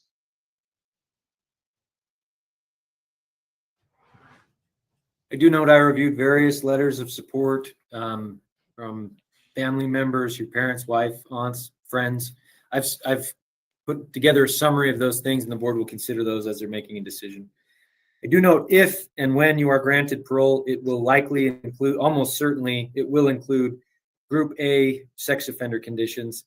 That includes, but is not limited to, completing all recommended sex offense treatment, abiding by a curfew as ordered, having no victim contact without prior approval from adult probation and parole, having no contact or association with children under the age of 18 without proper approvals from supervisors and therapists, not enter places where children congregate or are reasonably expected to be, not possess sexual stimulus material, submit to random polygraphs, have employment and residences approved, etc. There's more, but those are some of the core concepts of those conditions. Is that something you'd be willing to abide by?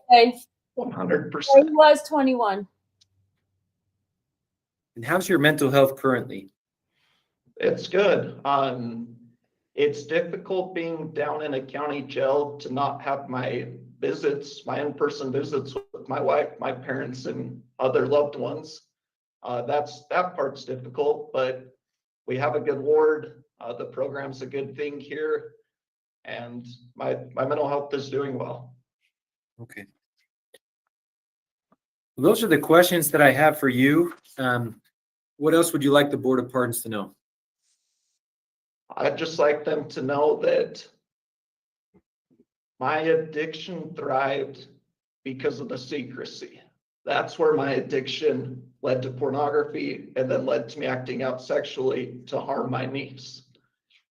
And what I'd like the Board of Pardons to know is that I'm committed to living a life that is going to be loving, that is going to be kind, that's going to be a good community member, that I want to be supportive, and I will follow whatever conditions they ask of me, because I want to prove to them and my loved ones that I'm safe to be around kids. And that I do believe in the atonement of Jesus Christ and the ability to be forgiven of my sins.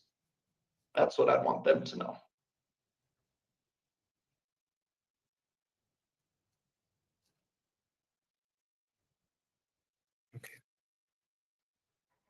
What I'll do from here is take your case under advisement. I've put together a report of what I reviewed before today's hearing. I'll include what's been discussed at today's hearing into that report, and then I'll submit that to the members of the board. There's 5 members of the board. They ultimately will make the decision by a majority vote. That usually takes, we say, up to 2 to 4 weeks. Sometimes it's a few days. Sometimes it's quicker than other times. It can take up to a few weeks. When the decision is made, we will send that decision in writing to you, Mr. Wold, through the mail. And for anyone in the community that would like access to that decision, it will be posted to the Board of Pardons website. And certainly anyone can call our offices to, we can walk through what the decision means or what is included in that decision. Eye on that one. That's how we will proceed. With that, thank you to everyone who's participated in today's hearing. I wish you the best of luck moving forward, and we'll go ahead and conclude. It's the end, y'all. Thank you. That's the end of the meetings. What's his name? What was the guy name? I gotta go back and look at it.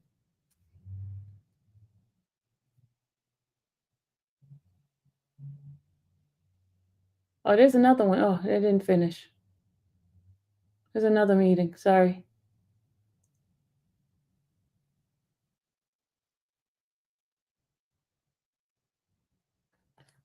Marley, y'all keep cussing in here. I'm gonna beat y'all tail. Y'all hold y'all tongue. Ashley Falk, number 247452. Is that you, sir? Yes, sir. My name's Scott Manning. I'm a hearing officer with the Board of Pardons and Parole, and I'll be conducting today's hearing. I'm going to be taking testimony from you. If you'd raise your right hand, I'll swear you in. Do you swear that the testimony you provide today will be truthful and accurate? Yes. Thank you. Did you receive at least 7 days written notice of today's hearing along with your blue disclosure packet? Yes. I think as you understand, that disclosure packet is the new information that the board has received since your last hearing. Part of the purpose of today's hearing is to allow you to point out any errors or inaccuracies in that disclosure. Really what I'm planning to do, I'm going to give an overview of what's happened leading up to today's hearing. And I have some questions for you really about what's new since your last hearing.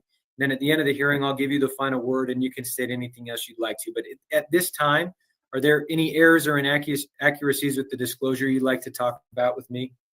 No, sir. All right. Looks like you arrived at the prison in February of 2022. You're serving a maximum aggregate sentence of between 0 and up to 10 years in prison. I think there's 9 separate cases. There are 12 felony 3s, all 0 to 5s, but various were entered concurrently, consecutively. As of now, our case analysts have that listed as a maximum of 10 years. The facts of these cases have been discussed at past hearings, so I'm not going to be going over those facts with you again today, but I'm familiar with what happened in those cases. The board will consider those facts. So if you have comments about those, certainly we can talk about them today. Your guideline calls for 39 months. Looks like that guideline passed on September 3rd of 2024. Obviously, the board is not bound by the guideline. They consider your case as a whole in making decisions. As far as their past decisions, looks like May 22, they did a smart scheduling order. They set an original hearing for April 23. They said they expected substance use treatment completion and CAP compliance. I think at that time, your guideline was September 23. You had an original hearing in May of 23 for the 2021 and 2022 cases. After that hearing, I think there was a pending case.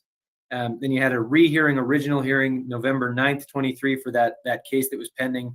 After that hearing, the board scheduled today's hearing. They noted an expectation that you complete substance use treatment as evaluated to be appropriate. I think you were in maximum security at the time, restrictive housing. I think getting into Gen Pop was the step one there, having no disciplinaries, et cetera. So I have some questions for you about what's happened since the last hearing, but wanted to give you a chance to speak first. What would you like the board to know? What would you like the board to know, or what's new since last hearing? What's new is I'm out of max. I'm in a Dare to Soar program, which is a drug program. I'm doing classes such as CBT, MRT. I am also doing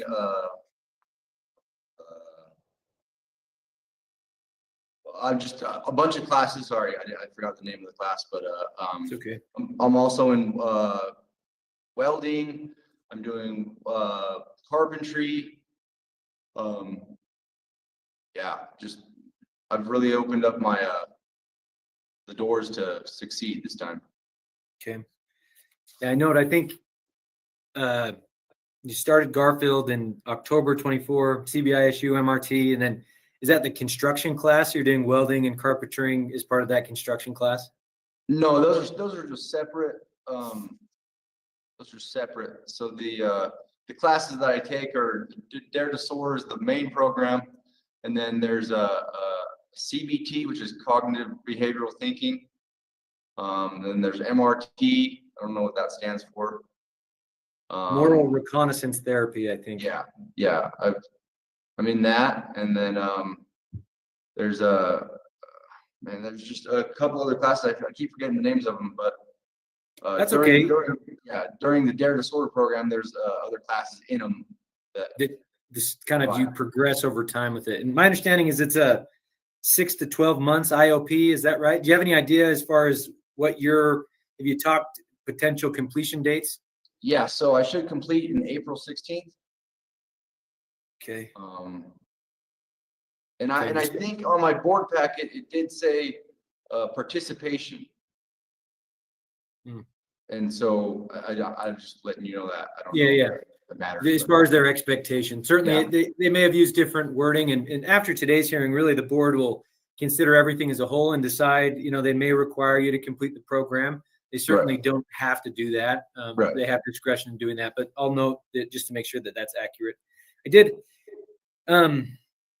Generally, what have you learned in these classes? Certainly the progress that was expected, you've done, right? You got out of max, you've gotten to the county. It seemed like, your write-ups continued for some. I think you had 2 write-ups since the last hearing, but both of them happened at the facility in Salt Lake. Nothing since the jail. What have you learned over this, in the program or since your last hearing? What I've learned is that I put myself here. I have no one else to blame. All my crimes are due to my addiction, and I've noticed the addiction is my worst downfall, and I've just come to realize that once I take responsibility for everything I've done, then I can move on, and it's time to take responsibility, and it's time to change that life, because this is not the life that I want to live. Being in here is it's not where you want to be, and so all these classes made me realize that all my faults and my thinking have been due to my drug habits. And Okay. I think one of your write-ups, September 24, it was 8/13. I think you tested positive for Suboxone when you arrived at the jail. That is correct. Thinking back on that, you've said addiction is kind of at the heart of things. It's a risk factor related to your past cycles of behavior. What do you think led to that? Choosing to use Suboxone at the facility. What coping mechanisms have you developed to be able to, react differently to situations? What insight have you gained since you've been at the county? In the prison, it's flooded with the Suboxone, and not that it's okay to do it because I'm not prescribed or anything like that, but the thinking was I wasn't ready to change, and now that I'm here, I'm ready to change, and the process of accepting that I had a problem was the biggest step for me, and I just don't have the urge to do drugs, and if I get a craving, they teach you if you get a craving, there's some steps you can do, like step back and take a breath, or talk to support systems, I've been working on that, so that's actually helped me a lot. Okay. And your other disciplinary, the new disciplinary, was it July 30th, 2024? This one just said you were in a housing section you weren't, a section you weren't housed in. Mm-hmm. What happened there? Why'd you go into another section? Yeah, it was I shouldn't have done it. I stepped in to talk to someone and I got caught. I knew the rules, shouldn't have done it. Yeah. Okay. Well, certainly, if you're granted parole, disciplinaries, violating rules can lead to a rescission. If you get on parole, not obeying the rules, not abiding by conditions, not appropriately using those coping strategies that you've discussed, really is going to lead to similar patterns of behavior that we've seen in the past. So if you're granted parole, released into the community, thinking back on your time that brought you here, what do you plan to do differently, applying those things moving forward? Really, I need to just step away from everyone that I was around, or everyone that I lived with, or thought that I was helping me. I need to go out there and do for myself, because no one's going to be out there to help me. I need to really just take everything I've learned in here and apply it to my everyday life. Because before I came to prison, I was doing really good. And a couple years before I came to prison, I had things happen in my life where I gave up on myself, and I just need to not give up. And I mean, life's going to get hard, but you just need to have a good support system and apply yourself out there, and drugs is not the case. It's not what helps us. It puts us down. So that's what I need to really remember. Okay. Yeah, the jail staff in Garfield there provide a positive report of your behavior and attitude since you've arrived at the jail. I'll note that for the board. I've taken some notes about your release plan. I think, living with your sister, work, etc. So I've got some notes on what you submitted. Thank you for taking the time to write those things down. It helps me as I'm preparing and providing information to the board. But want to give you a chance today. If you are granted parole, what would your release plan look like? So I've changed that. I wanted to go to Vegas to be with my sister, but the more I'm in this program, it teaches you to be around people that you can be around and thrive. And I don't think my sister right now is the correct person to live around. So I've actually called a sober living and / program, and they've accepted me. They're holding a bed for me. It's called 7th Street. So they're going to put me in as soon as I get accepted. If I get immediate release or whenever I get released, they'll have a bed, and I do a 3-month program. And after the 3 months, I'll move into sober living. And from there, I really need to get out so I can pay all my restitution and get a job and get back into the niche of life. But yeah, moving to Vegas is not an option anymore. It's I just come to the conclusion it's not probably the best place to go, having an addictional life. So I'm gonna stay here and keep my sobriety life moving. Okay. Yeah, I agree. I think a transition program, sober living type facility, that seems like a good plan, something positive to do. It takes me back to, because I think you had probation prior to prison. First step, you were there and absconded.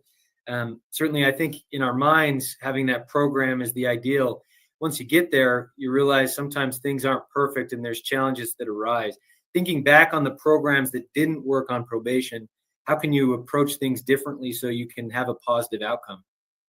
Well, the program prior that I ran from was First Step. They had no open door policy. I was in a relationship that wasn't healthy.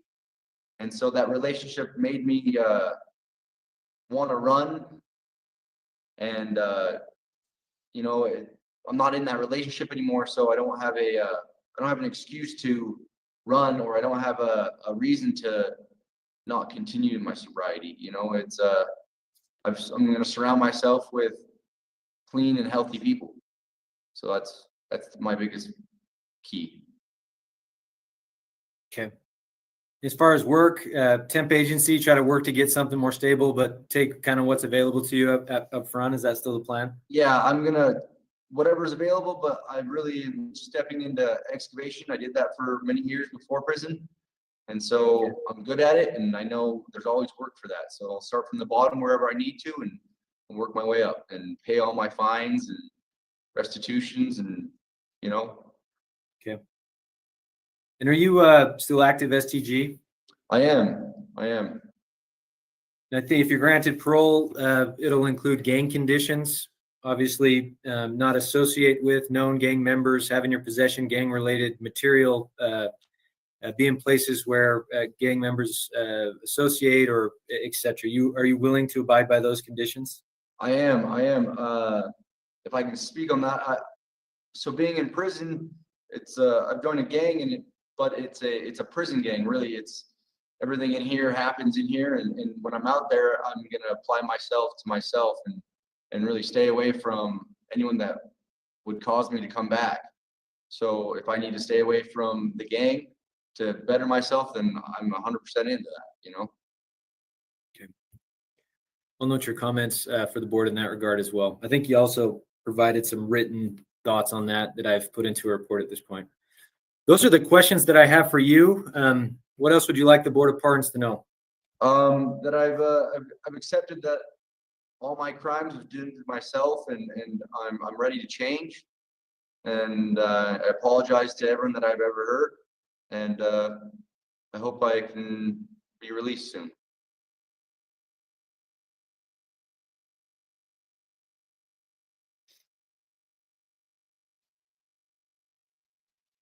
All right, what I'll do from here is take your case under advisement. I put together a report of what I reviewed before today's hearing. I'll include what we've talked about at today's hearing in that report, and then I'll submit that to the members of the board, hopefully by tomorrow. As you know, there's 5 members of the board. They make decisions by majority vote. Usually that takes a couple weeks. Sometimes it's a day, a few days. Sometimes it does take a couple weeks. Once the decision is made, we'll send it to you in writing through the mail, and it will also be posted to the board's website if there's anyone in the community that would like to access it there. So with that, Mr. Falk, thank you for being here and discussing these things with me. Wish you the best of luck moving forward, and we'll go ahead and conclude. Thank you. Do y'all think he's gonna get out? Yes or no?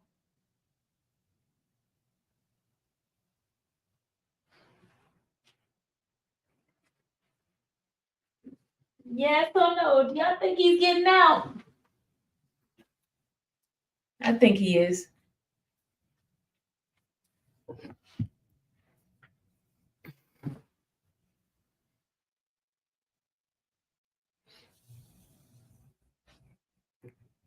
He's waiting on another person, or he's done for the day?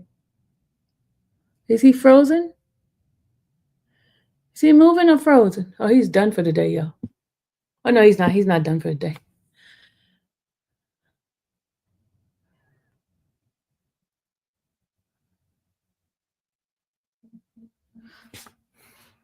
All right, y'all. This has been like really fun. I need to get off this live because I got calls coming in. Because I got stuff to take care of. I've been sitting here with you guys all day long, and I need to go take a moment's snooze, a little, try to get my stuff together, because tomorrow I go home after court. So I need to get all my stuff. I don't want to forget nothing in here. You know, be prepared. Oh, he muted again. I need to get my stuff so I can fly away. Go outside, make sure my car is gassed up. Be ready to go. Yep. Be ready to go. If I find out there's no court tomorrow, I'm gonna leave straight in the morning time. But most likely it'll be court tomorrow.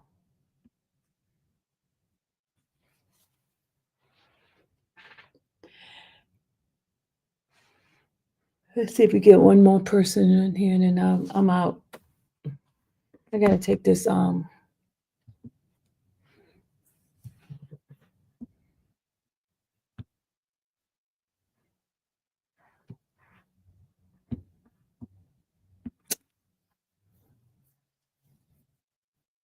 We can't hear you. Put it back on.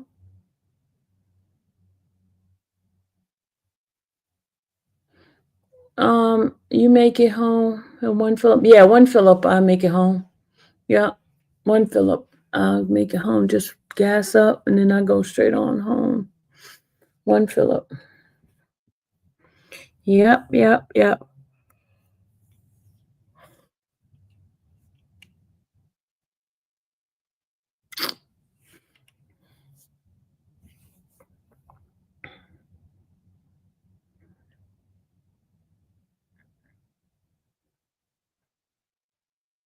It really felt pretty good.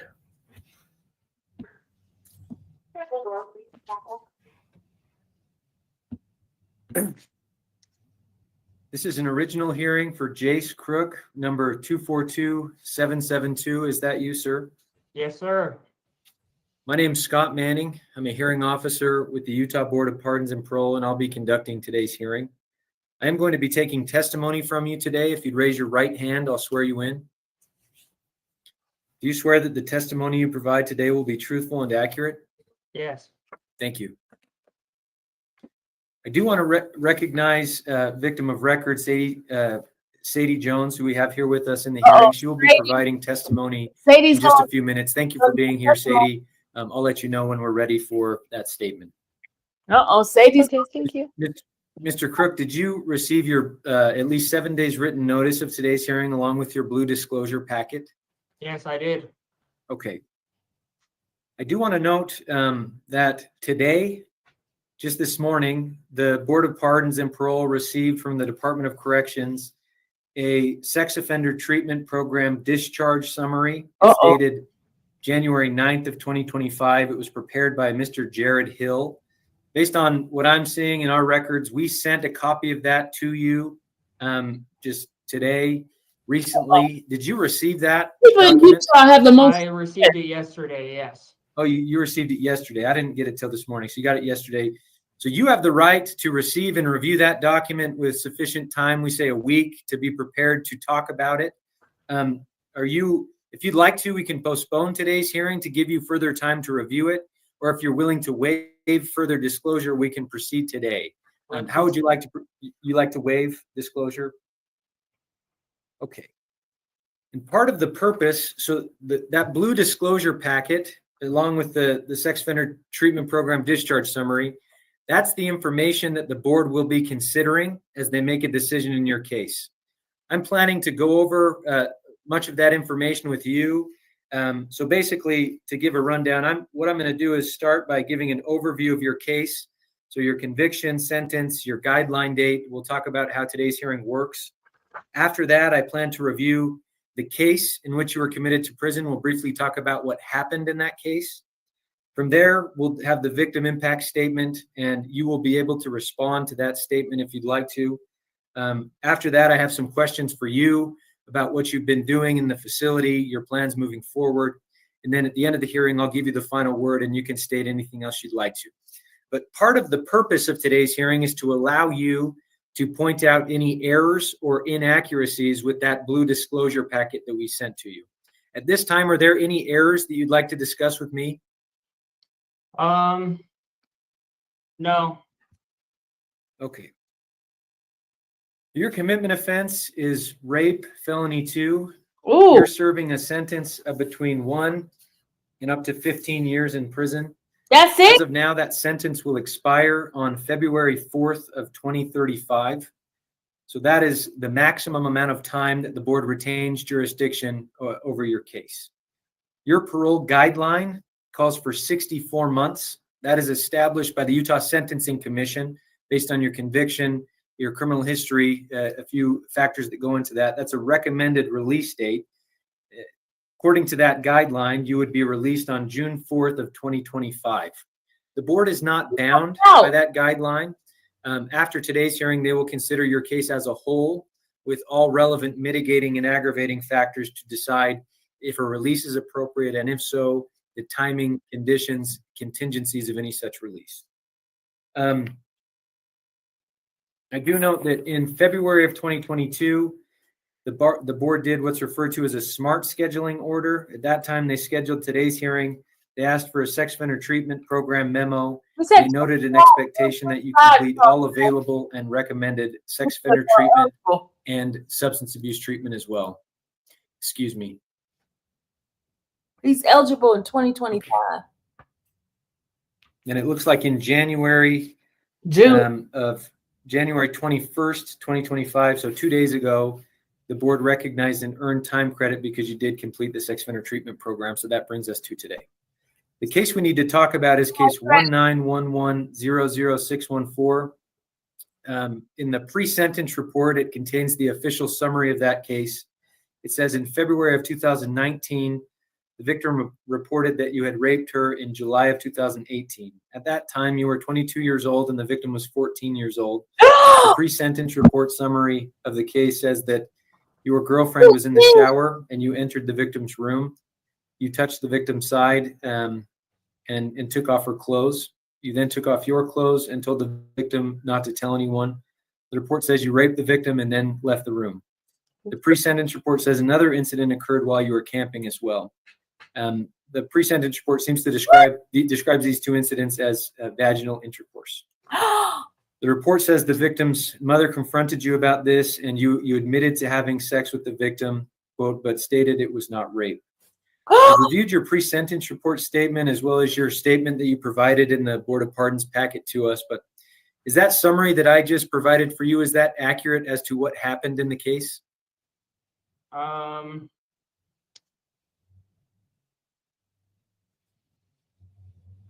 Yes. Okay.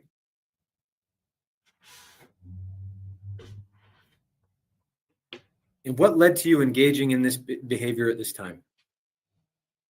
I was immature and I wasn't thinking about my consequences or the whole ripple effects that it could have caused, which I know now.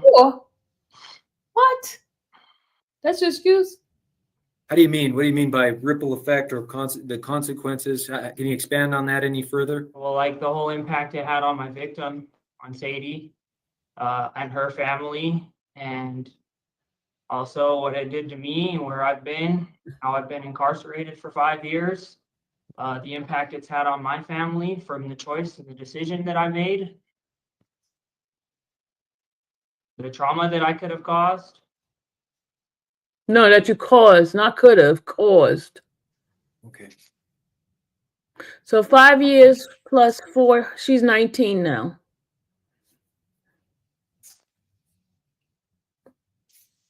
Okay, at this time we'll move forward with the victim statement. Sadie, are you prepared at this time to provide your statement? Yeah, I'm ready. Okay, thank you. If you just, so you don't have to turn your camera on, but if you raise your right hand and let me know when it's raised, I'll just swear you in quickly. It's raised. Do you swear that the testimony you provide today will be truthful and accurate? Yes. Thank you. And again, Hi. thank you for being here. I have reviewed the input provided at sentencing, I believe from a family member of yours, but I appreciate you coming to today's hearing to provide input. I'll take notes of your statement. I'll probably listen to your statement tomorrow and make sure the board members are aware of your thoughts and feelings as they consider this case. So you may proceed when you're ready. The situation that happened when I was 14, and with that happening twice, and the way that my parents went about it really impacted how I struggle with building relationships and with like having relationships with men, and it gets very overstimulating for like physical touch and things like that. But after hearing like the programs and everything that Jace has been working on, and I don't really feel, the only concern I have with if or when he gets out and is free is there were threats made by his ex-girlfriend, and I'm just not sure. I haven't been feeling very like safe, and I've been feeling kind of like nervous about this whole thing going on, but it sounds like Jace has been putting in a lot of work and Wow, been doing what he needs to do, and I believe that people can change, and that, you know, I've made mistakes before too with just like not thinking in the moment, but okay, girl, you're forgiven. It has definitely impacted me, but I do believe people can change over time. Okay, young lady, she forgiven you. That's all. Please forgive. Again, thank you for being here and providing input. The board does value your input and your feelings that you've provided. Thank you again for that. And Mr. Crook, would you like to respond to that statement? I would like to agree with her, and I'm thankful that she has noticed and is open-minded to knowing that people can change, because who I was to who I am today is completely different. And I'm just glad that she was here to say what she had to say. Okay. While at this time, I was going to bring this up a little bit later in the hearing. If you are granted parole, if and when that does happen, he's going to get it will parole. almost certainly include what are referred to as Group A sex offender conditions. There are various conditions that are involved in that, including completing recommended treatment, submitting to random polygraphs, having residences and jobs approved, not associating or contacting children under the age of 18 without proper approvals. Part of it as well is having no victim contact without approval from your supervisors, and that includes indirect or direct contact. So anyone contacting on your behalf or from you to a family member or anyone associated with the victim would be a violation of that condition. If you are granted parole, are you willing to abide by those conditions? Yes. Yes.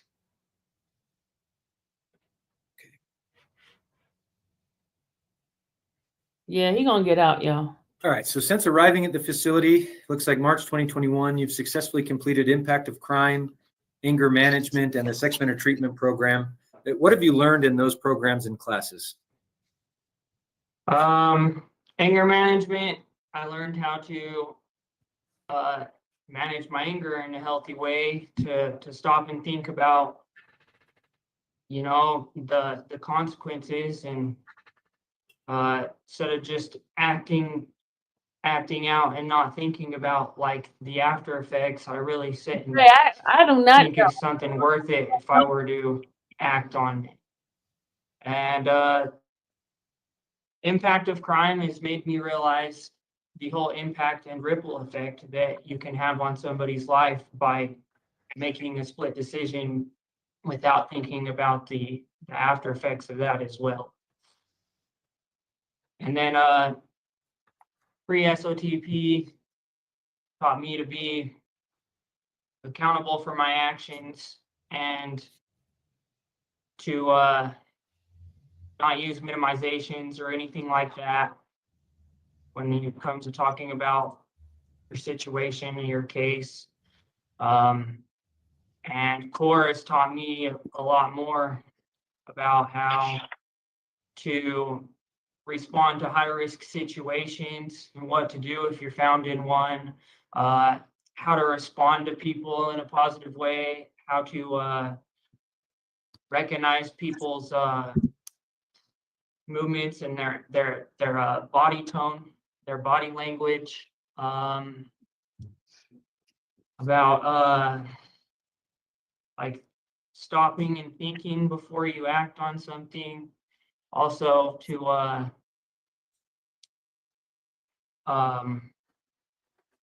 what's the word I'm looking for? It's like to reflect on something. So say I'm in a risky situation, that say something in my past, like back when I was catching drug charges all the time. I could reflect on those things if I got into those thinking patterns again, and I could pull myself out of it just by recognizing. Thank you for your comments. I'll note those in my report to the board so they're aware of them. Looks like you've had various disciplinaries. I think one, March 14th, 2022 is an A13. You possessed homemade alcohol. Were you using homemade alcohol at that time? At that time, I was a little bit, but it was more of a situation where someone had me hold something for them. Okay. When's the last time you used drugs or alcohol? Last time I used drugs or alcohol would have to have been, I'd say, over a year ago. Okay. I note that I think your history at the time of this offense and leading up to this offense, some substance abuse and drug distribution was going on. Do you view substance abuse as a risk factor in your case? No, not anymore, because so most of my problems were with marijuana, and I do have mental disabilities and stuff that when I use marijuana, it helps. But now that I can get a medical card, and I'm not into anything harder than marijuana, so I don't see it being an issue. I don't have the temptations to want to go back and sell marijuana either, because it did me no good in the long run. Yeah, it's fast cash or whatever, but it's not an honest way of living, and I don't want to do that anymore. Okay. I think the board did previously set the expectation of you completing substance use treatment.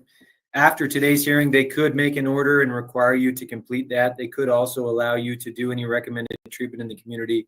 Really, it's up to the board, but are you willing to do that treatment if it is ordered? If I have to, yeah. I mean, I have completed every single drug test I've ever been given since I've been incarcerated. I have no failed UAs. Back in 22, I went to Hope, and the therapist that was supposed to put me in the program, she did an assessment on me, and that said it was completed when I looked at the blue packet. I show you did an assessment in 2022. It recommended residential treatment, but you've not done any substance use treatment. Am I reading that wrong? I believe you're correct. Okay. Yeah, so it's up to the board after today's hearing, certainly if they decide that is a requirement or not. But I just wanted you to be aware of that and get your input on that. I do note there was a write-up. So July 16th, 2022, the second, looks like you went into another inmate's cell. Do you remember that incident? So you just went into someone else's cell and sat down. Is that accurate? Yeah, that was over in Ironwood. I have quite a bit of write-ups in Ironwood because it was kind of set up a little bit different than the other places in the prison. Yeah, the August one, I think you didn't rack in immediately when an incident started. And then again in August, some interaction with an officer about shutting a door. June 2023, B16 tattoo contraband. Were you tattooing, or were you holding that, or what happened in that incident? I was getting a tattoo. Okay. And then the one for fighting an assault is actually a horseplay. I didn't have BO2? Yeah, I never got in any fights the whole time I was in prison. Okay, so BO2, it says you guilty charge when, quote, I saw you, an officer saw you trying to pick up, wrapping your arm around another inmate. Your statement is that was a horseplay right up with your cellmate. What happened here? So that was with my buddy Kenny. His name's Kendall Larson. And we were kind of just messing around, wrestling a little bit. We weren't serious or anything, but Officer Woodmansey saw it, and he was not a officer in our section or anything or on the unit. He was just doing pill line. And so when he glimpsed and he saw that, he called an IMS because he thought we were actually fighting. Okay. I'll note your comments on those incidents. I know the report from the county jail is positive. It says you've been well behaved, no negative issues, seem to get along with staff and other offenders. You're an SOTP, engaged in therapy appropriately. It lists various jobs that you've had, gives a good rating in all your jobs as well. So I'll report that for the board. So the SOTP summary, I just got it today. Looks like it identifies using the standard risk assessment tools, the static 99R, stable 2007, It identifies a well above average risk of reoffense. It goes over statistics regarding what that means and the demographic in which you fall. It gives a positive report, looks like, of your attitude during treatment. Talks about some of your continued care plans as well. Based on your risk assessments, it details some of the things you did in treatment with risk factors, coping strategies, etc. Recommends that future treatment focus on maintaining appropriate long-term romantic relationships or dealing with your history of struggling with that. Building protective factors such as intimacy with adults and engaging in meaningful romantic relationships. Talks about your past struggling with feeling included in social groups and engaging in pro-social leisure activities. It talks about a history of using sex as a way to solve social and emotional problems. Says you'd likely benefit from treatment that will help improve in those specific problems and cope with life stressors in healthy and sustainable ways. Notes that you successfully completed the program. And it recommends that you be evaluated for the possibility of parole at today's hearing. Do you have any other questions or concerns about that document? Do you agree with what it states or any opinions that it gives? I agree with it. Okay.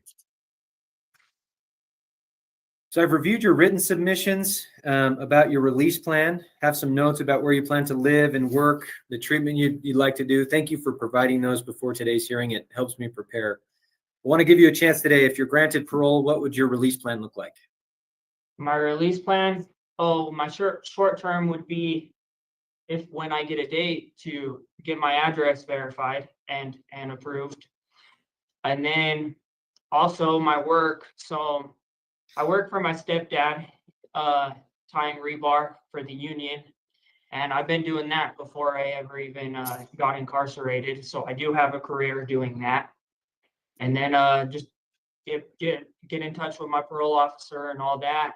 And then for my long term, I'd have to do aftercare, of course. I have to do some more programming when I get out for 6 to 8 months. And I'd like to get that going as soon as I get out too. And then get my medical card so I don't have any problems there. And then long term would be start saving up money, finish aftercare, find my own place, get it approved, just rebuild my life. And you're planning to do aftercare with Alpha? Is that still the plan? There's an Alpha over in like Linden area, I believe, and I was gonna contact them and see if I can get on schedule with them. Okay. Certainly providers are available. I would recommend, if you're granted parole, talk to your agent. You can talk to your case manager leading up to that, have things arranged as are appropriate.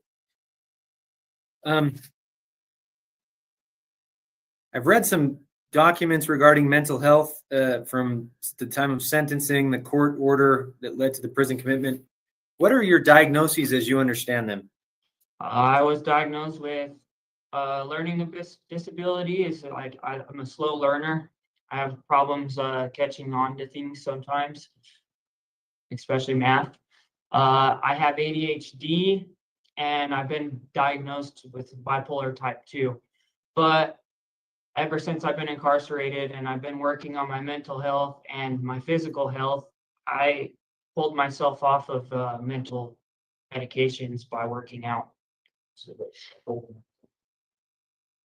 Okay. At times, the board will include in a parole agreement what's called mental health conditions. That requires a mental health evaluation and then complying with any treatment that's recommended. Certainly, even if that weren't to be needed right off the bat, if there were struggles that happened, if things occurred, it's something that can happen as well. Do you think that would be a good idea in your case? What are your thoughts on that?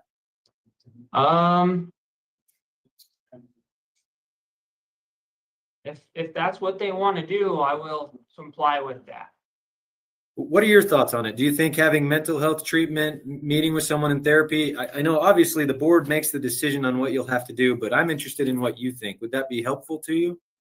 I personally don't think I need any medical or mental health analysis or any evaluations. I feel like I'm under control of myself, you know. Okay. Well, those are the questions I have for you. What else would you like the board to know?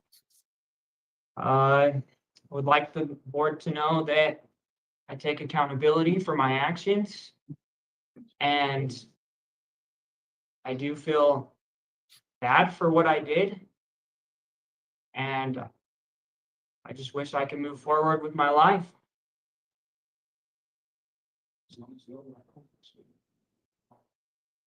Okay. What I'll do from here is take your case under advisement. I've put together a report of what I reviewed before today's hearing. I'll include into that report what's been discussed at today's hearing. I'll then submit that to the members of the board, hopefully by tomorrow.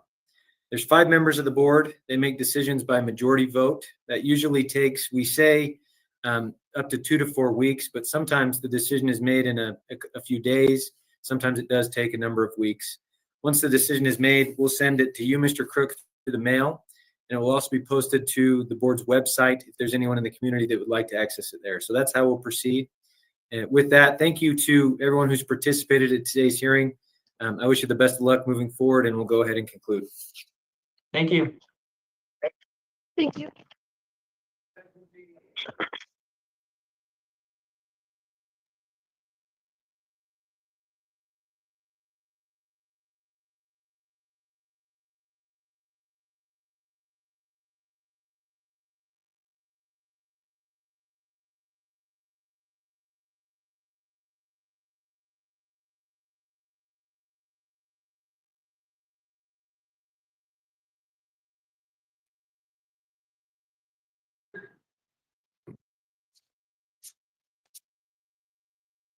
This is an original hearing. Is it Anatoly Boardman? That's correct. Number 248761. Is that you, sir? 248761. Correct. Yeah, that's me. My name's Scott Manning. I'm a hearing officer with the Utah Board of Pardons and Parole, and I'll be conducting today's hearing. I am going to be taking testimony from you. If you'd raise your right hand, I'll swear you in. Do you swear that the testimony you provide today will be truthful and accurate? Yes, I'll testify that. You will tell the truth today? Yes. Okay, thank you. You can lower your hand. Did you receive at least 7 days written notice of today's hearing along with your blue disclosure packet? I did. So that disclosure packet contains the information that the Board of Pardons will be considering as they make a decision in your case. I'm going to be going over quite a bit of some of that information with you during the hearing. But part of the purpose of today's hearing is to allow you to point out any errors or inaccuracies with that disclosure. Excuse me. Before we move forward, are there errors or inaccuracies you want to discuss with me? Not right now. Okay. What I'd like to do today, I'm going to start by giving an overview of your case. So we'll talk about your convictions, your sentences that you're serving, your guideline date. I'll basically tell you how today's hearing works. From there, there's 2 cases in which you were committed to prison. We'll briefly talk about what happened in each of those cases, the facts of the cases.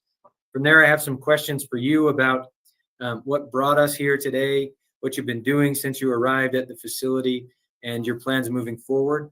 Then at the end of the hearing, I'll give you the final word, and you can state on the record anything else you'd like to. Does that sound okay to you? Yes. Looks like your commitment offenses are unlawful sexual activity with a minor, felony 3, and tampering with a witness, felony 3. You're serving a maximum aggregate sentence of between 0 and up to 5 years in prison. As of now, that sentence will expire on February 16th of 2027. So that's the maximum amount of time that the board will retain jurisdiction over your case. That's when your sentence will run out. your parole guideline calls for 33 months of incarceration. Based on that guideline, you would be released on November 16th of 2024. The board is obviously not bound by that guideline. It passed on November 16th of 2024. In making decisions about release, the board considers your case as a whole to determine the timing of a release, and if so, the conditions, contingencies of any such release. Looks like in January of 2023, the board scheduled a November 2024 original hearing. They requested a sex offender treatment program memo, and they said they expected you to complete the sex offender treatment program and comply with your case action plan. Looks like you had an original hearing on November 26th of 2024. I think you had not received your institutional progress report, so you requested to have the hearing continued or rescheduled. So the board did continue the hearing and schedule today's hearing so that we can proceed with the hearing. So the case we need to talk about is case 2011-00764. The first case looks like in April of 2020. I think you were 20 years old at the time. You began speaking with a 15-year-old female victim on social media. You told this victim you wanted to have sex with her. You arranged to meet at a park. You then went together to her house where you ate and watched a movie. The report says you touched the victim's vagina and breasts with your hands and mouth. Later, you sent the victim sexual messages. You sent nude videos to the victim. The report also says you would make the victim take off her clothes and touch herself. It says that this made her uncomfortable and she felt like she had to do it to please you. The official version of the case also says that the victim knew a separate 15-year-old female with whom you had exchanged nude photos and videos in a similar way. Is that accurate as to what happened in the case? No. So what happened? So the part that you said about taking, like me telling her to take the clothes off, I never said that.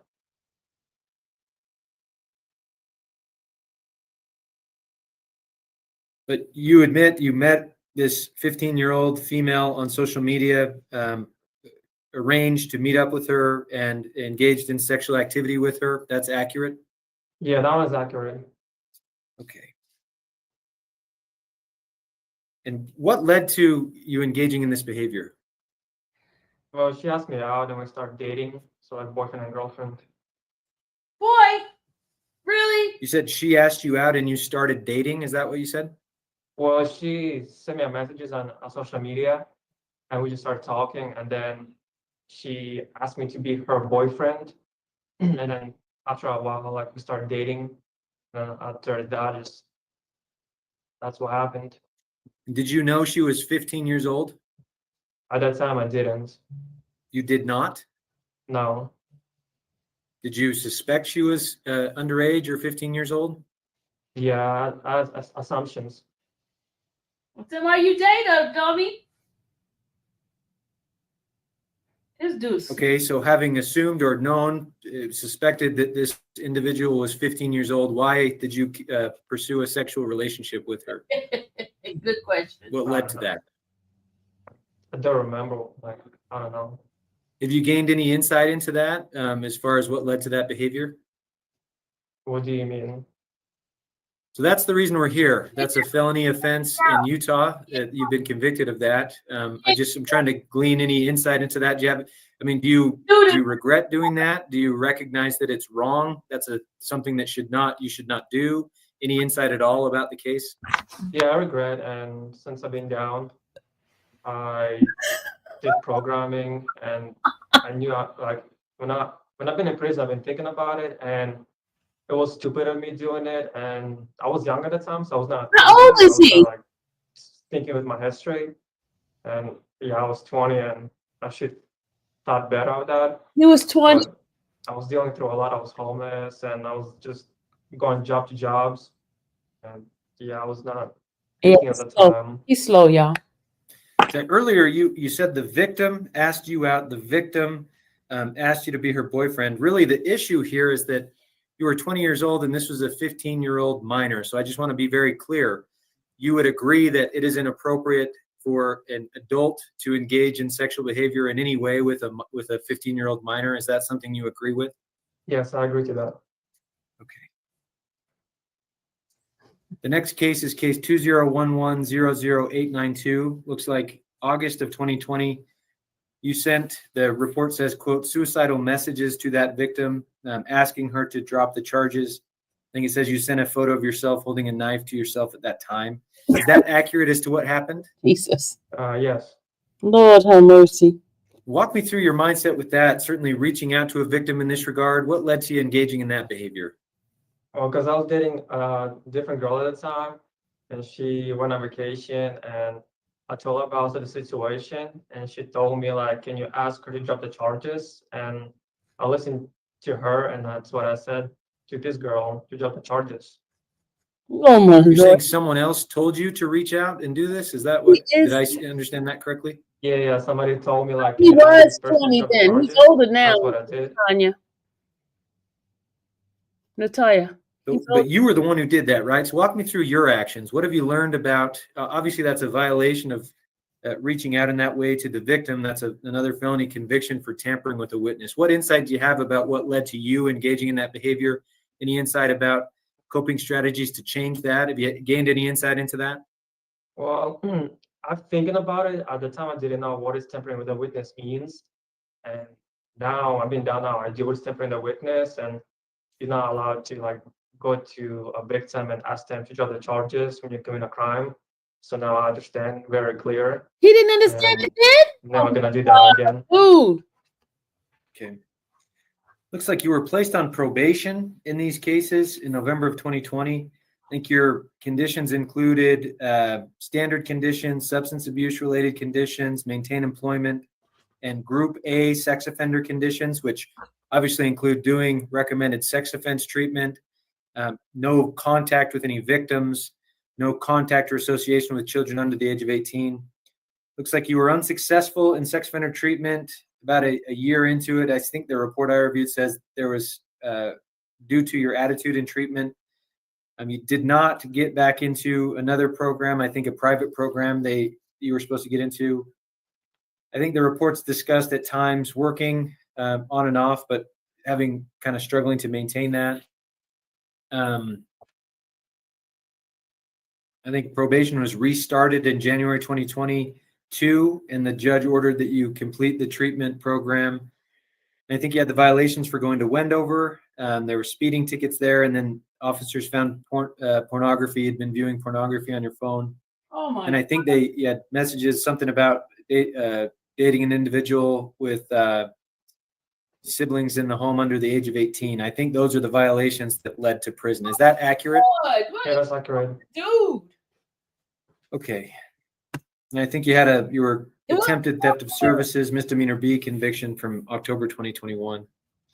So I guess, you were given a chance at probation prior to prison. The goal of that was for you to address your risks, your needs related to this behavior that led to these convictions. And you struggled to do that on probation. What do you think prevented you from being successful while you were on that probation? Well, because I have gambling addiction, and I like to go and win over.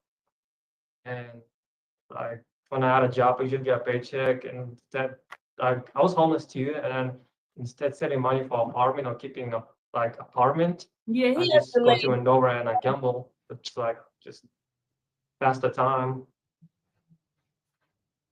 I mean, obviously, if you're on probation and if you're on parole, if the board were to grant a parole, you can't leave the state without permission, right? There's rules, there's regulations you need to follow.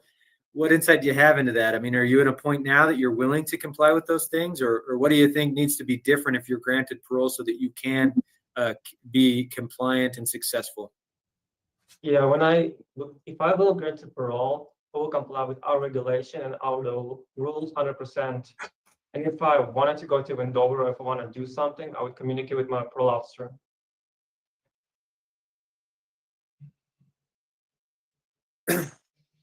Looks like you successfully completed the pre-sex offender treatment program, but you were unsuccessful in the sex offender treatment program, the core portion. You were removed in August of 2024.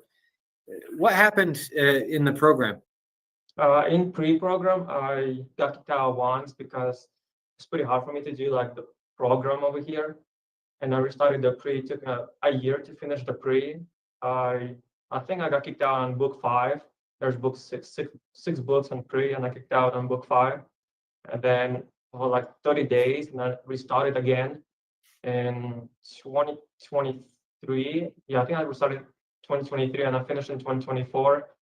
And I went to court August 2nd in 2024, and I lasted like 3.5 weeks, and I got kicked out again. And now I'm just, Yeah, so that, I mean, I have all the dates. I know that you were removed at those times that you recently removed. Why were you removed? Why were you not able to complete the program? What happened?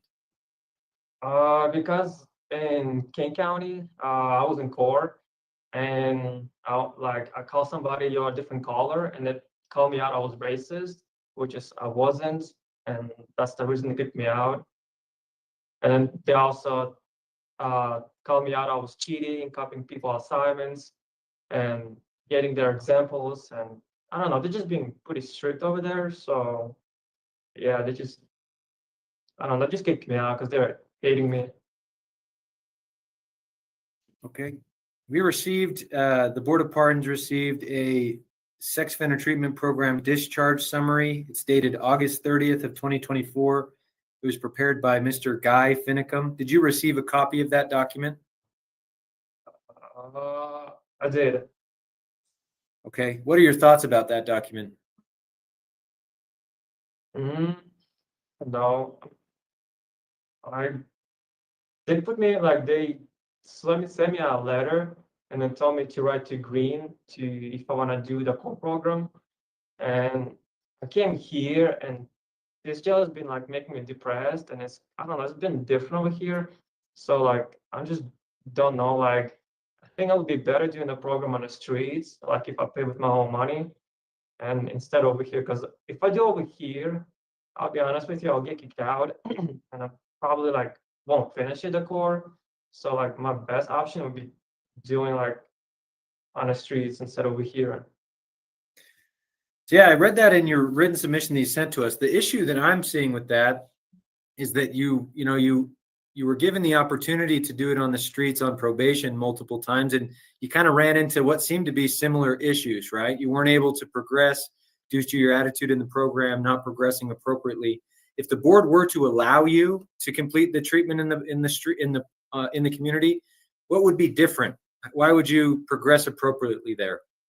Well, because I would have a job first, and then I won't be around criminals, because over here, like, it's hard for me to do the program because it's like, I don't know, like I get judged over here, like I just get mad and I just give up over there. Like I'll be by myself, I have a place, a job, money, and I would come like once a week. I don't know if they do like once a week, like program. I'll just go another once a week, and I should finish like in a year.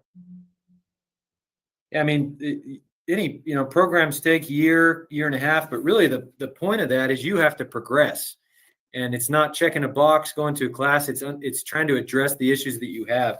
To that regard, the risk assessments in the document based on the static and the stable assessment that is provided. Let's see.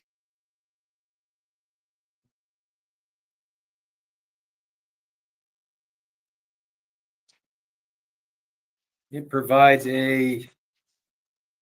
places you in the well above average risk of reoffense using the static 99R and the stable 2007. It does recommend, based on those assessments and based on your poor performance during the treatment that you have done, that you complete the program prior to release. Okay.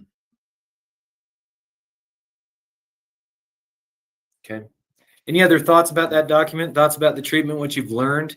You've talked a lot about what happened in the program, that you weren't able to complete it. What have you learned as far as coping strategies, how you can change your behavior moving forward? I don't know. I still didn't think like are you asking me if I'm gonna get in a program over here or on the streets, and what coping skills I'll be using? What was that? Did you ask me? What was the question? Yeah, the question is like if I'm gonna do the program here or on the streets and what coping skills I'm gonna use. Yeah, I just, the goal of treatment is to develop coping strategies. The assessment tools identify an above average risk, well above average risk in your case. Your treatment is designed to develop coping strategies so that you can change your behavior to address the risk factors that you deal with. Do you have any insight about how you'd plan to do that if you were released into the community?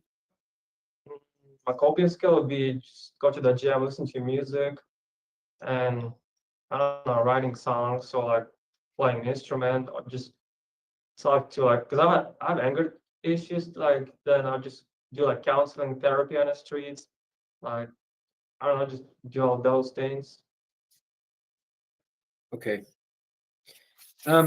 I have read your written submissions. If the board were to grant you parole, what would your release plan look like as far as where you plan to live, work, and treatment that you do? I would have a job and a place, and treatment would be my first priority. And like, if I have a job during the day and they require me to work it and treatment during the day, then I'll just work at night and do the treatment during the day and follow the parole rules. And I don't know, it's hard for me to explain because I'm not really good at like talking. Like, I don't know, like I'll just work and do treatment and I don't know, like it's hard for me to explain. I'm not really Yeah, good at that's why we're having the hearing today. So take your time, and I'm here to relay what you have to say to the board. The members of the board after today's hearing will decide whether you'll be granted parole or not. So anything you'd like them to know, this is your time to state it. So take your time. So I'm just being nervous. Yeah, so like I just get a job. Like I've been thinking about getting 2 jobs, but it's not worth it because it's like I'll get depressed, I'll have depression, and I get suicidal when I get depressed. So like I'm not gonna get 2 jobs. I'm just gonna get 1 job, and I'm gonna work at night and like sleep during the day, like maybe 5 hours or like 6 hours, then do the treatment and do counseling and therapy to help him with my depression, or I'll go like to like clinic for summer, like because I don't want to take medications because I've taken Prozac before. I don't know if you know what is Prozac, and that didn't help. So like I don't know. I just want to. You filled out a packet for the board. You said that you've taken medications in the past. I think you said, quote, "The reason I stopped taking them was because I wanted to feel sad." What did you mean by that? What did you mean by that? Well, because when I was in high school and my family who adopted me, they made me take Prozac. And if I don't take Prozac, no, I'll get like in trouble, like not in trouble, like they give me a consequence. But then when I turned 18 and I just stopped taking Prozac because they make me like feel like I don't know, different, like I make people like I don't know, I don't think straight when I take Prozac. Like I do something stupid that like people don't like it, like, and afterwards I laugh, like I don't know, like I just hurt people, and I don't think, I don't have to explain. Like I was just doing stupid things when I was taking the Prozac. Like I was laughing, and I don't know, I was not saying I'm sorry. I don't know. I just don't like taking that because it makes me feel weird. And how would you say your mental health is right now? Right now it's stable. I mean, since I came to this jail, I've been depressed. I've been like sleeping the most of the time. And when I was in Gunnison in Clayton County, I was like more active. And over here, I just like, I don't know, my mood swings went down. Yeah. I don't know, I've just been different feelings. And have you tried what's your plan about getting back into treatment? Do you have classes, treatment available to you at the county jail where you are? No, I got kicked out over there, and I don't want to go back there because it's pretty hard over there. Like I only lasted 2 weeks or 4 weeks. Like, yeah, it's really rough, and I feel like if I do go back there, I'm probably not gonna make it. Like I'm not 100%. Like I'm not gonna make it. So if the board, after today's hearing, says you have to complete treatment before you get released, would you say no? You'd refuse to do that? I don't know. I'm gonna think about it. I'm not gonna refuse it, but I'm gonna think about it like really hard and decide, like what is best for me.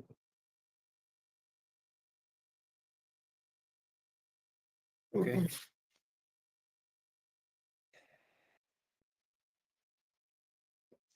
Well, those are the questions I have for you. We're just about out of time, a little over time, but want to give you the final word. Is there anything else you'd like the Board of Pardons to know?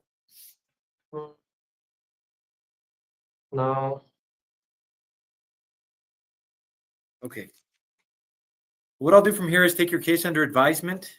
I've put together a report of what I reviewed before today's hearing. I'll include what you and I talked about today at the hearing into that report. And then I'll submit that to the members of the board, hopefully tomorrow or within the next few days. There's 5 board members. They make decisions by a majority vote. So 3 out of 5 have to agree on what to do. Usually that takes, we say up to 2 to 4 weeks, but sometimes it's a few days. Sometimes it does take a few weeks. Once the decision's made, we'll send it to you in writing through the mail, and it will also be posted to the board's website if there's anyone in the community that would like to access it there. So with that, Mr. Boardman, thank you for being here and answering my questions. I wish you the best of luck moving forward, and we'll go ahead and conclude. Thank you.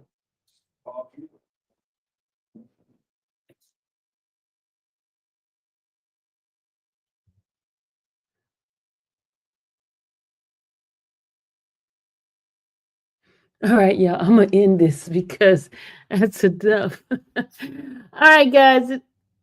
Hold on. I want to see what his is. That's a woman or a man? That's a woman, right? That's a woman, right?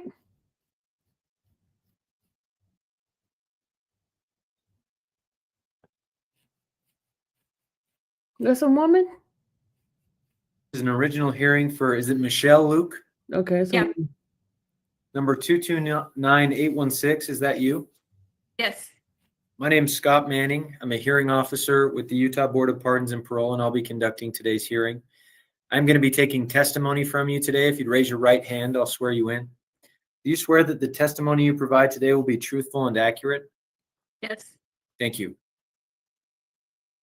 Did you receive at least 7 days written notice of today's hearing along with your blue disclosure packet? I did. Okay.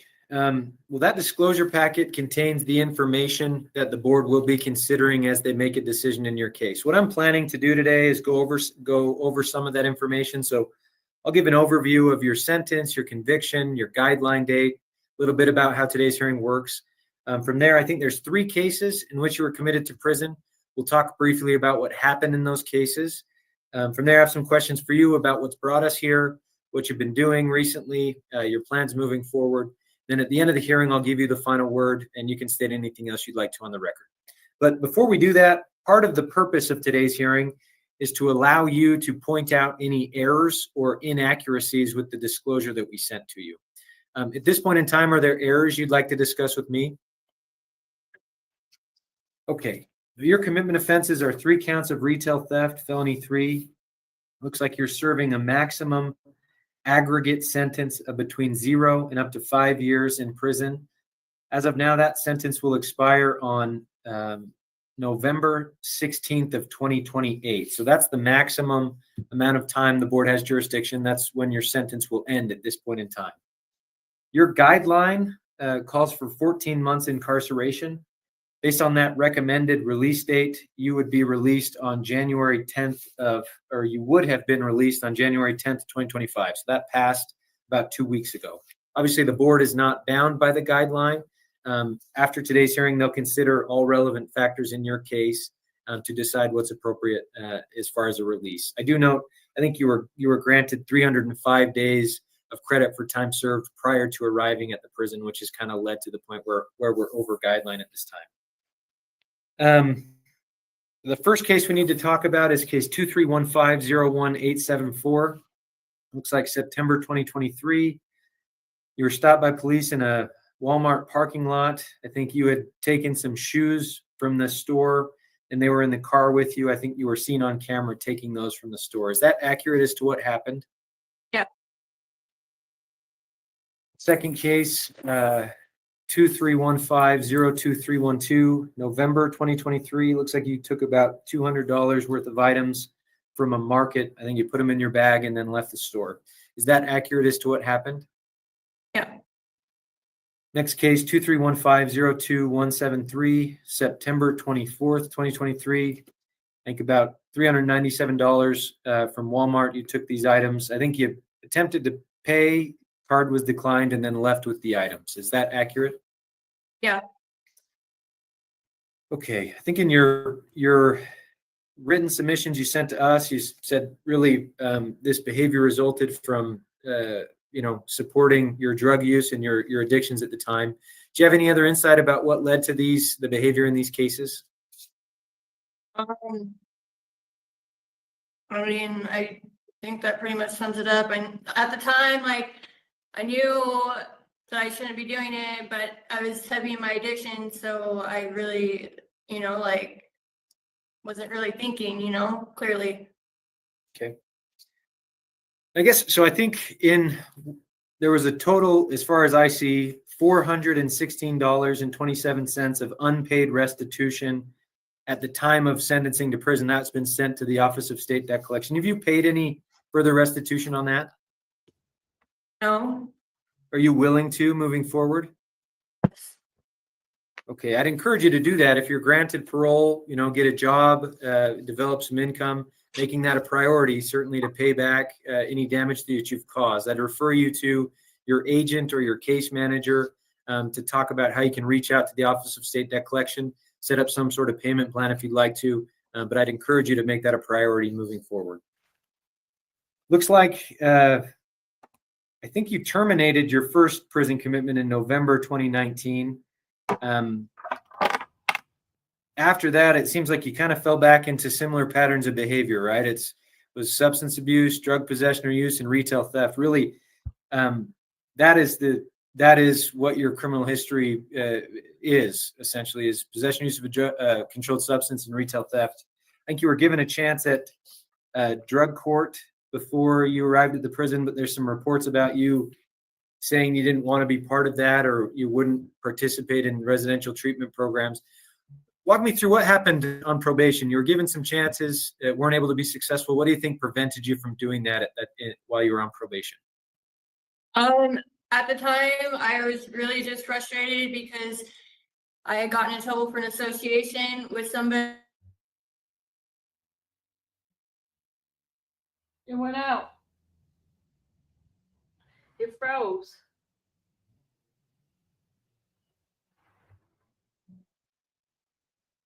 It froze, y'all. Let's see why it froze. Is it us? Is it us or is it them? I think it's them because people saying something. Yeah, it's them. They frozen. Come on now, we want to hear her. We want to hear what she got to say. What happened to her? Let's see what the message is they saying. Oh, they're not. The chat isn't available. Oh, something happened. Yeah, it got frozen, y'all. We gotta see if they're gonna restart it.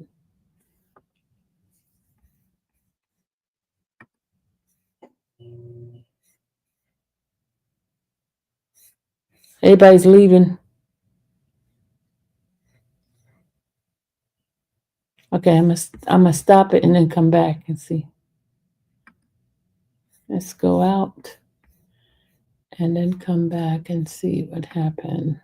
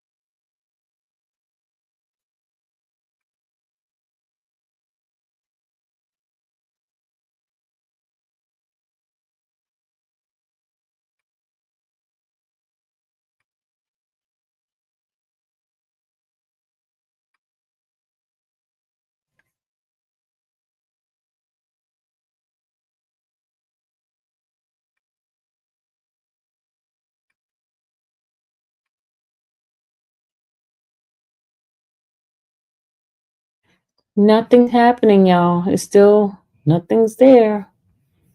Let me show it to y'all.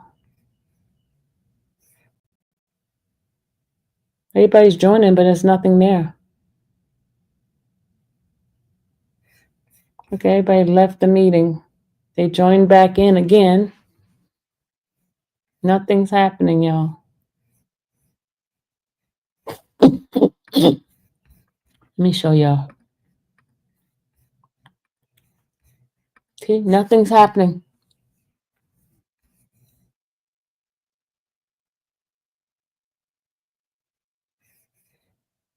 Nothing's happening, y'all.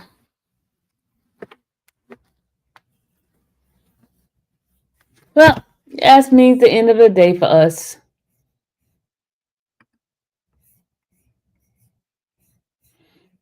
It's been real, y'all. I'm about to get off. That was a sign for us to get off. Later. Bye.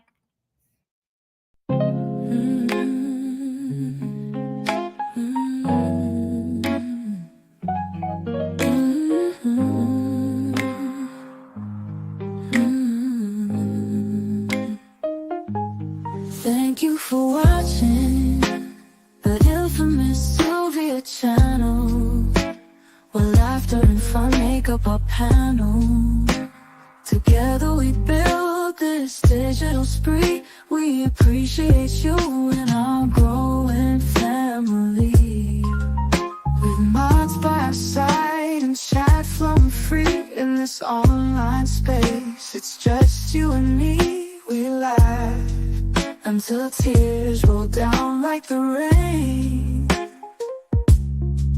In this virtual world, you ease all my pains. We're a family, not just a show. Every click and comment makes us grow. Mods and chat, keeping the vibe so right. Together we shine like stars in the night.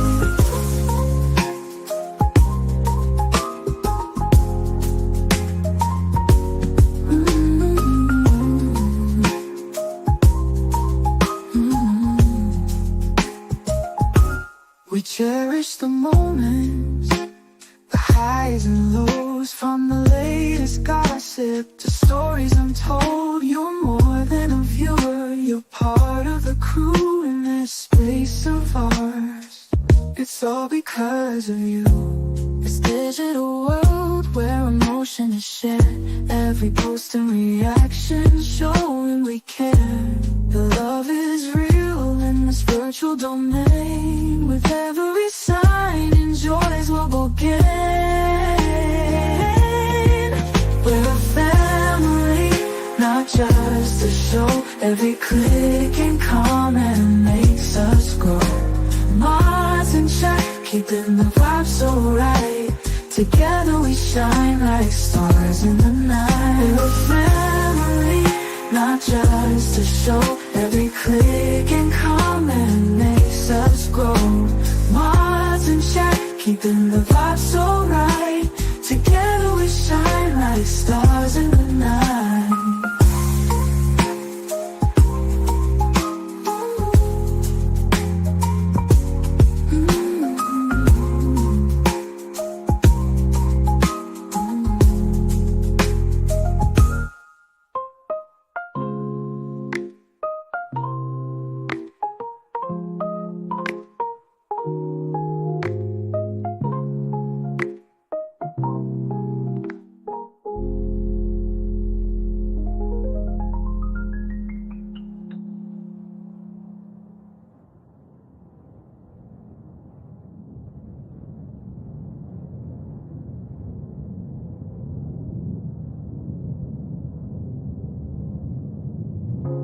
This digital world where emotion is shared, every post and reaction showing we care. The love is real in this virtual domain. With every sign and joy is what we'll gain. We're a family,